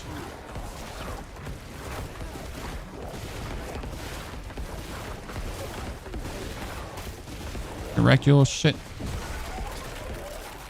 There's the next Ether Lord. Okay, we're almost at 200 Ether. Jeez. Okay, wave 6. Let's get to the bosses.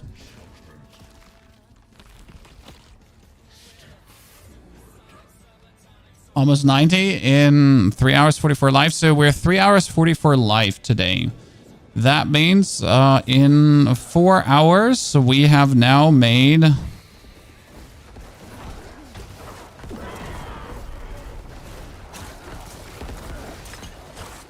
34 levels. That's actually really good.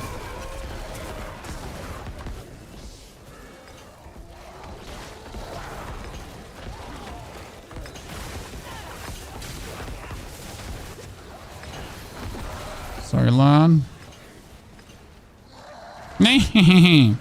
Okay, more uniques, chat. More uniques. Come on, give me 200.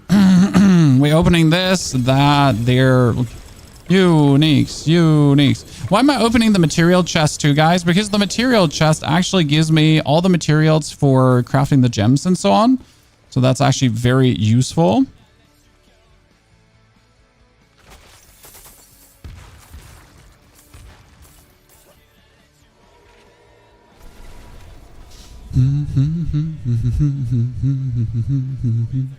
World boss in 8 minutes. I thought about it, but world boss has no more, like, I have no more reason to go to the world boss.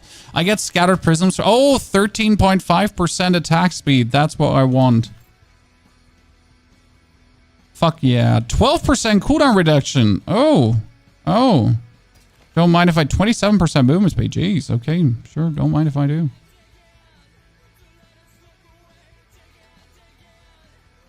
Chance to make enemies vulnerable on head. Okay, I do want the gloves with attack speed over the critical strike damage gloves. We just have to reroll the poison resistance because I really don't want poison resistance on my gloves. That makes no sense. I mean, they're not amazing, but again...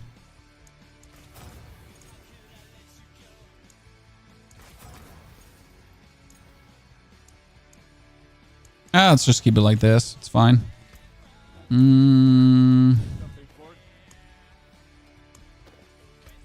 Offensive, worldly finesse. I like worldly finesse that it's like always something good, and utility is freeze. Stun, freeze, whatever. Greater affix item dump. World boss in 5 minutes. I mean, in 5 minutes I could do another Hellborn Queen quickly.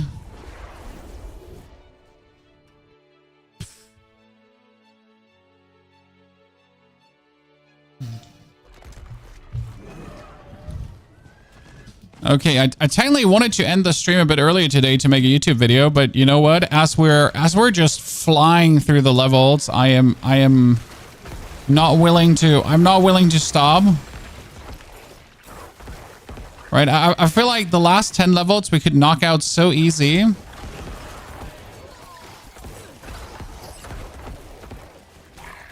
We should probably start doing like tier 4 soon, right? We just figured out tier 3 is really easy. So I'm going to wait for level 90 because with level 90, the tier 4s are essentially going to be like 30 levels above me. I mean, my resistances are almost maxed out. Every resistance. Look at that, Chad.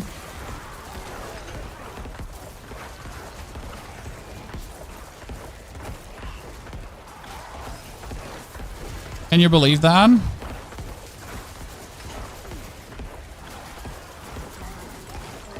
I wish I had some master working materials to push this one higher.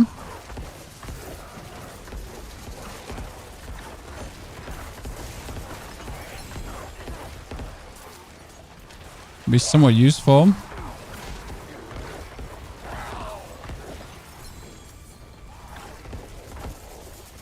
Give me the last resistances. I mean, if I'm fully resistance out, fully armored out, I actually do need a total armor percentage roll.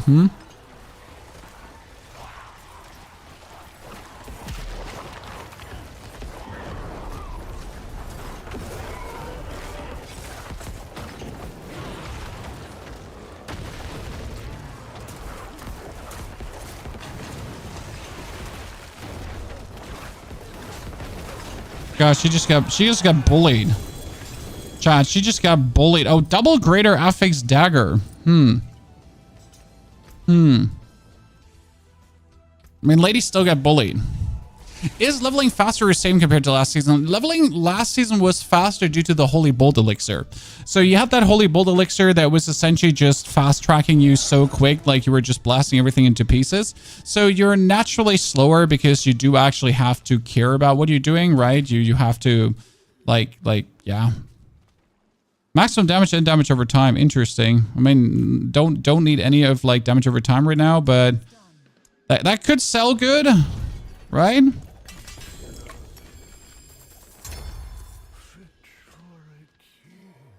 What do you think? Should we try out a tier 4, chat?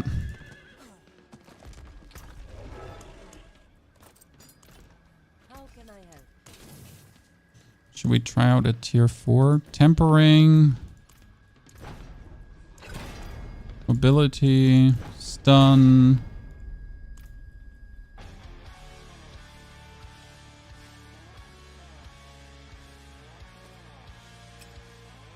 I want more armor. Should probably just drink an armor potion to make up for it. Okay, we got Bone Storm. We get Hardened Bones. Let me actually see. Is Hardened Bones upgraded? Hardened Bones still 21%. We got Shade. We don't have Shade Mist. Do we finally have Rathmas? We're still not having.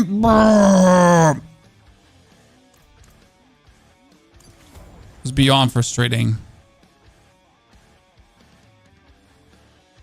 You know what? We're gonna actually take the accelerating aspect.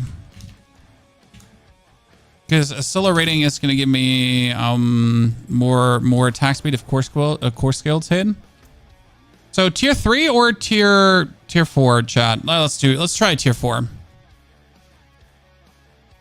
Chat's going to lynch me if I'm not going for the world boss. No, world bosses are annoying at this point because they made them longer.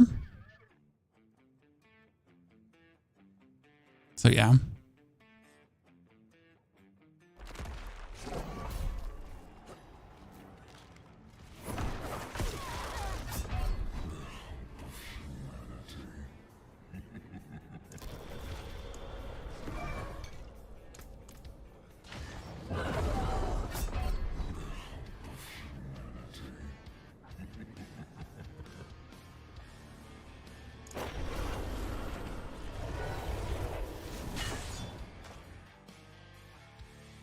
I'll stick to tier 3s. I guess 20,000 life is not enough.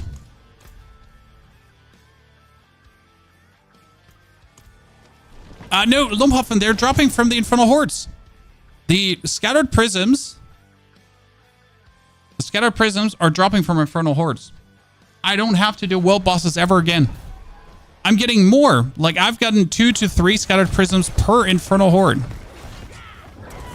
Tell me where I need it. Right?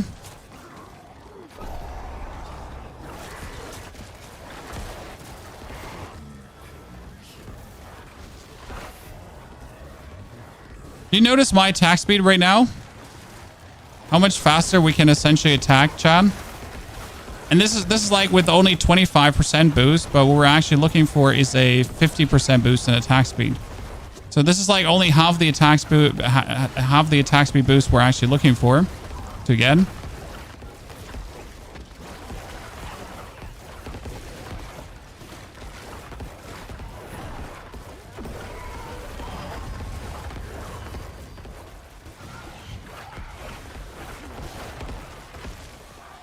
This is going to be so much better.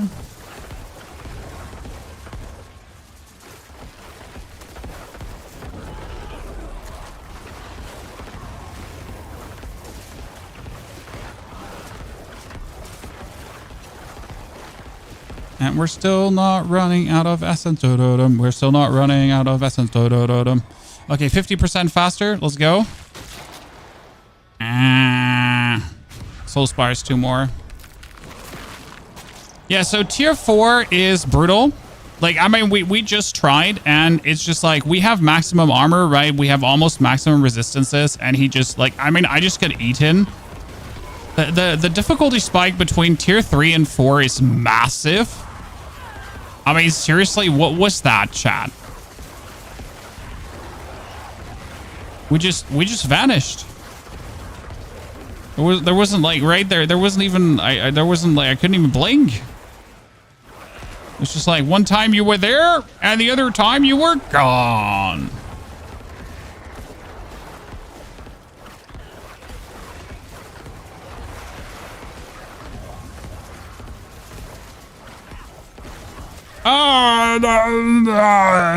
Sorry.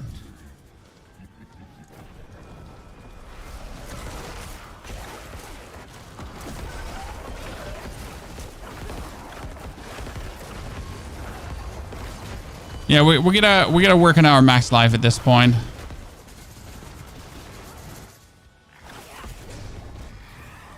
We gotta work on that max life before things just keep clebbity debbity dibbly doodling me. Okay, Hellborn are coming. Should we start with Hellborn's chat? No, Ether Fiends get press will mass. I kind of want to start with Hellborn as well, but like I feel like it would be a mistake.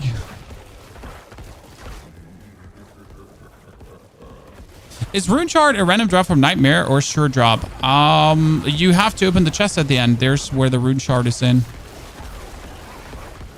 I'm pretty sure not. Rune Shards should drop from every Nightmare dungeon. I mean, Rune Shards is not something you're going to be short of. Did you do level 85 Nightmare dungeons or did you do tier 85 Nightmare dungeons? Because so 85 Nightmare dungeons should not drop Rune Shards. You have to do a tier 43 Nightmare dungeon to unlock the, like a tier 43, okay? To unlock the pin, and then you should be seeing like Rune Shards. So I'm not sure if like level 85 you mean like mobs that are level 85. Okay, then you're bugged. Maybe you have to go to the actual vendor. Wow, everything exploded. Maybe you have to go to the actual vendor, like to, you know, actually activate the pillar. I know I'm getting them already, so I should have Rune Shards already, right? Forgotten. Oh, just Rune Shards. Yeah, I have 81 Rune Shards already.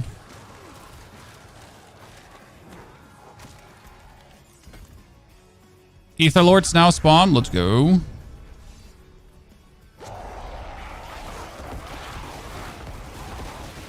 I feared the Ether Lords, but they're actually clowns, right?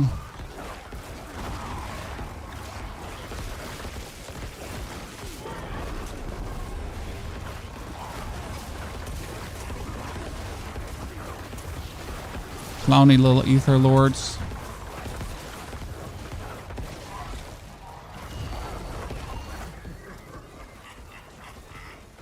Okay, who's raining fire down on me? Did I accidentally take the fire rain? Did I accidentally take the fire rain, chat?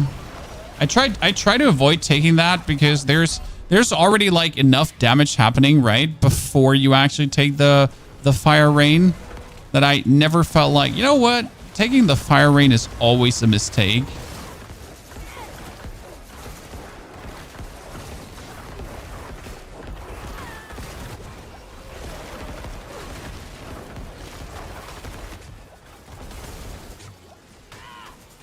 You also don't see enough for Warren taking this. By the way, we forget to press the timing button. Thanks for reminding me, chat.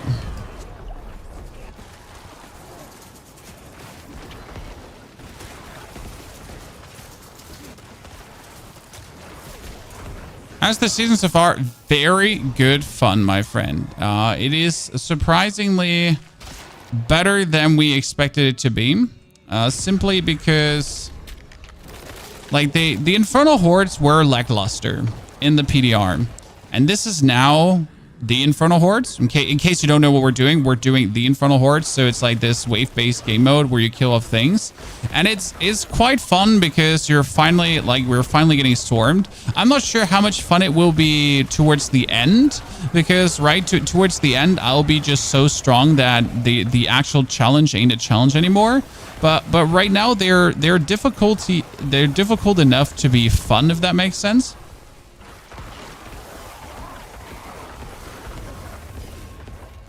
I mean, later when I have like 0 cooldown on my Bone Storm, right? And my Bone Storm just has all the uptime and all that kind of stuff where we're like infinite barrier and you can't die anymore. So when that point is reached, you're kind of like that. Then the challenge will go away. That being said, obviously this is like only tier 3 and they go up to tier 8, right? So they are quite challenging ones of these. I mean, this is like essentially the bottom third. I got 0 revives remaining. I better don't die.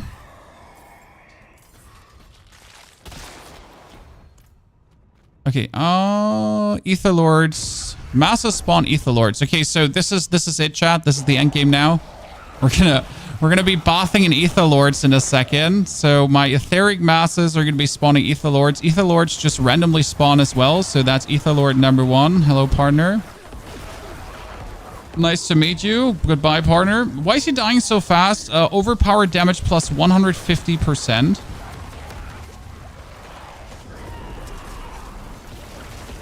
That's what we're looking for here. That would make that be not a problem. Etherlord, and goodbye, Etherlord. Do I enjoy being an internet cyber bully? I do! Chat, I do. I do enjoy bullying NPCs. Like, this is what I never understand. Like, you know these people that are saying they're not playing single-player games because you're playing against computer opponents and there's no challenge in that? I mean, these people are anyways, like, right? You probably have this friend who's saying, I'm not playing single-player games because beating a computer is not challenging. I only play Call of Duty online. So you know these people, right? Maybe you are that person. Don't get me wrong. I mean, first and foremost, how can you ever say computer opponents are not a challenge? Because they are. They are. They're mean, right? They're bullies. But second and most important, like there's such a joy in paying back computer opponents. I mean, these are like soulless computer opponents, right? They're not deriving any joy from beating you, but they're still whooping your ass at times. And there's something very, very relaxing about reaching the point where you're paying them back for all the pain they've inflicted upon you, right? When you've reached the point where it's payback time.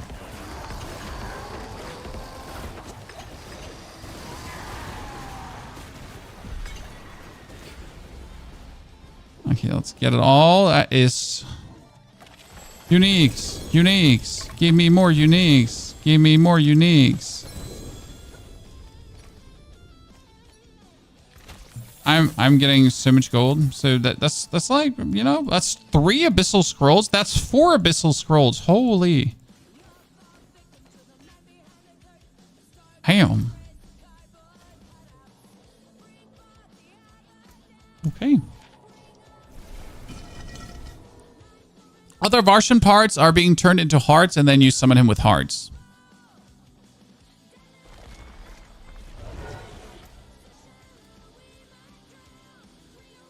Hey, nothing more enjoyable than finding a very good build in Elden Ring and then suddenly being like, it's payback time, bitch. And you're gonna be killing that boss who's been the bane of your life for the past 20 hours. And you're gonna show him who his real father is.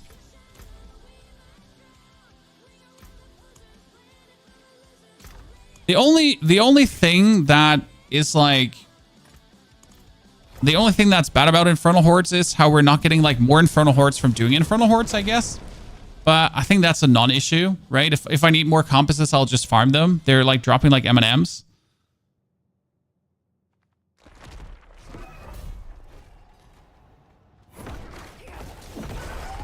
You get bullied.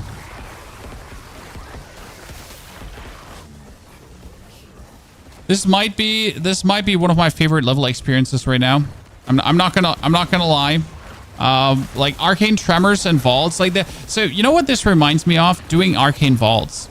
Like I really enjoyed vaults. I know a lot of people didn't like them for some weird reason, but vaults were very streamlined. They were one way forward. You know where the opponents were. The opponents were stacked up like high, right? In the arcane vaults, they were like everywhere, and it was like, it was so streamlined to do, right? Here I'm just in the middle. Like I kill monsters. I get swarmed by monsters. The more I kill, the more come, right? The more efficient I am, the better it is. The more I get, the more. So more is more, essentially. To wrap it up. And that's like just straightforward, right? No bingo bongo, no like I have to gather like certain pieces of I don't know what to summon like Francis Dave whoever. Nah. just murdering things.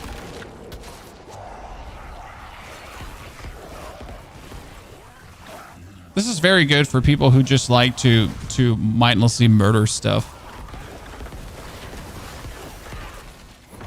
Interesting part though is, so technically the farm we want to do here is like, so why are we farming this? For the uniques.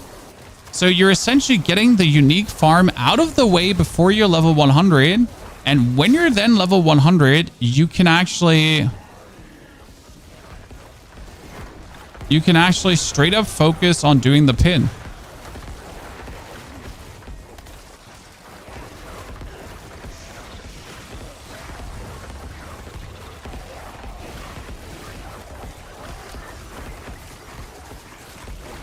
And you're all getting demolished.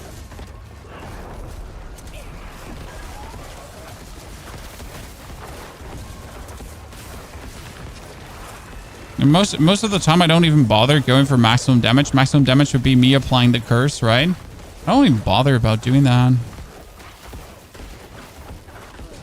I enjoyed the season so far very much. I mean, I have to say shout out to Chad because they made me do this. So Chad forced me to try out the Infernal Hordes as a level source, and I've essentially tripled my level speed at this point. Right? I mean, I've had fun in Nightmare Dungeons, don't get me wrong. The problem in Nightmare Dungeons is that you essentially have to find these Nightmare Dungeon events, right? So if you're doing a Nightmare Dungeon and you're not getting like a single Nightmare Dungeon event, then essentially you're not getting... you're not getting the experience that one of these here is providing. Okay, I don't even have to move anymore, chat, because we're spawning so many that it just literally spawns on top of me. Let me go.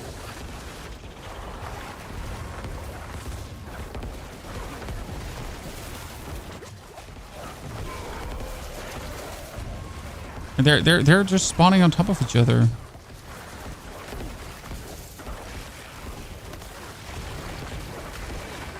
I can't actually wait to see a tier 8 now. Like a reworked tier 8 is going to be absolutely savage. You started 4.5 hours ago. No, like we started the stream 4.5 hours ago from level 66 on. So in order, these 8 hours you see here is right now the whole time from 1 to 100. Okay. So that's how it works. Just to clear up the confusion. So we started at 66 today. We started at 4 hours, somewhat. So today in 4 hours and 8 minutes so far, we made 35 levels. And I thought we might not make level 100 under 10 hours, but it seems like since like my next character is going to be so fast 100 because I'm actually like, I want to get 100 with this Necro and then just throw him in the trash and start the Rogue straight away. Because I literally want to see how well the Rogue is doing this. By the way, Barrage Rogue is just going to obliterate this content here. Like Barrage Rogue is just made for this. So I can't wait to give this a try. Okay, movement speed, ether, like here. Oh, even faster events. Oh, no, Chad. We got the double faster events now. Oh no. Oh no, Chad.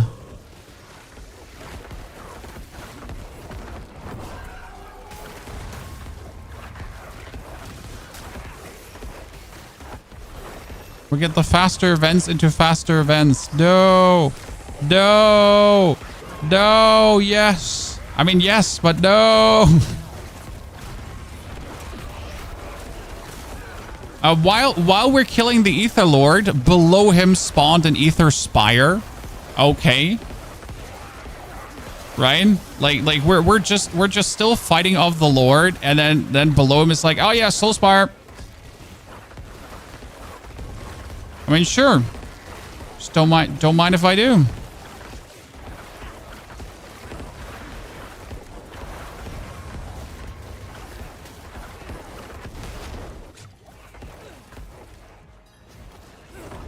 I want to say, I feel like there's another Ether Lord spawning.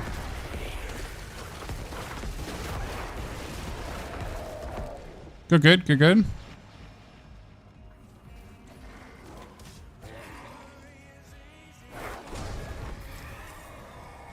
Okay, final one. Ether Fiends. Yeah, here. So, wait. Slay it. An Infernal Demon has... Oh, no. Oh, no. Oh, no. Oh, no. Oh, no. But yes. But oh, no. Let's do it. Infernal Butcher chat. Where do compasses drop from helltides? So I essentially acquired like another 40 compasses while leveling up in helltides. That's probably also a recommendation why you do helltides until, like, again, until level 70, I would bang through like helltides then. That's the Burning Butcher. Okay, who's better now? Get shit on! Oh, God. Eat my booty cheeks. Yes.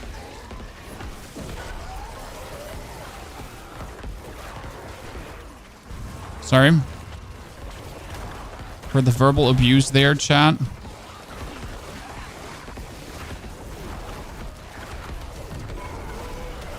I mean, it's helpful that the Butcher can't stun you to death anymore. Because usually, how do you die versus the Butcher? What's like the reason why you actually died, right? And it's often because he like charges you, stuns you, and then you die. But since you can now heal while you're stunned, it's actually really efficient.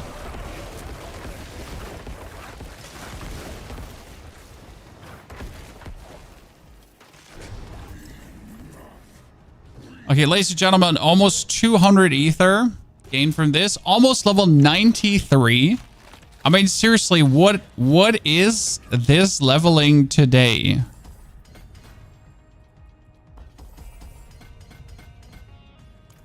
If I get my gloves I need, I'm going to be insane. So I need unique gloves. They're called Crew's Embrace. And honestly, they're just going to be illegal when I get them.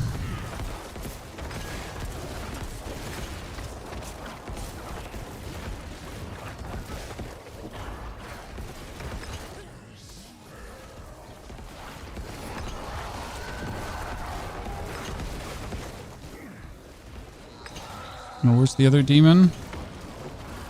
Hello, Bram the Maelstrom.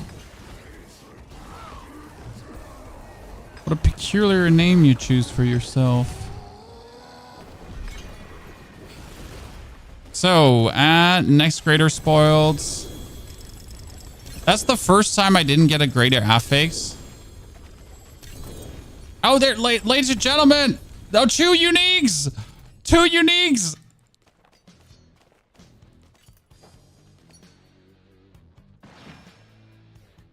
I mean, in the last 1 hour, I have gotten... Oh, no. Oh, no. Oh, no. We get Mother's Embrace. That's illegal.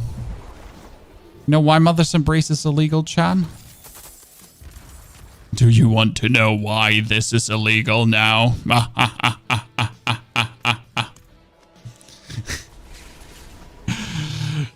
Shall I tell you something very interesting, ladies and gentlemen?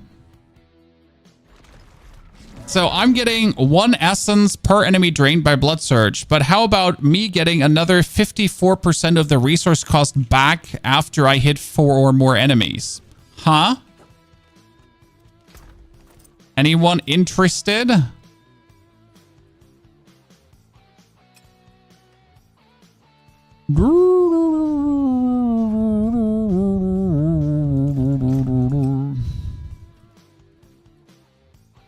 That's an overpower damage. That's the maximum life. Greetings.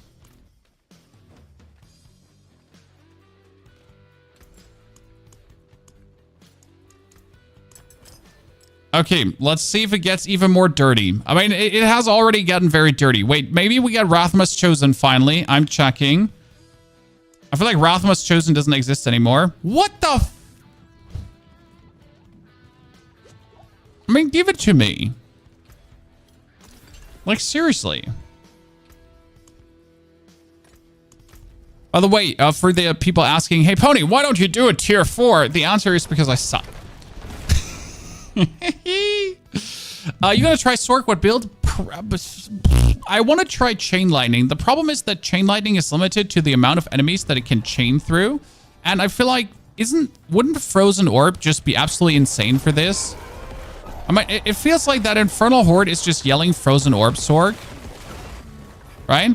Even if you just like an okay Frozen Orb Sorg, like not a good one, just an okay one. It feels like you should be just tearing through this like there's no tomorrow.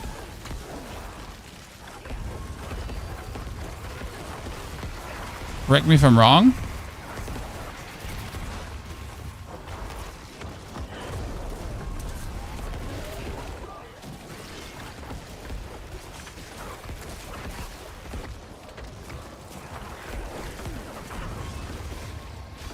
Ryan?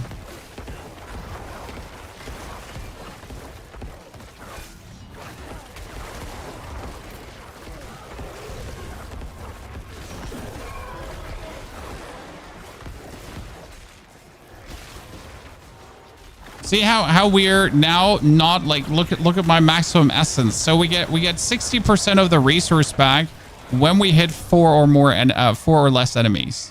Right? 4 or more. Oh, minimal 4. You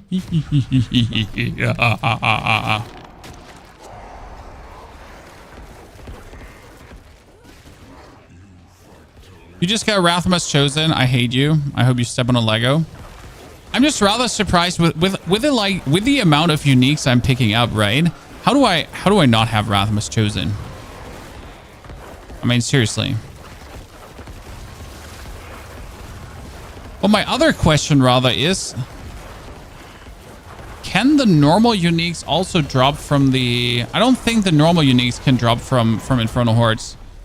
So right? Like, we've gotten only the Infernal Horde unique, so I can't be, for example, getting... No, wait, I got Mother's Embrace from here. No, I got Mother's Embrace, so the normal uniques can drop as well. Correct? So the new uniques can drop, and can every unique drop here, essentially? Like, could I get uniques that Duriel drop? Everything can drop, right?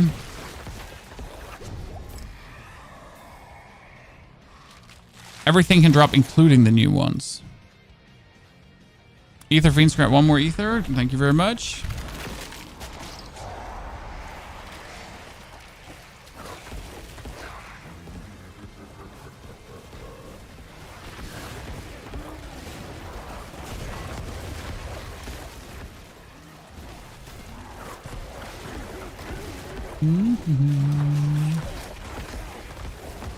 I mean, I'm almost level 93, Chan. I mean, seriously, what is this leveling?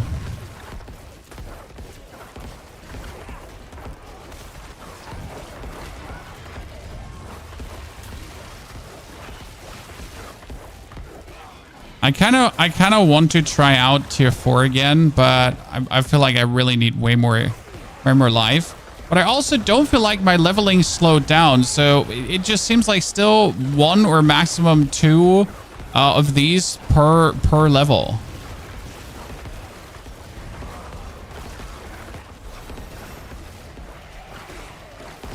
And that's 93 already. I mean, you're supposed to slow down after 85. Okay, Hellborn, Ether Lords. Yes! Yes!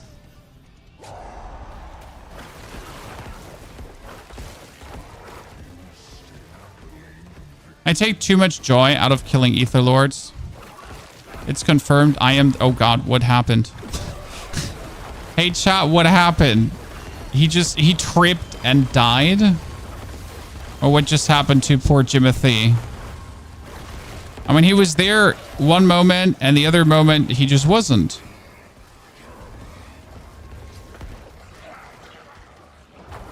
Poor Jeremiah.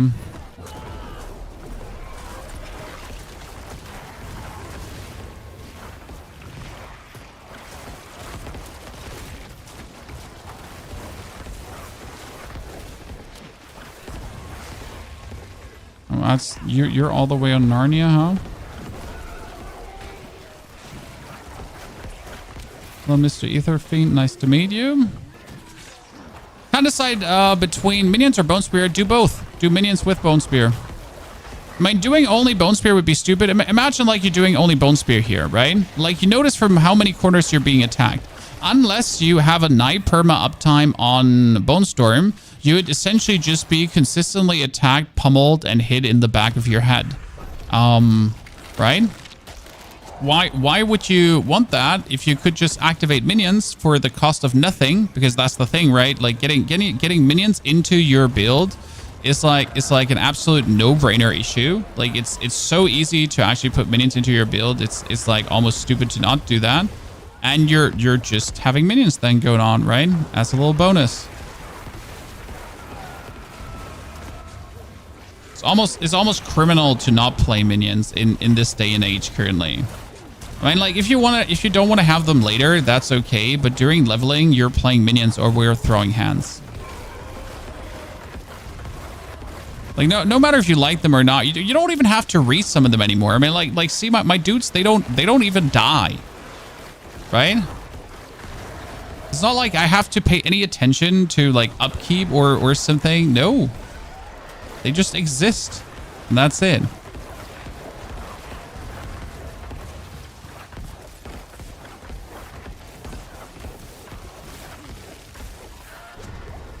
Oh, this is going to be the high score run, chat. Wait, Ether Fiends at the end. Killing event. That's the triple event stack now. Okay, give me all the events.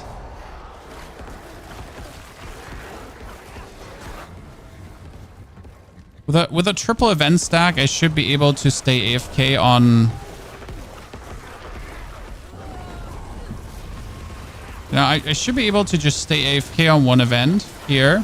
And just have it like respawn in infinite times.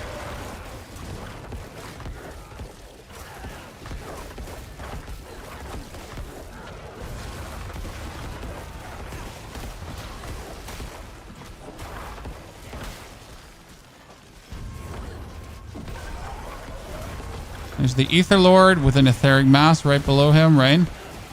Because this one kind of like saves me from traveling all over the screen every time. Because that's the annoying one if I do have to like travel like from left to right, because you don't want to travel from left to right. By the way, can someone remind me to actually clear my seasonal progress after this? Because I've been not paying good attention to my seasonal progress thingy.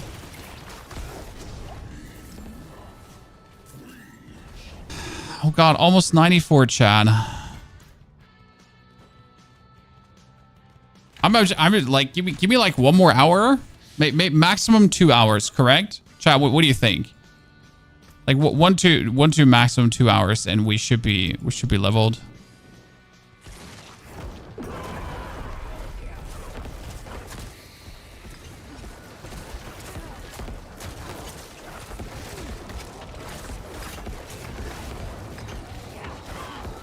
Okay, I wasn't even attacking him. Look at Ismail, right?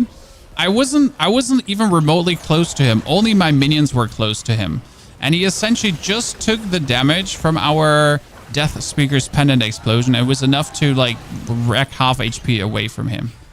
Okay, uniques. More uniques.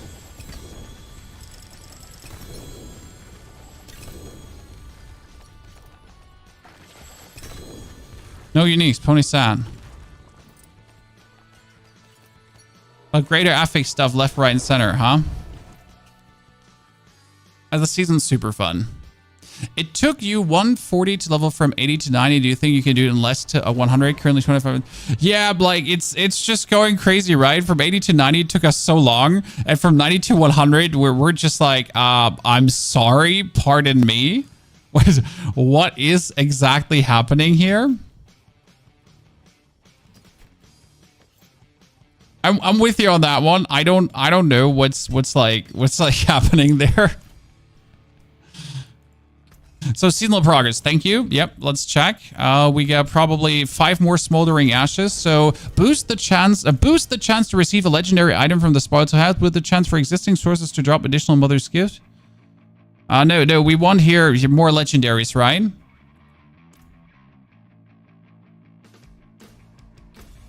Okay, also let's check for Mother's Blessing quickly on the side. Then I'm running to the toilet, okay? You want stream in 5 is open? Yes, for me it's open.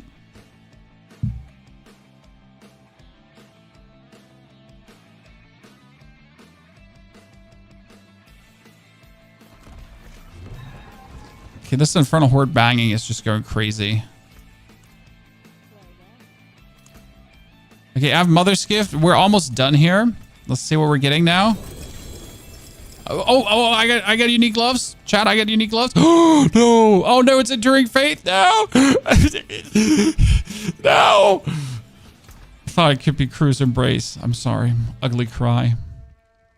I was so happy. They looked similar, chat. Very similar to Crew's Embrace. Okay, Rathmus. You absolutely shit me. Nod. Give me that Rathmus Chosen right now. Holy balls. We're throwing hands.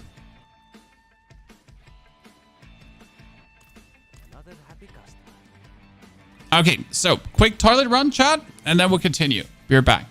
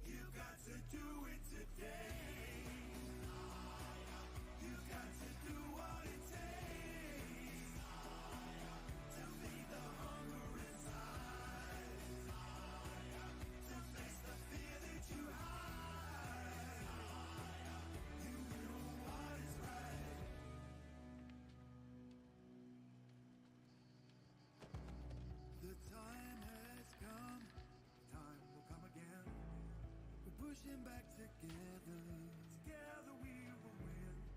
Rising from the ashes, out of shadow into light. Stronger from the struggle, we've come to win the fight. Now the time has come. We must be the ones. You got to do it today. You got to do what it takes to feed the hunger inside, to face the fear that you hide. You know what is right.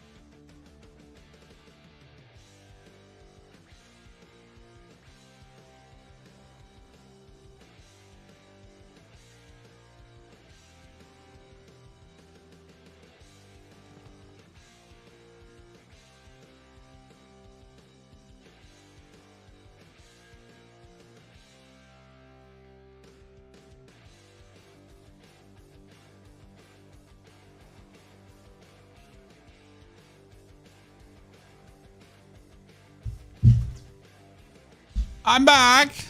I'm back. Okay. Now let's keep pushing this. More Infernal Hordes. So did we just really make 3 levels in 25? No, we didn't just make 3 levels in 30 minutes, did we? 3 levels in 30 minutes, did we? So I got a burger from yesterday.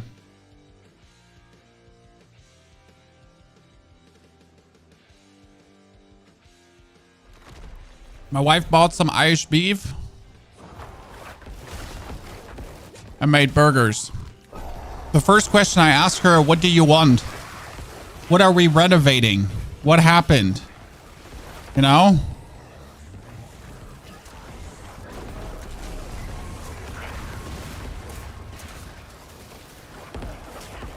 Are we like, you know, are we getting any visitors I'm not aware of? But turns out they were just on discount. That's even better.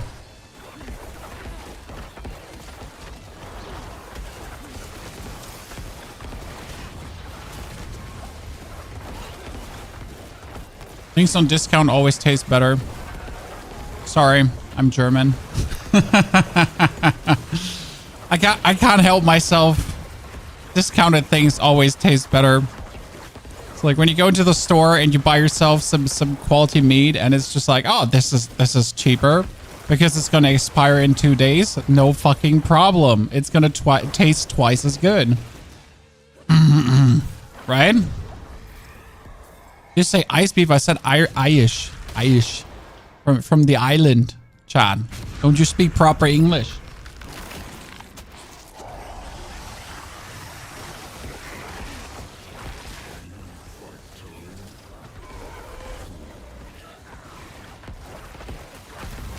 From Leprechaun Island, you know? That's super racist, I think. Wait, did I just spawn a Hellborn? I spawned a Hellborn. Wow, it just died. Jesus.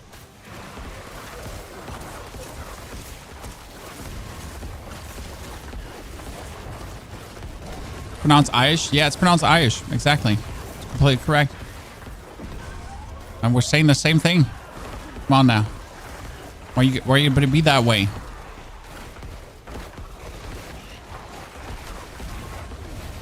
I'll polish up those English skills. Come on now.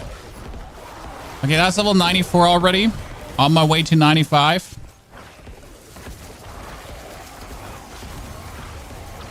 Man, we still gonna look out though that the last 3 levels, or the last levels, so from 99 to 100, should be done in tier 100 dungeons, because I could essentially just push up all my glyphs to level 21.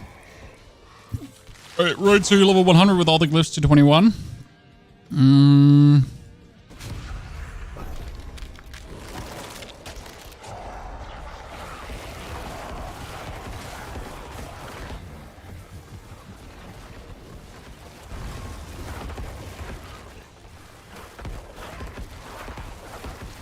I didn't reach all the statues. Please, Deadshots, reach all the statues. You want them. They give you stats. If you don't have all the statues of Lilith, you do this right now. Oh, we're throwing hands. They're not an option. They seem like optional content, but they're actually like it's stupid. But if you're not doing them, you'll never have a good character.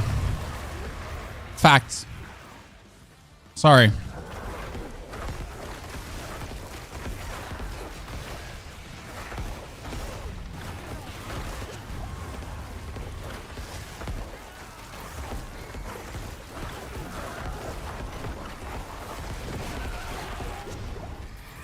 Okay, you're not like a bit weaker, like you're vastly weaker.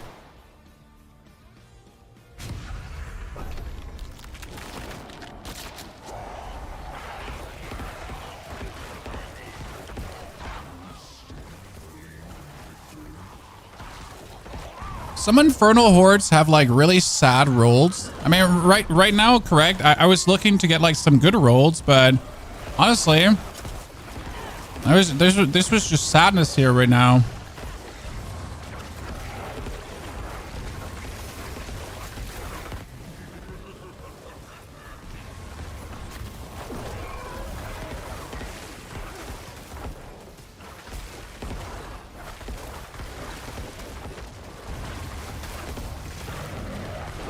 Curse it, then 1, 2. Curse it. Always curse for more damage. Do you see my golem just jump, guys? He was like, super golem.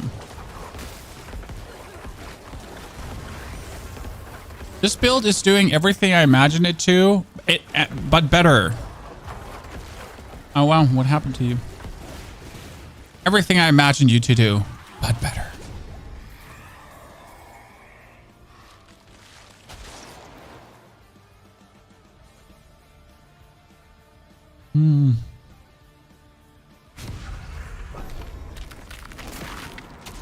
Where do you get the compass? Helltides.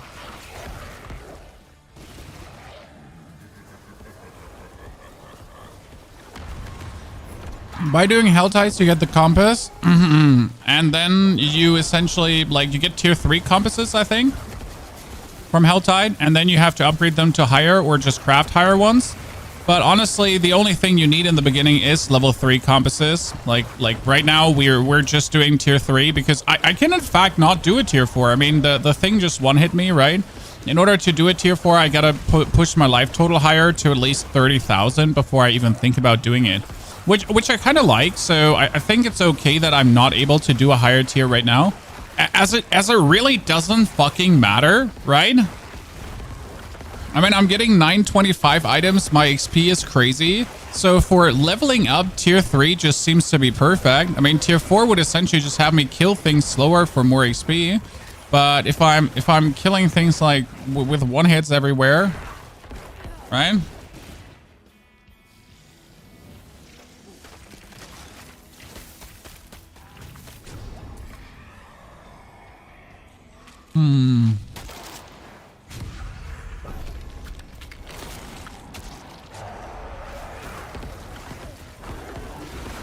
We're almost 95. I mean, I said under 10 hours to level 100, but I mean, what is this, Chan? Seriously, what is this experience that we're getting?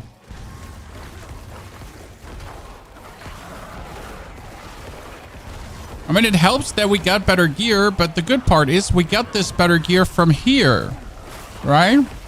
I mean, it's not even that we did anything out of the ordinary to get this better gear, right? We didn't go anywhere specific to farm this. We just exist, so we get it.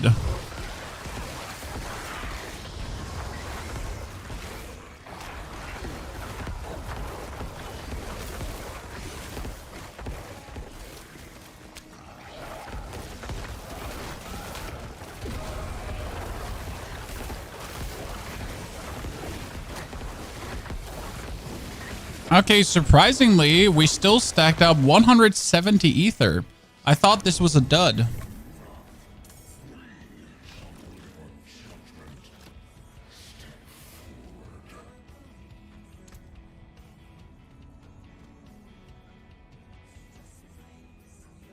Oh, no mistakes were made.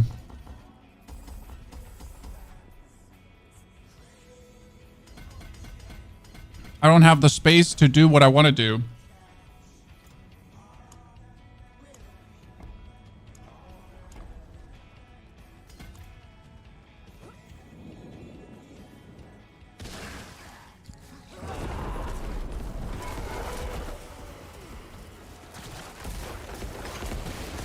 You get torn.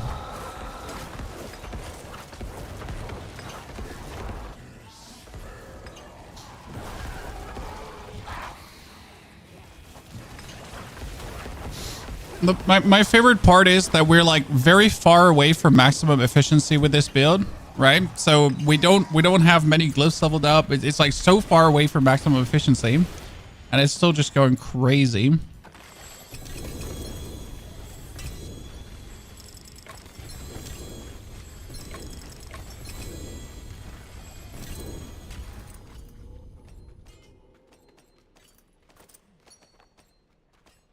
No unique sadness.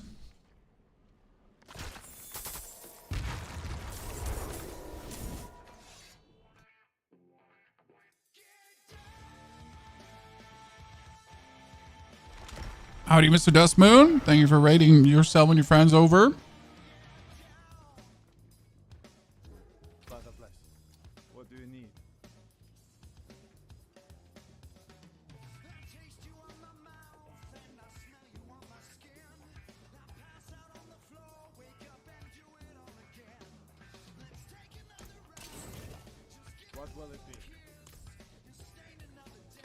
No good items though.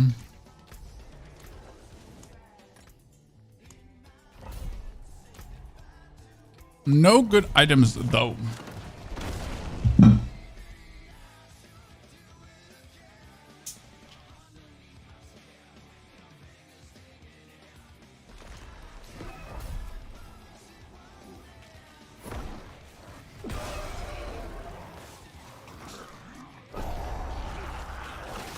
Boop, boop, boop, boop, boop. This must be like one of the most relaxing levelings because you don't have to go anywhere. I mean, my greatest annoyance in Nightmare Dungeons to this point is like the amount of walking you actually have to do. That's it. I mean, necromancers are naturally slow, right, chat? So if I'm doing Nightmare Dungeons, I'm doing a lot of walking, but I'm getting nowhere because I'm a necro, right? But here in these thingies, I don't do any walking, right? I just exist.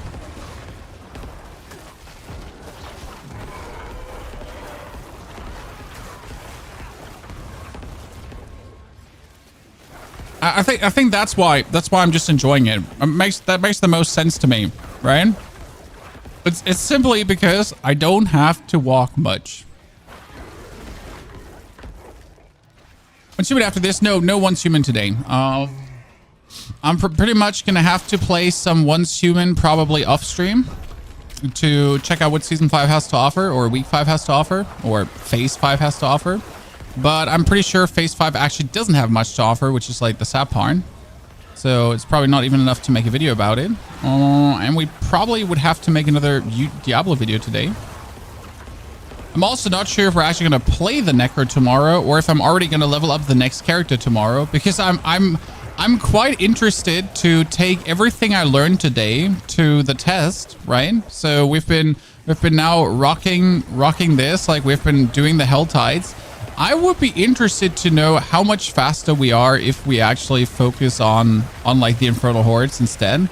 Because we did quite some helltide farming, right? We did quite some Nightmare Dungeon farming, but what if we just ignore the Nightmare Dungeons for the time being?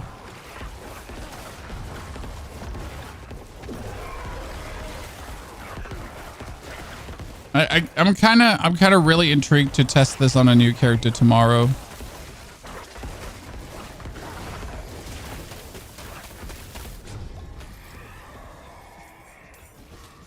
Like I would definitely vastly level different right now.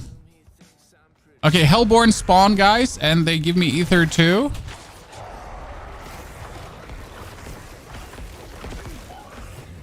Do you think they intended for this to give this much experience?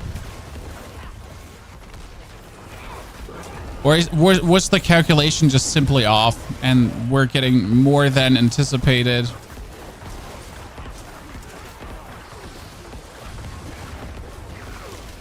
Okay, the amount of Hellborn that are spawning is incredible. I love it.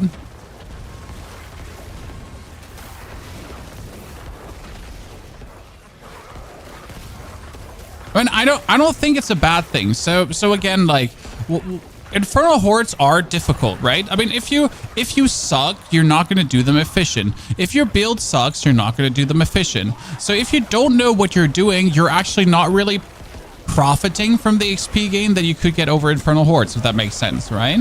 So that means you already gotta like understand the game. You gotta know how to equip your character. You gotta know how to whip out things. I mean, I'm obviously I went here with 925 gear, so I have a 925 weapon, 925 everything because I already cleared a Nightmare Dungeon, right? But it's kind of like the thing, right? So, like, it seems that if you're good at the game, you're essentially being rewarded by the Infernal Hordes, and if you're bad at the game, you wouldn't feel the amount of reward. Does that make sense to you? Which I find pretty cool, because if I do something right, correct, if I acquired the knowledge and I apply the knowledge to play better, I kind of enjoy if the game rewards me for this.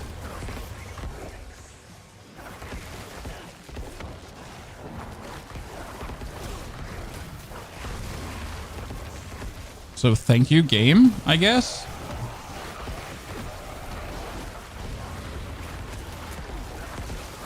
Jesus, is there many Hellborns coming? I forget how many Hellborns they're spawning on you, but also like how we're just absolutely sending these back to the lobby.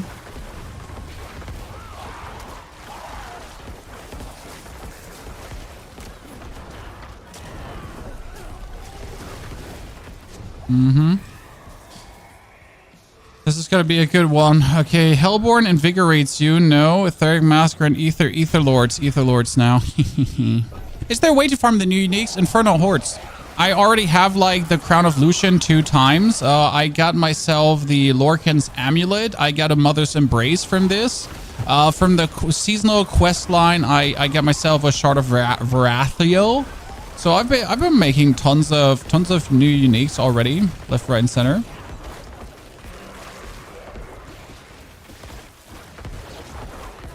So every time you open a chest here, like an equipment chest, might it be the equipment chest of greater spoils or normal, there can be a unique popping out. Obviously, there are certain uniques, like the new uniques actually, that are more likely dropping in the Infernal Hordes. That doesn't mean that they can't drop anywhere else. I mean, like, they can drop everywhere else, essentially, right? But they're just more likely to drop here. Oh my Jesus Christ, the amount of Hellborn is insane, and they're just all getting absolutely demolished. I mean, we're almost 96. This is not okay, ladies and gentlemen. I mean, this is the way to level. And I just won't be told different. I mean, what is this? Is this build better to run than regular minions? Yes, because it only requires... So the build just requires one aspect to be good, and that is... I mean, it doesn't even require that, but you get the aspect that makes your Blood Surge cast twice, and you're good. But even without that, like, you're good, right? So Blood Surge just exists and is actually good. We're using like 2 OP concepts, like the concept of essentially like absolutely screwing everyone over in my vicinity with Blood Surge, but at the same time with my minions just providing a constant stream of DPS and resource generation and corpses, so we always have like something to soak back our essence if we need to. That's level 96, chat. I feel like these Hellborn provided so much bonus XP. Like seriously, the Hellborn, they... like killing them, it feels like they're giving more XP.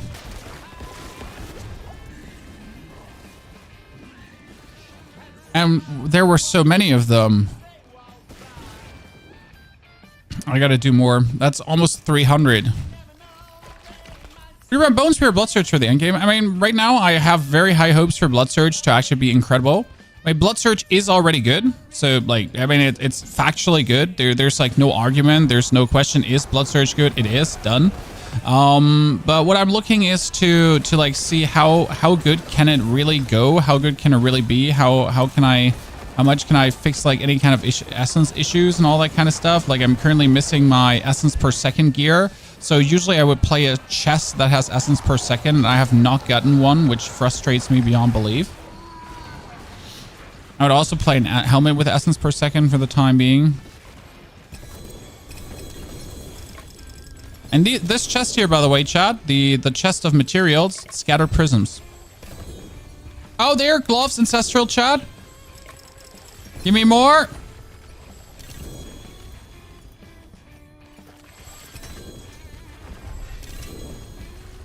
So the next unique has been had, ladies and gentlemen. I mean, it's a hell from below and good, so it doesn't actually hurt. We play other classes. I will play every single class this season. I will, matter of fact, play every single class.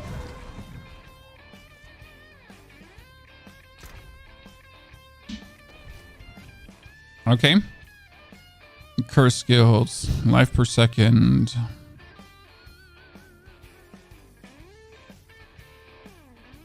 Apparently that one is not bad. Boots, life per second, sadness. Attack speed. Nice. Let's go. That's what you want. Like a ring with attack speed is just straight up like, fuck yeah. Right? No matter what else is on the ring, it's just the best you want to have.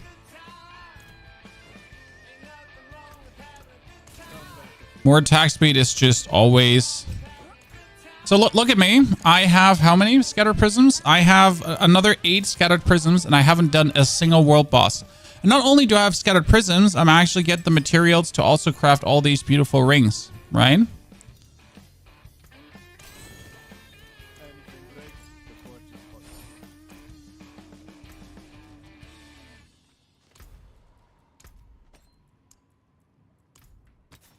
Nova. And Rathmas. Chat Rathmas.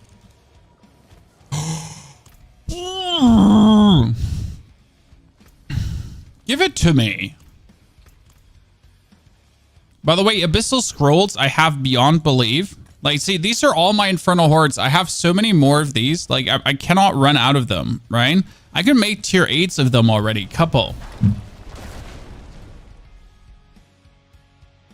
The build is on Mobalytics right now. Yes, the build is also linked in the description of the YouTube video. By the way, special shout out to Wind. I'm sorry for missing your membership on the YouTube. Thank you very much, my friend. Terrible content creator. Not even noticing when people throw money at him. So yeah, we will level every class this season. And I think we're going to do this rather at the start of this season, actually. So right now, as you can see, we're leveling Necro. But as soon as I have the Necro up, we are probably going to be also then resetting to go for Rogue. Because, I mean, with this level method right now, if we manage to pull this through, we're going to have to do the seasonal quests. Which is like, that's the only nuisance, like having to do the seasonal quests again. But as soon as we unlock, like, Infernal Hordes, it should just be, like, free, like, absolute madness.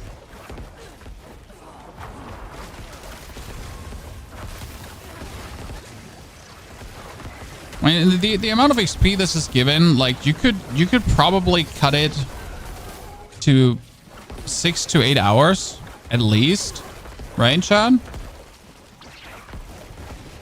I mean, look at me. Like again, we took 2 hours for these 10 levels. We took 2 hours for these 10 levels, and now it's just looking like we're gonna take an hour for the levels that need the most XP.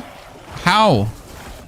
How are we going to take an hour for the levels that throughout the whole leveling process? Because from level 85 on, you need more XP to level up, in case you didn't know this, right? So from level 85 on, you need more XP per level. Because why not? Like, correct. And the XP is actually significantly higher. So, like, we're even in the difficult levels, right? we're not in the easy levels anymore. And yet...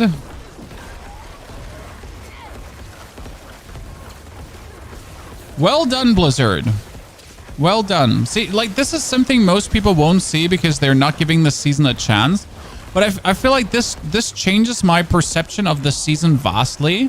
Because I can actually level up new characters with the Infernal Horde, right? And have a lot of fun with this. Then I can go into the pit and instantly into the boss ladder. Because that's the thing. So I do the Infernal Hordes right now, right? I have only 925 gear when I'm done with the Infernal Hordes and Greater Affix 925 gear. So after I'm done with the Infernal Hordes, I am gear-wise so goddamn fucking ready to already do Tormented bosses. I mean, I will be 100 and I have the equipment to tackle a Tormented boss or to start doing tier 100 dungeons, because that's the thing right now, correct? I want to have tons of experience. I want to be able to level up my glyphs in no time. I want to do like a couple of tier 100s and my glyphs should all be level 15, and I can do this straight away as I hit 100. Like, that's crazy.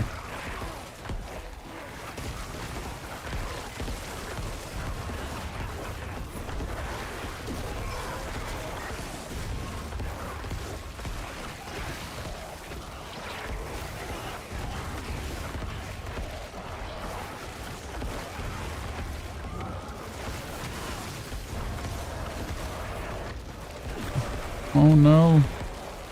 We're spawning more events than we can clear, Chan.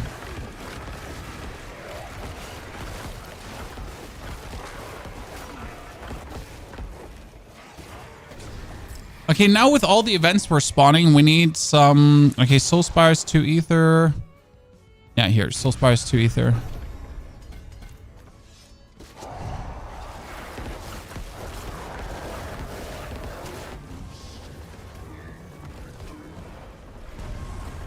Let's get this knocked out.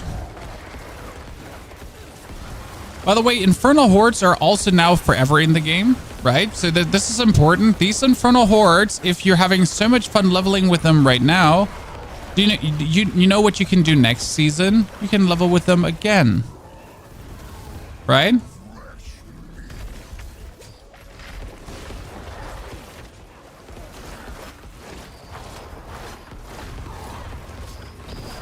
So I find that actually really good.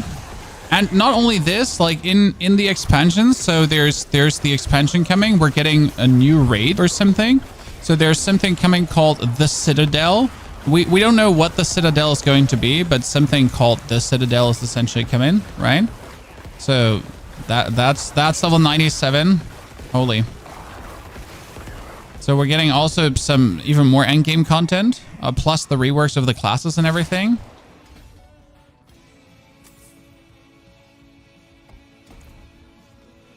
Soul Spires +2. Yeah. When do the tier 4 capstone? I did the world tier 4 capstone with level 50. The problem is if you do it with level 50, you're essentially going to be having to play world tier 4 with level 50 until you get ancestral gear. So I have to say, like, doing it with 50 is easily possible. So there's like there's no hardship, right? Like, it was relatively easy. Sure, Elias did one-hit me if I actually let him one-hit me. But, like, we absolutely destroyed that lad, right?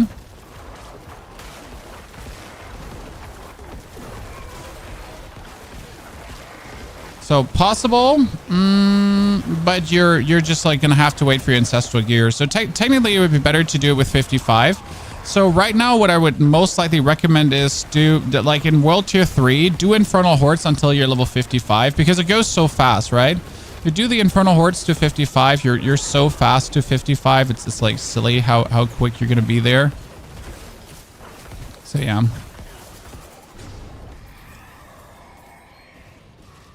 Okay, Ether Lords now. Etheric Masses grant +1 more Ether Lords. Masses spawn Ether Lords. Let's get more Ether Lords.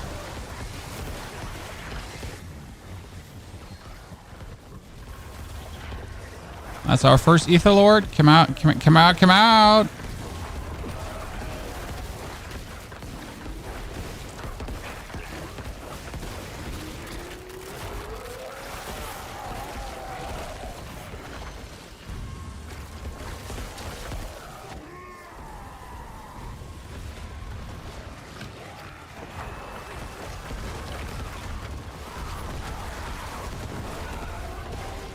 There's my etheric math I'm looking for.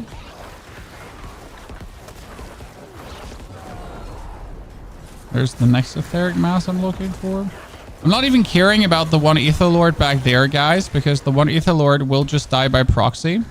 But this guy here, he will just get killed by my minions.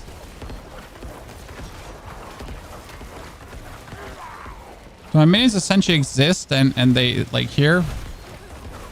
Novas. Hee hee. Hee. Wee. We're gonna find the build. It's linked in the description. Where does the Mutilator plate drop? Mutilator is Beast of Ice, if I'm not mistaken. Now, don't take my word for that.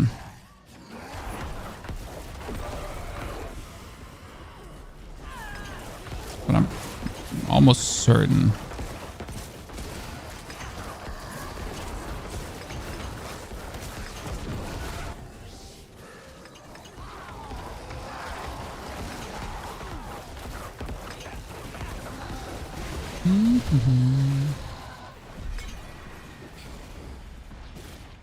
Okay.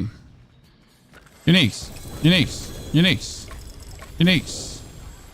Another unique glove, chat. Another unique glove. We did it. More.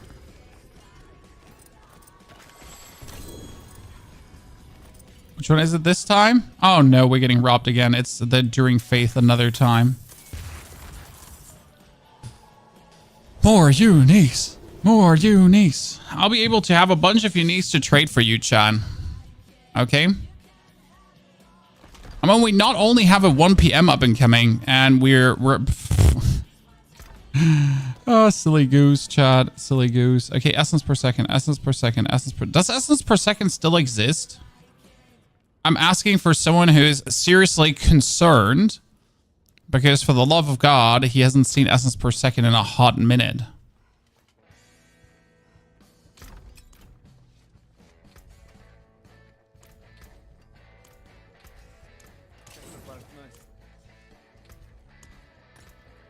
The same goes with Rathmas Chosen, right? Let's check if Rathmas is here.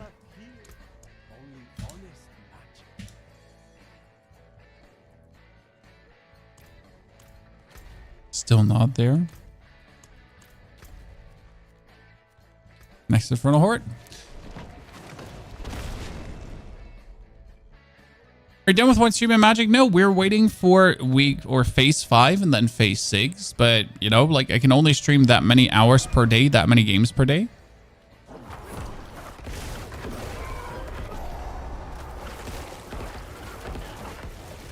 But also we gotta help people in Diablo. I mean, we just figured out the best way to level, which is very interesting because if you're actually checking all these best way to level videos, right? Everyone telling you like how to actually level. Everyone made a video before the season because people tend to do this, right? They tend to make this this video before the season. But I usually make my video on like day 1 of the season where we're talking about how to actually level for real, because then you have done it, right?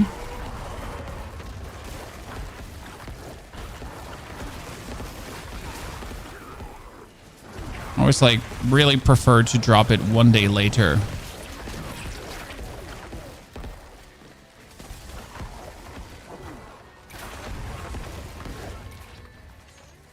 Come on, kill it. Jump, Golem. Perfection. I mean, this really needs you to be fully resistance out. I'm actually proud of myself that we managed to get ourselves fully resistance out, Chad. And that usually doesn't happen. Destroyed. Okay, 50% faster or... Yeah, 50% faster. Always take that one at least, right?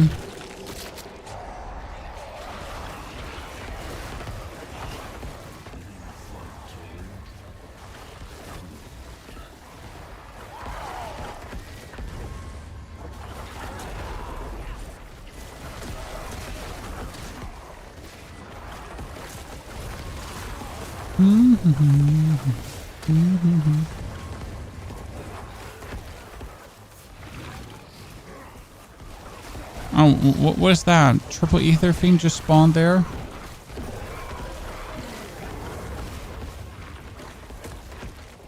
Slay the Ether Fiend, destroy the Etheric Mass, will do.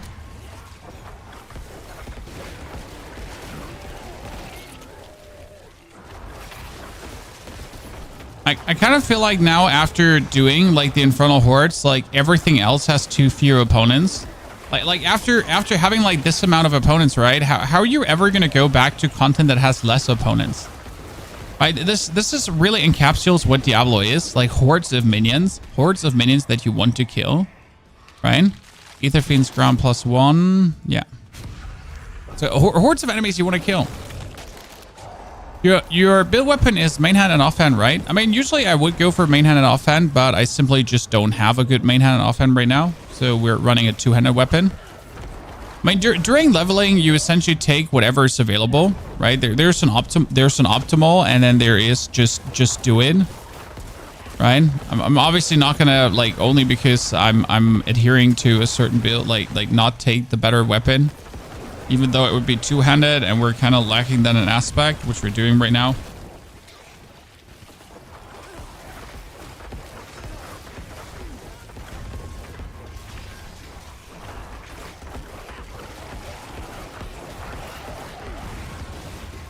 I need my Wrath must chosen for 50% more attack speed.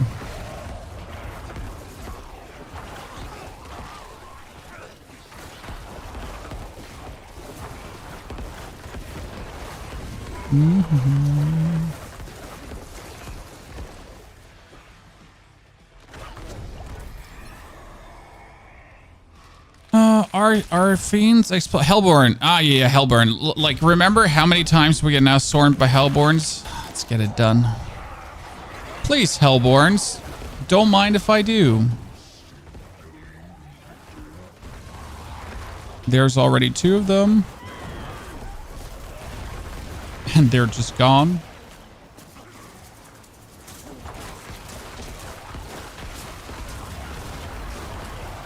Two more Hellborn. That's the advantage of Hellborn. They just happen, right? And they actually come to you.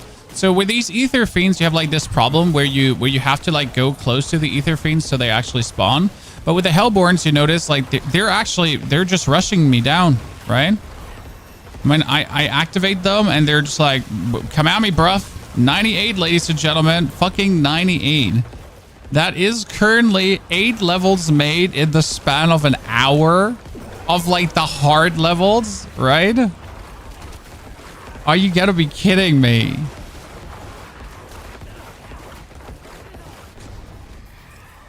That's just like, you gotta be kidding me. Oh, more Hellborn spawn, Chad. I mean, I told you that I feel like the Hellborns are giving me more XP. I mean, an elite generally gives, I think, like 600 XP, right? And like, look, smaller mobs give lesser XP.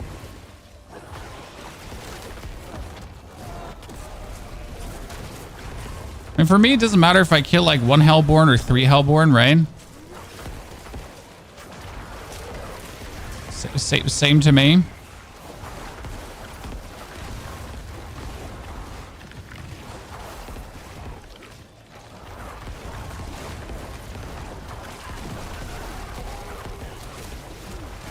There they are. Curse them. One overpower just took them all out.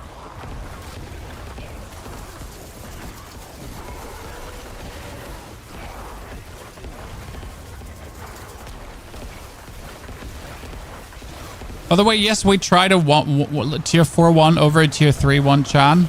It wasn't worth it. It was surely not worth it. Okay, we're going for Ether Lords now spawn, or yeah, Ether Lords now spawn too. Necro looks more fun than Rogue right now. It's simply just that the content is made for Necro. I mean, so which Rogue build is good at clearing masses of opponent? I think like I would probably play Barrage for this because I would want to be able to just clear out as many as possible in as short time as possible. So I do feel like that Barrage might be like perfect for this kind of content, but I'm just not sure, right? I haven't played much Barrage. I usually play Heartseeker, and Heartseeker is what I would have played for this one too, because Victimized Heartseeker is actually really nice. But they obviously like nerfed that, or actually didn't nerf it. They brought it back in line where it was supposed to be from day 1 on, because it kind of went off the charts. Unintentional.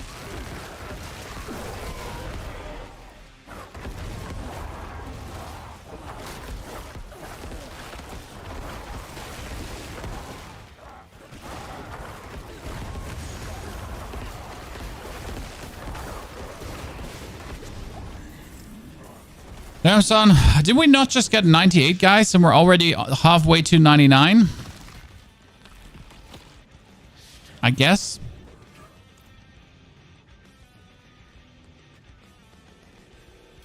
You are doing Barrage and it doesn't feel as easy and laid back as Necro. I mean, like, that's because you're playing Rogue, right? I mean, as a Rogue, you gotta try. So the thing about Necro is it might be a fault or it might be a boon. I don't know how you want to look at it, but Necro doesn't have to try. Like, right? I mean, I could AFK get this one done. It would be slower and whatever, but if I put myself in a corner and I have my minions do it, they will. It will get it done. I get 300. Jesus.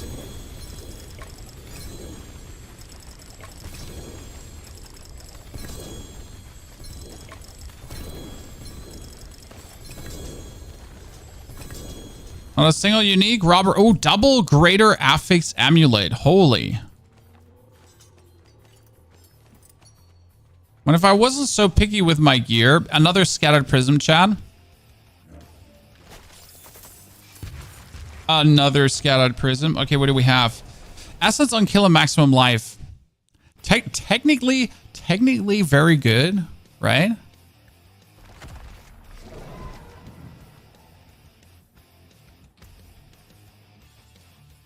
Okay, essence per second. Finally, an item with essence per second. Straight up coming into the vault.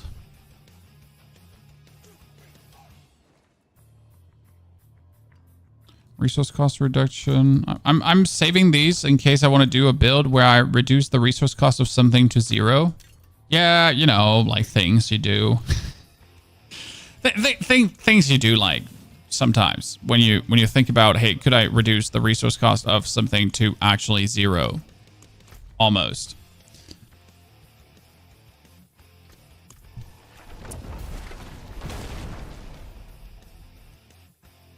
Oh, I don't know if I should play Sork or Necro. I think both are in a very good state right now.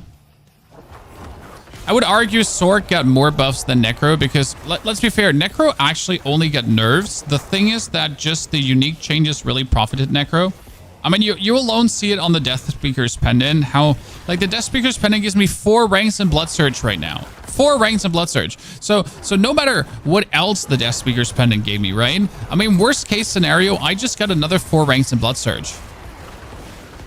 Which is just in itself also quite useful. Right? Who doesn't want to have 4 bonus ranks in Blood Surge?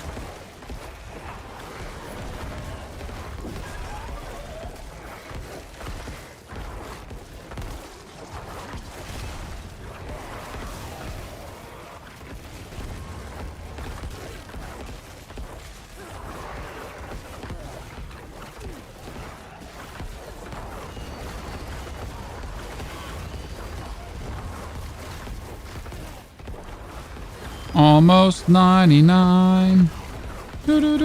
Almost 99. 99. 99. Boom, boom, boom, boom, boom, boom. Oh, where are you all coming from? Jeez. You're just hiding in the corner, huh? Oh, shit. Moss, Ether Fiends, Hellborn. Chat, this early. Okay, this is going to be the absolute HP Vana here. I need to drink my potion.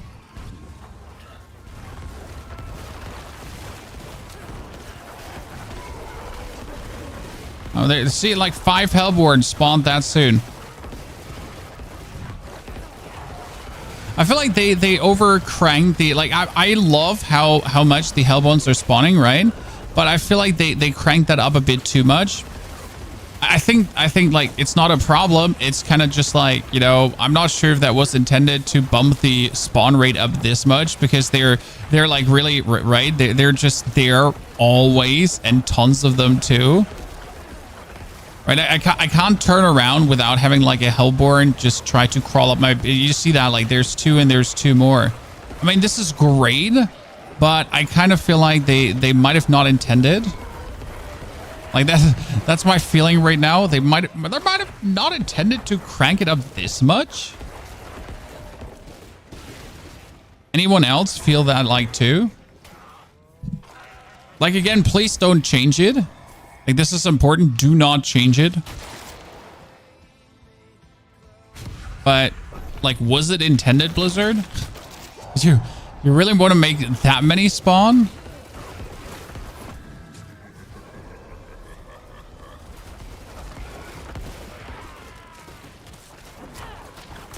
You're having fun, I guess it was intended. I mean, success, like 100% success. Like, I am having fun. God, the Burning Butcher just had his ass eaten. So for sure, cannot deny, I am enjoying myself massively. I mean, this has me like excited to not even keep playing my character on the level, right? So it sounds so stupid, but like, so I'm putting all the effort in to get this character to 100, but I'm actually really excited to just not play this character when he's 100 and just level up another one. I hope I'm not the only one that sounds psychopathic, Chan.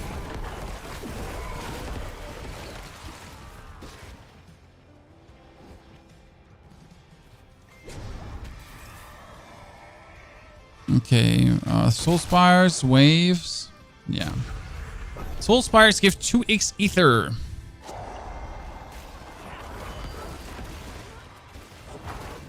I guess twice the amount of kills doesn't like really matter on a Soul Spire as you're just standing there anyways and just blast everything away with like with a press of one button.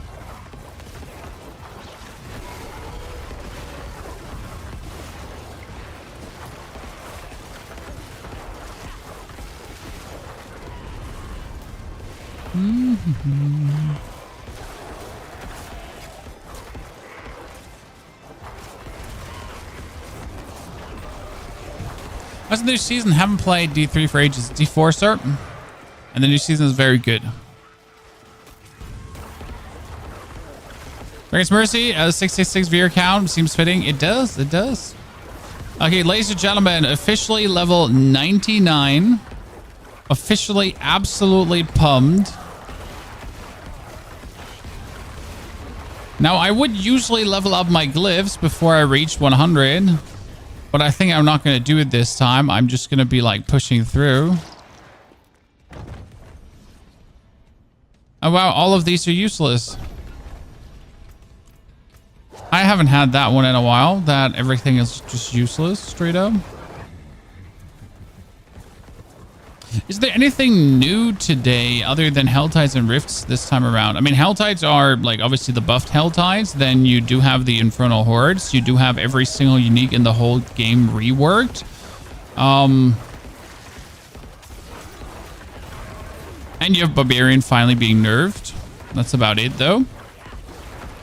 I mean, for seasonal content, it's good. It's enough. Like the seasonal horde is worthy of a season actually. Because the seasonal horde is like a significant game changer when it comes down to like how the game is being played. I mean, you're still playing the pit essentially, right? At the end game, the pit is going to be a dick measuring contest on how deep can you go. But the infernal hordes is kind of like they're a good implementation to the game, especially since they're staying forever, right? It's like to not forget. The infernal hordes are obviously the new game mode that is eternal though, right? It's like it's part of the game. Spawns events faster. Yep, let's spawn events faster. Do you get the option to switch builds without doing paragons all over again? Nope. They still haven't done that. I'm expecting this for the expansion, but we are not sure. I mean, I really hope we get any kind of armory, but we'll see about this. Afterward, thank you for the 73 months of support. Afterward, very good to have you there, sir. Hope we're doing well enough. But the best leveling build, it is the best leveling build. When we already have one of the uniques that we actually need, we're currently wearing one more unique that we don't need, but that just works absolutely well for what we're doing here right now.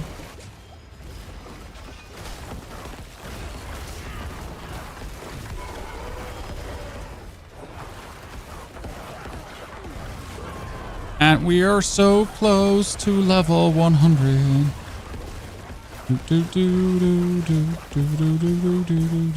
And here I was thinking helltide with a triple mine cage is going to be the farm. I could have not been more wrong, chat. I could have not been more wrong. Which is always fun to be wrong, because there's always something new to learn. Watch out, we're getting big banger legendaries now. Uniques, everything. More smoldering ashes, more loot, more abyssal scrolls. What's Once Human? We haven't played Once Human today. We're gonna check out week 5 in soon.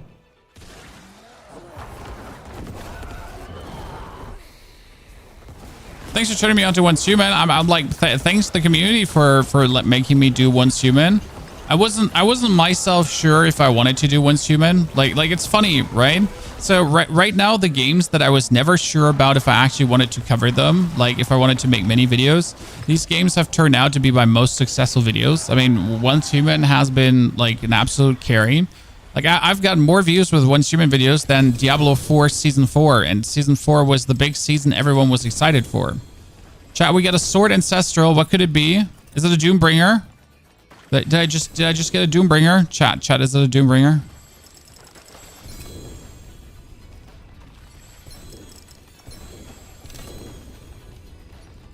And another Shattered Prism. Let's go. Still Golemancer. No, this is Blood Surge, but it's playing a Golem too. That's my Shard of Varathiel the second, but this one is so shit that I'm just going to break it. 29.9% total armor. That's not even good. That's a Golem Mastery chest with essence per second. I mean, the essence per second is good. The Golem Mastery is bad. So, like, total just a done.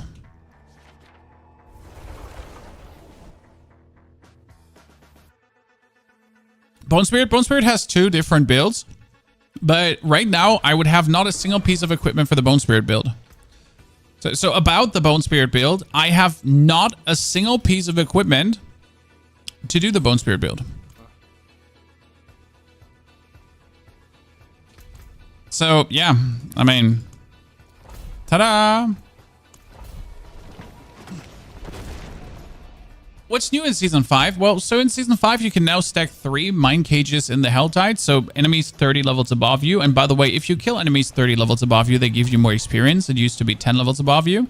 Then every single unique got reworked, and the Infernal Hordes are a new way to get uniques. And the Infernal Hordes are accessed by Infernal Compasses. These Infernal Compasses you get from every in-game activity. So you play helltide, you open chests, you do whispers. That gives you Infernal Compasses. Then you go into the Infernal Hordes and you kill everything. You can make the Infernal Hordes harder by taking higher tier compasses. We're doing tier 3 out of 8 right now. Yes, chat, this is tier 3 out of 8. We're doing this with a relative ease, but honestly, we tried tier 4 with level 90 and I was getting one hit. I was literally getting one hit. I mean, I had like my 20,000 life and everything. I still was getting one hit, so I'm not sure what to make out of that one, if I'm honest with you.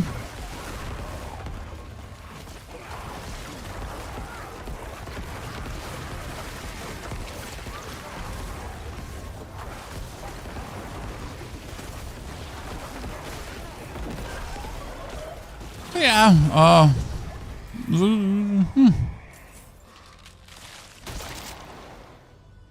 Ether Fiends.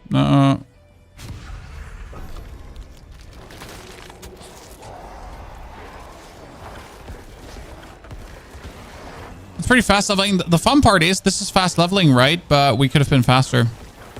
So I'm actually eager tomorrow to just start a brand new character straight away. I'm not sure what you want to see, guys. Do you want to see me like stroll around in the endgame with the necro now? Or would it be more interesting to just level up another character really quick? Because I'm pretty sure I could tomorrow in one stream get the character leveled up. Right? I mean, now that I know how the quest works and that I don't have to go back every second, like it should be so much more convenient. Sork, now we're actually looking to play Rogue because I have to say I've recently acquired a liking for Rogue, and this is funny because I actually hate Rogue. I think Rogue is the stupidest class in the game. So it might be that we play Rogue because of that. You need at least 2 characters to get Shaco. No, you don't. I mean, like, that would be only for a safe Harlequin crest, sir. And you might also get it dropped. Simple as that. Killing faster gives more events. Let's go. How's Druid doing? I mean, like just lose any attachment to Druid because Druid is going to be Spiritborn anyways. I mean, I don't know what they want to do to Druid, so it just doesn't feel like it's a sucky Spiritborn. Because right now, after seeing the Spiritborn presentation, you're like, the Druid is like, am I a joke to you? Because why would you play Druid when Spiritborn exists? I know they're not the same. But as corporate, they can't tell you the difference between these two pictures.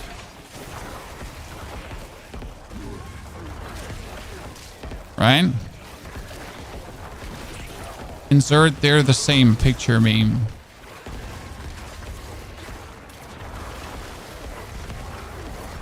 I mean, as much as I like Druid, right? But Druid just literally seems like a poor man's Spiritborn at this point. I mean, I hope for all my fellow Druid aficionados that this will get fixed, because no one wants to feel like their class is just bottom feeder. That's, by the way, why a lot of people gave up on Necro this season, because they thought Necro is going to be bottom feeder.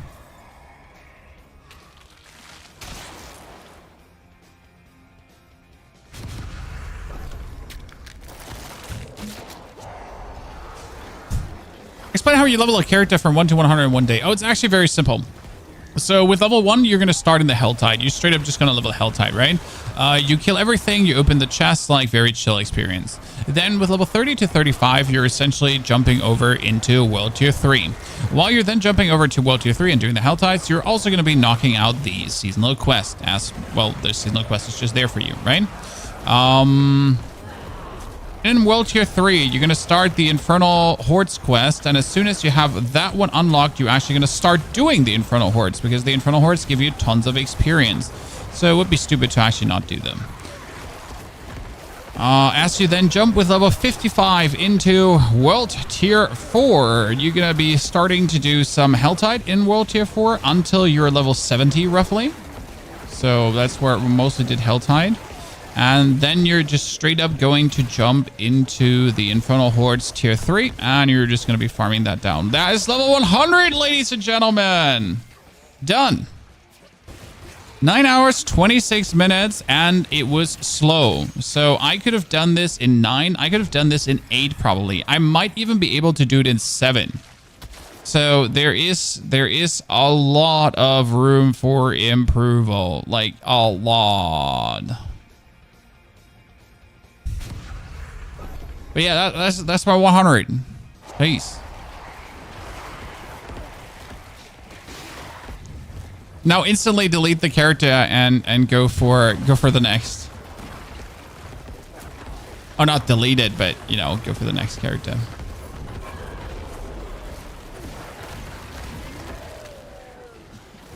So now I can actually start doing harder Infernal Hordes soon to kind of find out if harder Infernal Hordes have a better chance to drop uniques. Because I kind of feel like, so they said they scaled the rewards with the difficulty of the Infernal Hordes. I mean, in my eyes, that says the harder Infernal Horde I do, the more unique I get, right? Just do a tier 8 Infernal Horde, and like the Infernal Horde is only going to be dropping uniques, nothing else but uniques. Like every single drop is going to be a unique.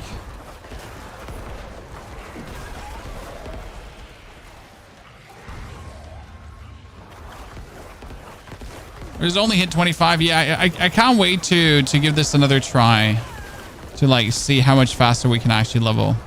Wow, what is this for a sadness fiesta? I killed a lot of things, but we have essentially picked up like just really bad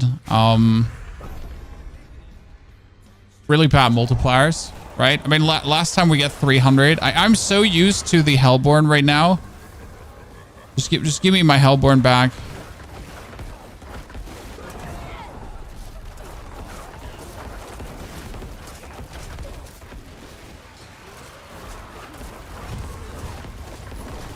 Start Rogue? Oh, no, we're not going to start Rogue today. In order to start Rogue, I need a complete new thumbnail and everything. Like, we're going to stay with our class for today. I mean, obviously, I have to record another YouTube video today because now that we have figured out how to level this efficient, right? We gotta talk about it.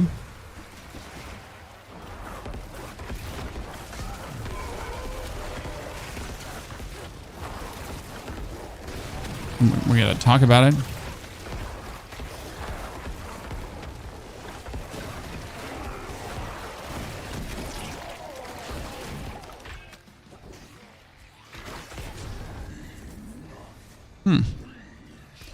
Battle Pass claim. The one. I mean, I'm almost through with the Battle Pass too. The only problem is I didn't do the journey, right? So this is actually interesting. There's so much more I have to do for journey right now. Thank you, Crack Marlin, for the brand new subscription. Crack, good to see you there. Welcome to the Knights of the Round Table. Chat, we could also try to knock out a Tormented boss. I'm not sure if we should be able to because our gear is actually bad, right? I mean, technically we should be doing the pit before we do tormented bosses. So our next step would actually be doing the thing I hate doing, aka nightmare dungeons. Because why would you do nightmare dungeons right now? To get your glyphs up. So in order to reach the next level of power, the next step is just glyph XP. Right? So Eve, thank you for the 25 months. Marlon, good to see you there. Howdy.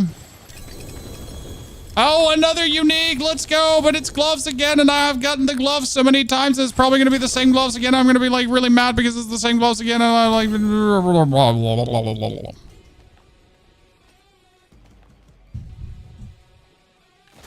At what level do you get in the Infernal Hordes? At 35, you can start with them. I started with level 80. I would have probably started with level 70, if I'm honest with you. So I started a bit late. Wow, that's max resource. This is actually, wow, this is the perfect offhand for... Oh, this is the perfect offhand for Bone Spirit.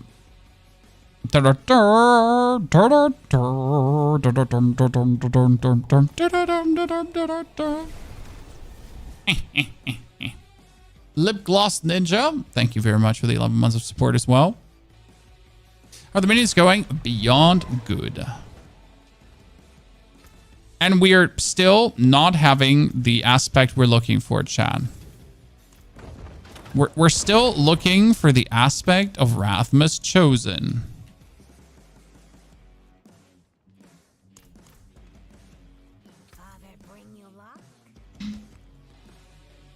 Let's gamble focuses for a second. Not a single one.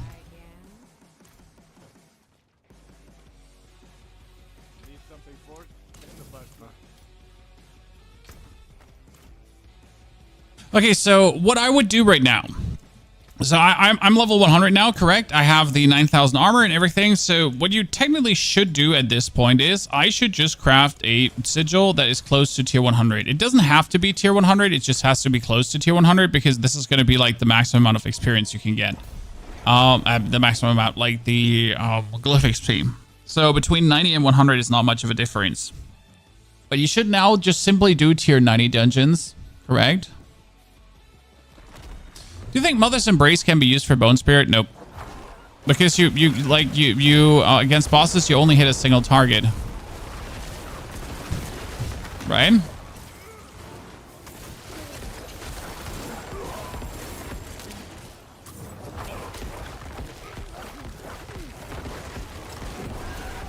That's the problem.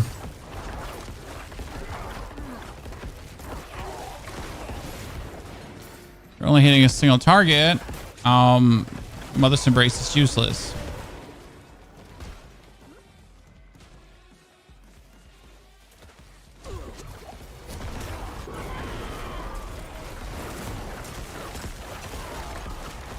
Let's see how well this actually holds up, like in a tier 96. It might be that tier 80s is more like what we should do. Because again, we're missing like all our glyphs multiplied up and everything.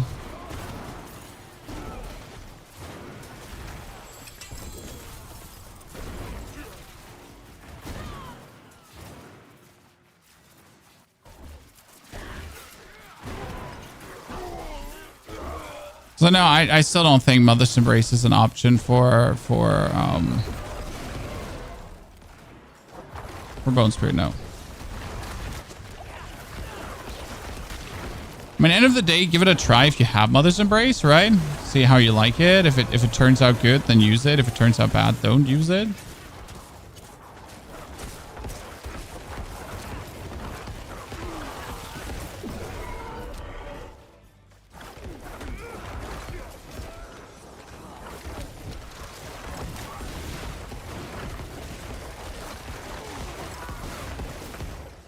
This is relatively smooth sailing for tier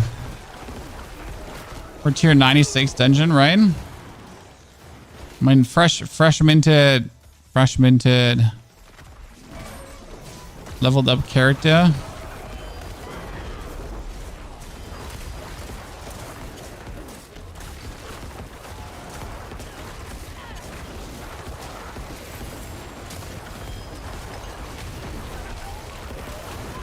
Oh, that was a bit greedy. There was a bit greedy. There was like maybe 10 too many effects or so.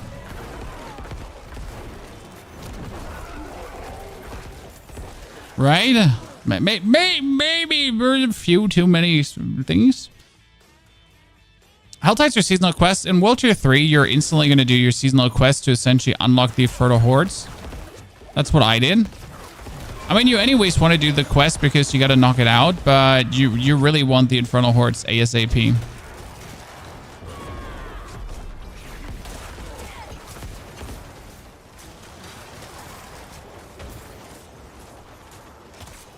Because hot damn are they useful. I mean, like, you can see it at the times here. From level 90 to 100, we've only done Infernal Hordes. And look how much XP we made. That's the secret. Is the Rogue really that strong? Yes, Rogue is really that strong. And the thing is, like, Rogue is very equipment hungry. So Rogue works for leveling, but in the end game, Rogue is very equipment hungry. You need to get the attack speed items. You need to get the lucky hit items. So you need a specific set of skills to overwhelm your opponents. And if you're unlucky to not get that shit, well, boo-hoo for you, right? Like, again, Necromancer is very forgiving for not having good gear because your minions are making up for good gear, essentially.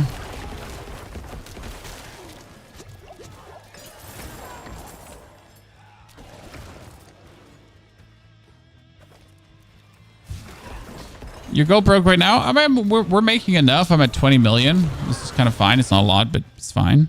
So Heartseeker's still good. There's a way to play Cold Heartseeker. I'm just not sure how good it will be. So yes, Heartseeker can still be played in a way.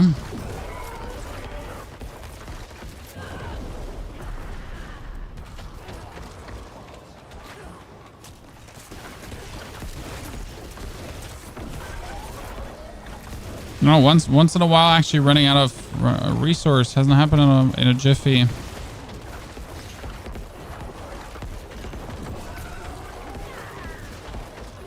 Keep in mind, this is not a pit run. What? Where? And why are you one-shotting me? I don't feel like Jimothy should one-shot me, but that's just me, guys. Right?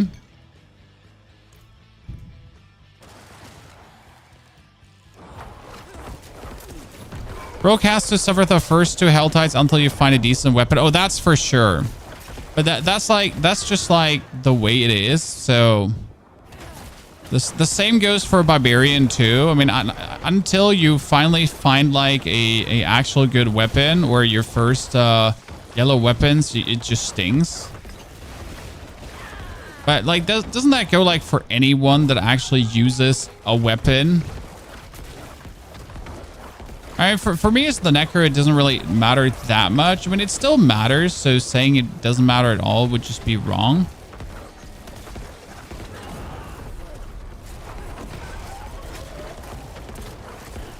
Yeah, we need to work on the proper equipment, chat.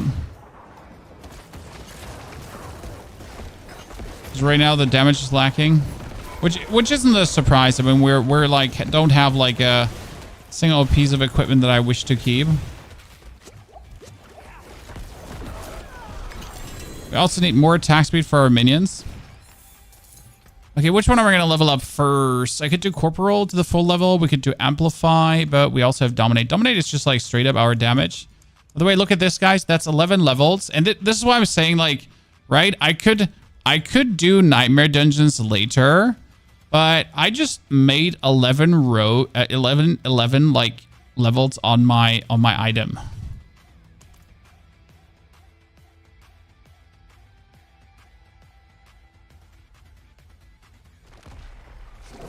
Where do you leave the last chest? Honestly, I mostly just forget picking it up. I don't leave the chest intentionally. I just forget. I'm only one dude after all. Spaghetti.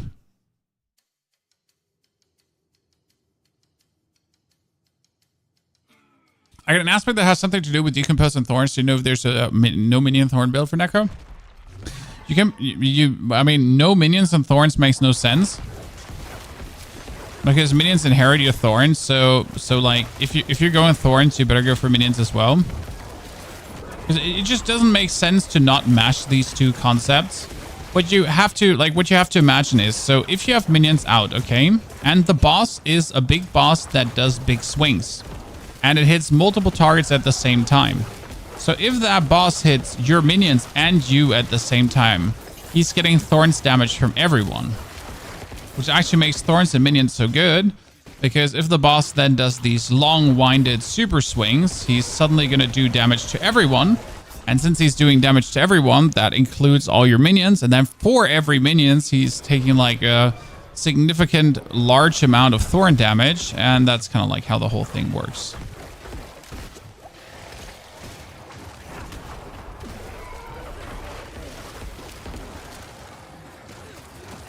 All right, minions and thorns is actually so good. Oh, Jesus.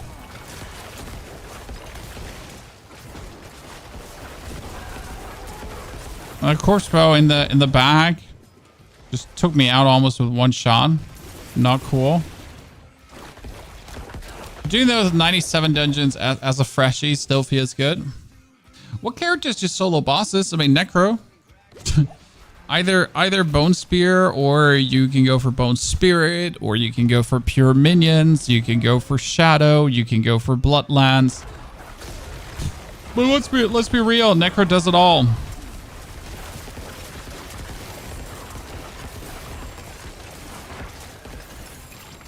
And if I get the right item for this build, so we're essentially missing the gloves, my single target damage is going to skyrocket. I mean, I just really need to find out where I actually get Crew's Embrace from. Can someone Google that? Chat, Crew's Embrace? Which boss drops that?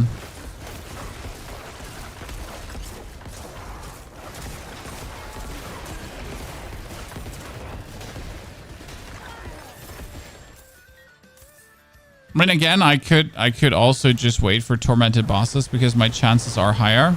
Because I actually dislike farming normal bosses, right? Normal bosses have one single chance that something comes out. Rather like put the effort into to kill the tormented version, because then you just have more chances.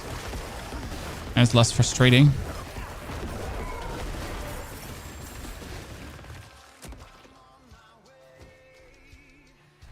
Thorns minions because the only necro build you've played. The only thing I dislike about Thorns is you essentially like rely on your enemy to hit you.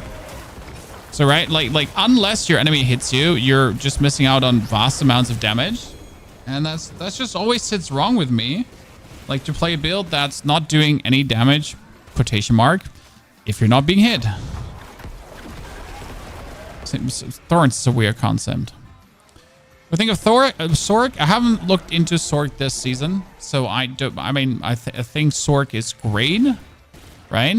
But I don't have any profound knowledge about what Sork does especially good this season.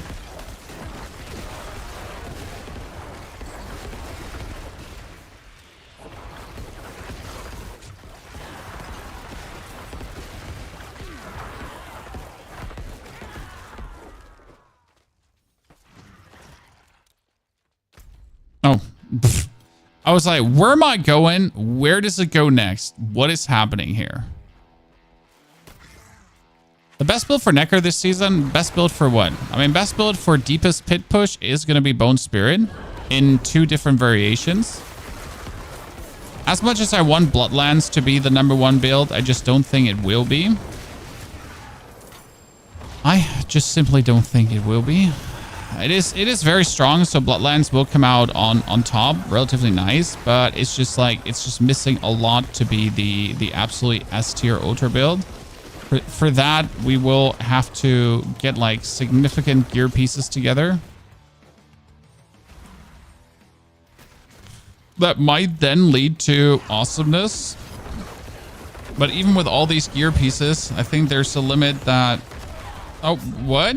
That Bloodlands can't break.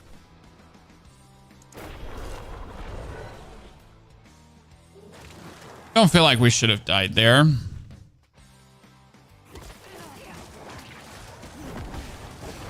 Ring of Men Down is viable now. Ring of Men Down still faces the exact same problem has always done. Ring of Men Down scales off your damage. So Ring of Men Down doesn't scale off your minions' damage, so your minions are not making Ring of Men Down stronger. It's your damage that scales Ring of Men Down.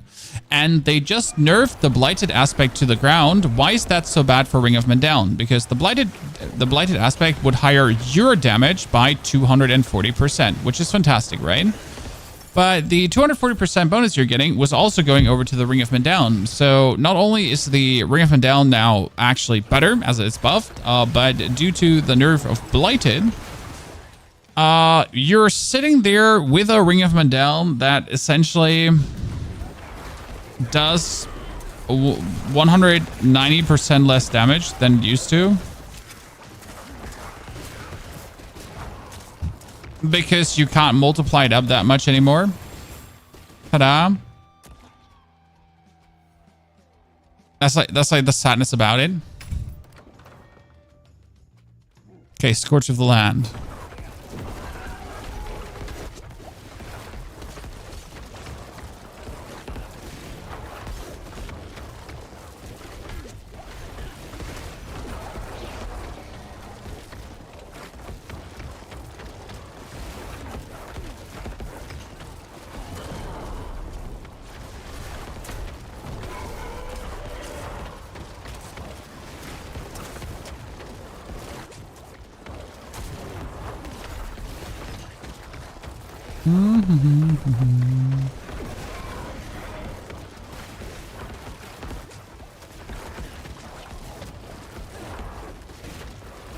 I like how we're always just like, oh wow, how we're always just like, oh,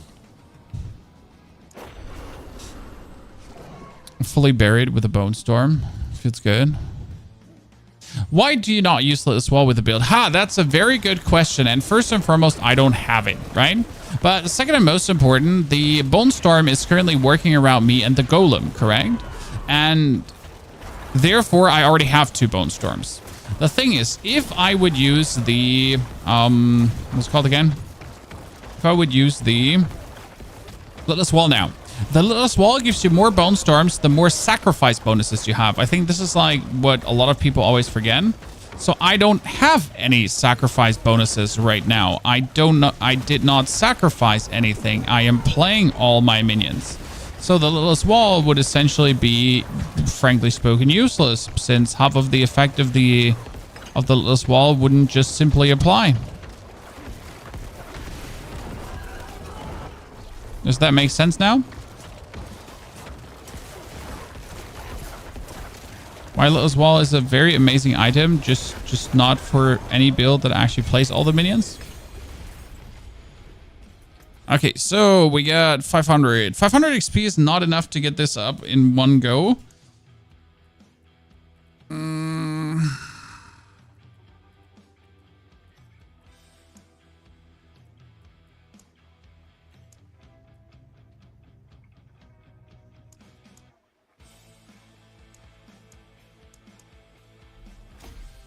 Look at this, just almost to 15 already. Like 2 dungeons only done and then almost to 15. It's crazy. I'm very content with this, but we gotta level something more tomorrow. I played a ton of Warcraft near the top of the NA leaderboards. You familiar with the weak R's, and are those a thing in this game? Nope, not a thing.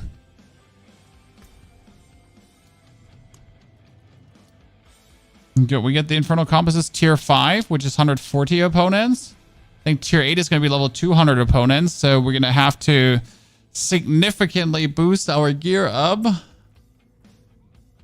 I only had like essence per second gear. It's so sad, and we still don't have Rathamus. How I don't have Rathamus is beyond me. Oh, I actually have an absolute low roll on the blood-bathed aspect. That's really nice. Does the Great Feast aspect still give you the damage multiplier when you have no essence? Yes, but it's not that high. So they nerfed the Great Feast because the Great Feast was a little bit too strong and it was going a bit too crazy. Okay, chat. I would say we're actually gonna like end it here. We made it to level 100 in 9 hours 26 seconds with the Blood Surge build. The Blood Surge build can be found in the video description or !MOBA on Twitch. We will be playing more tomorrow, and we'll probably do check out someone's Human Season 5 Week 5 as well. We might probably start leveling a new character tomorrow and then play the Necromancer in 2 days again. But this was already our absolute incredible progress. I'm really happy we picked up the Crown of Lucian too. So we have tons of uniques. We have the Shot of Varathiel. We have Lockhard's Amulet. So we're ready for a lot of exploits. But I'd say I see you all tomorrow again, hopefully.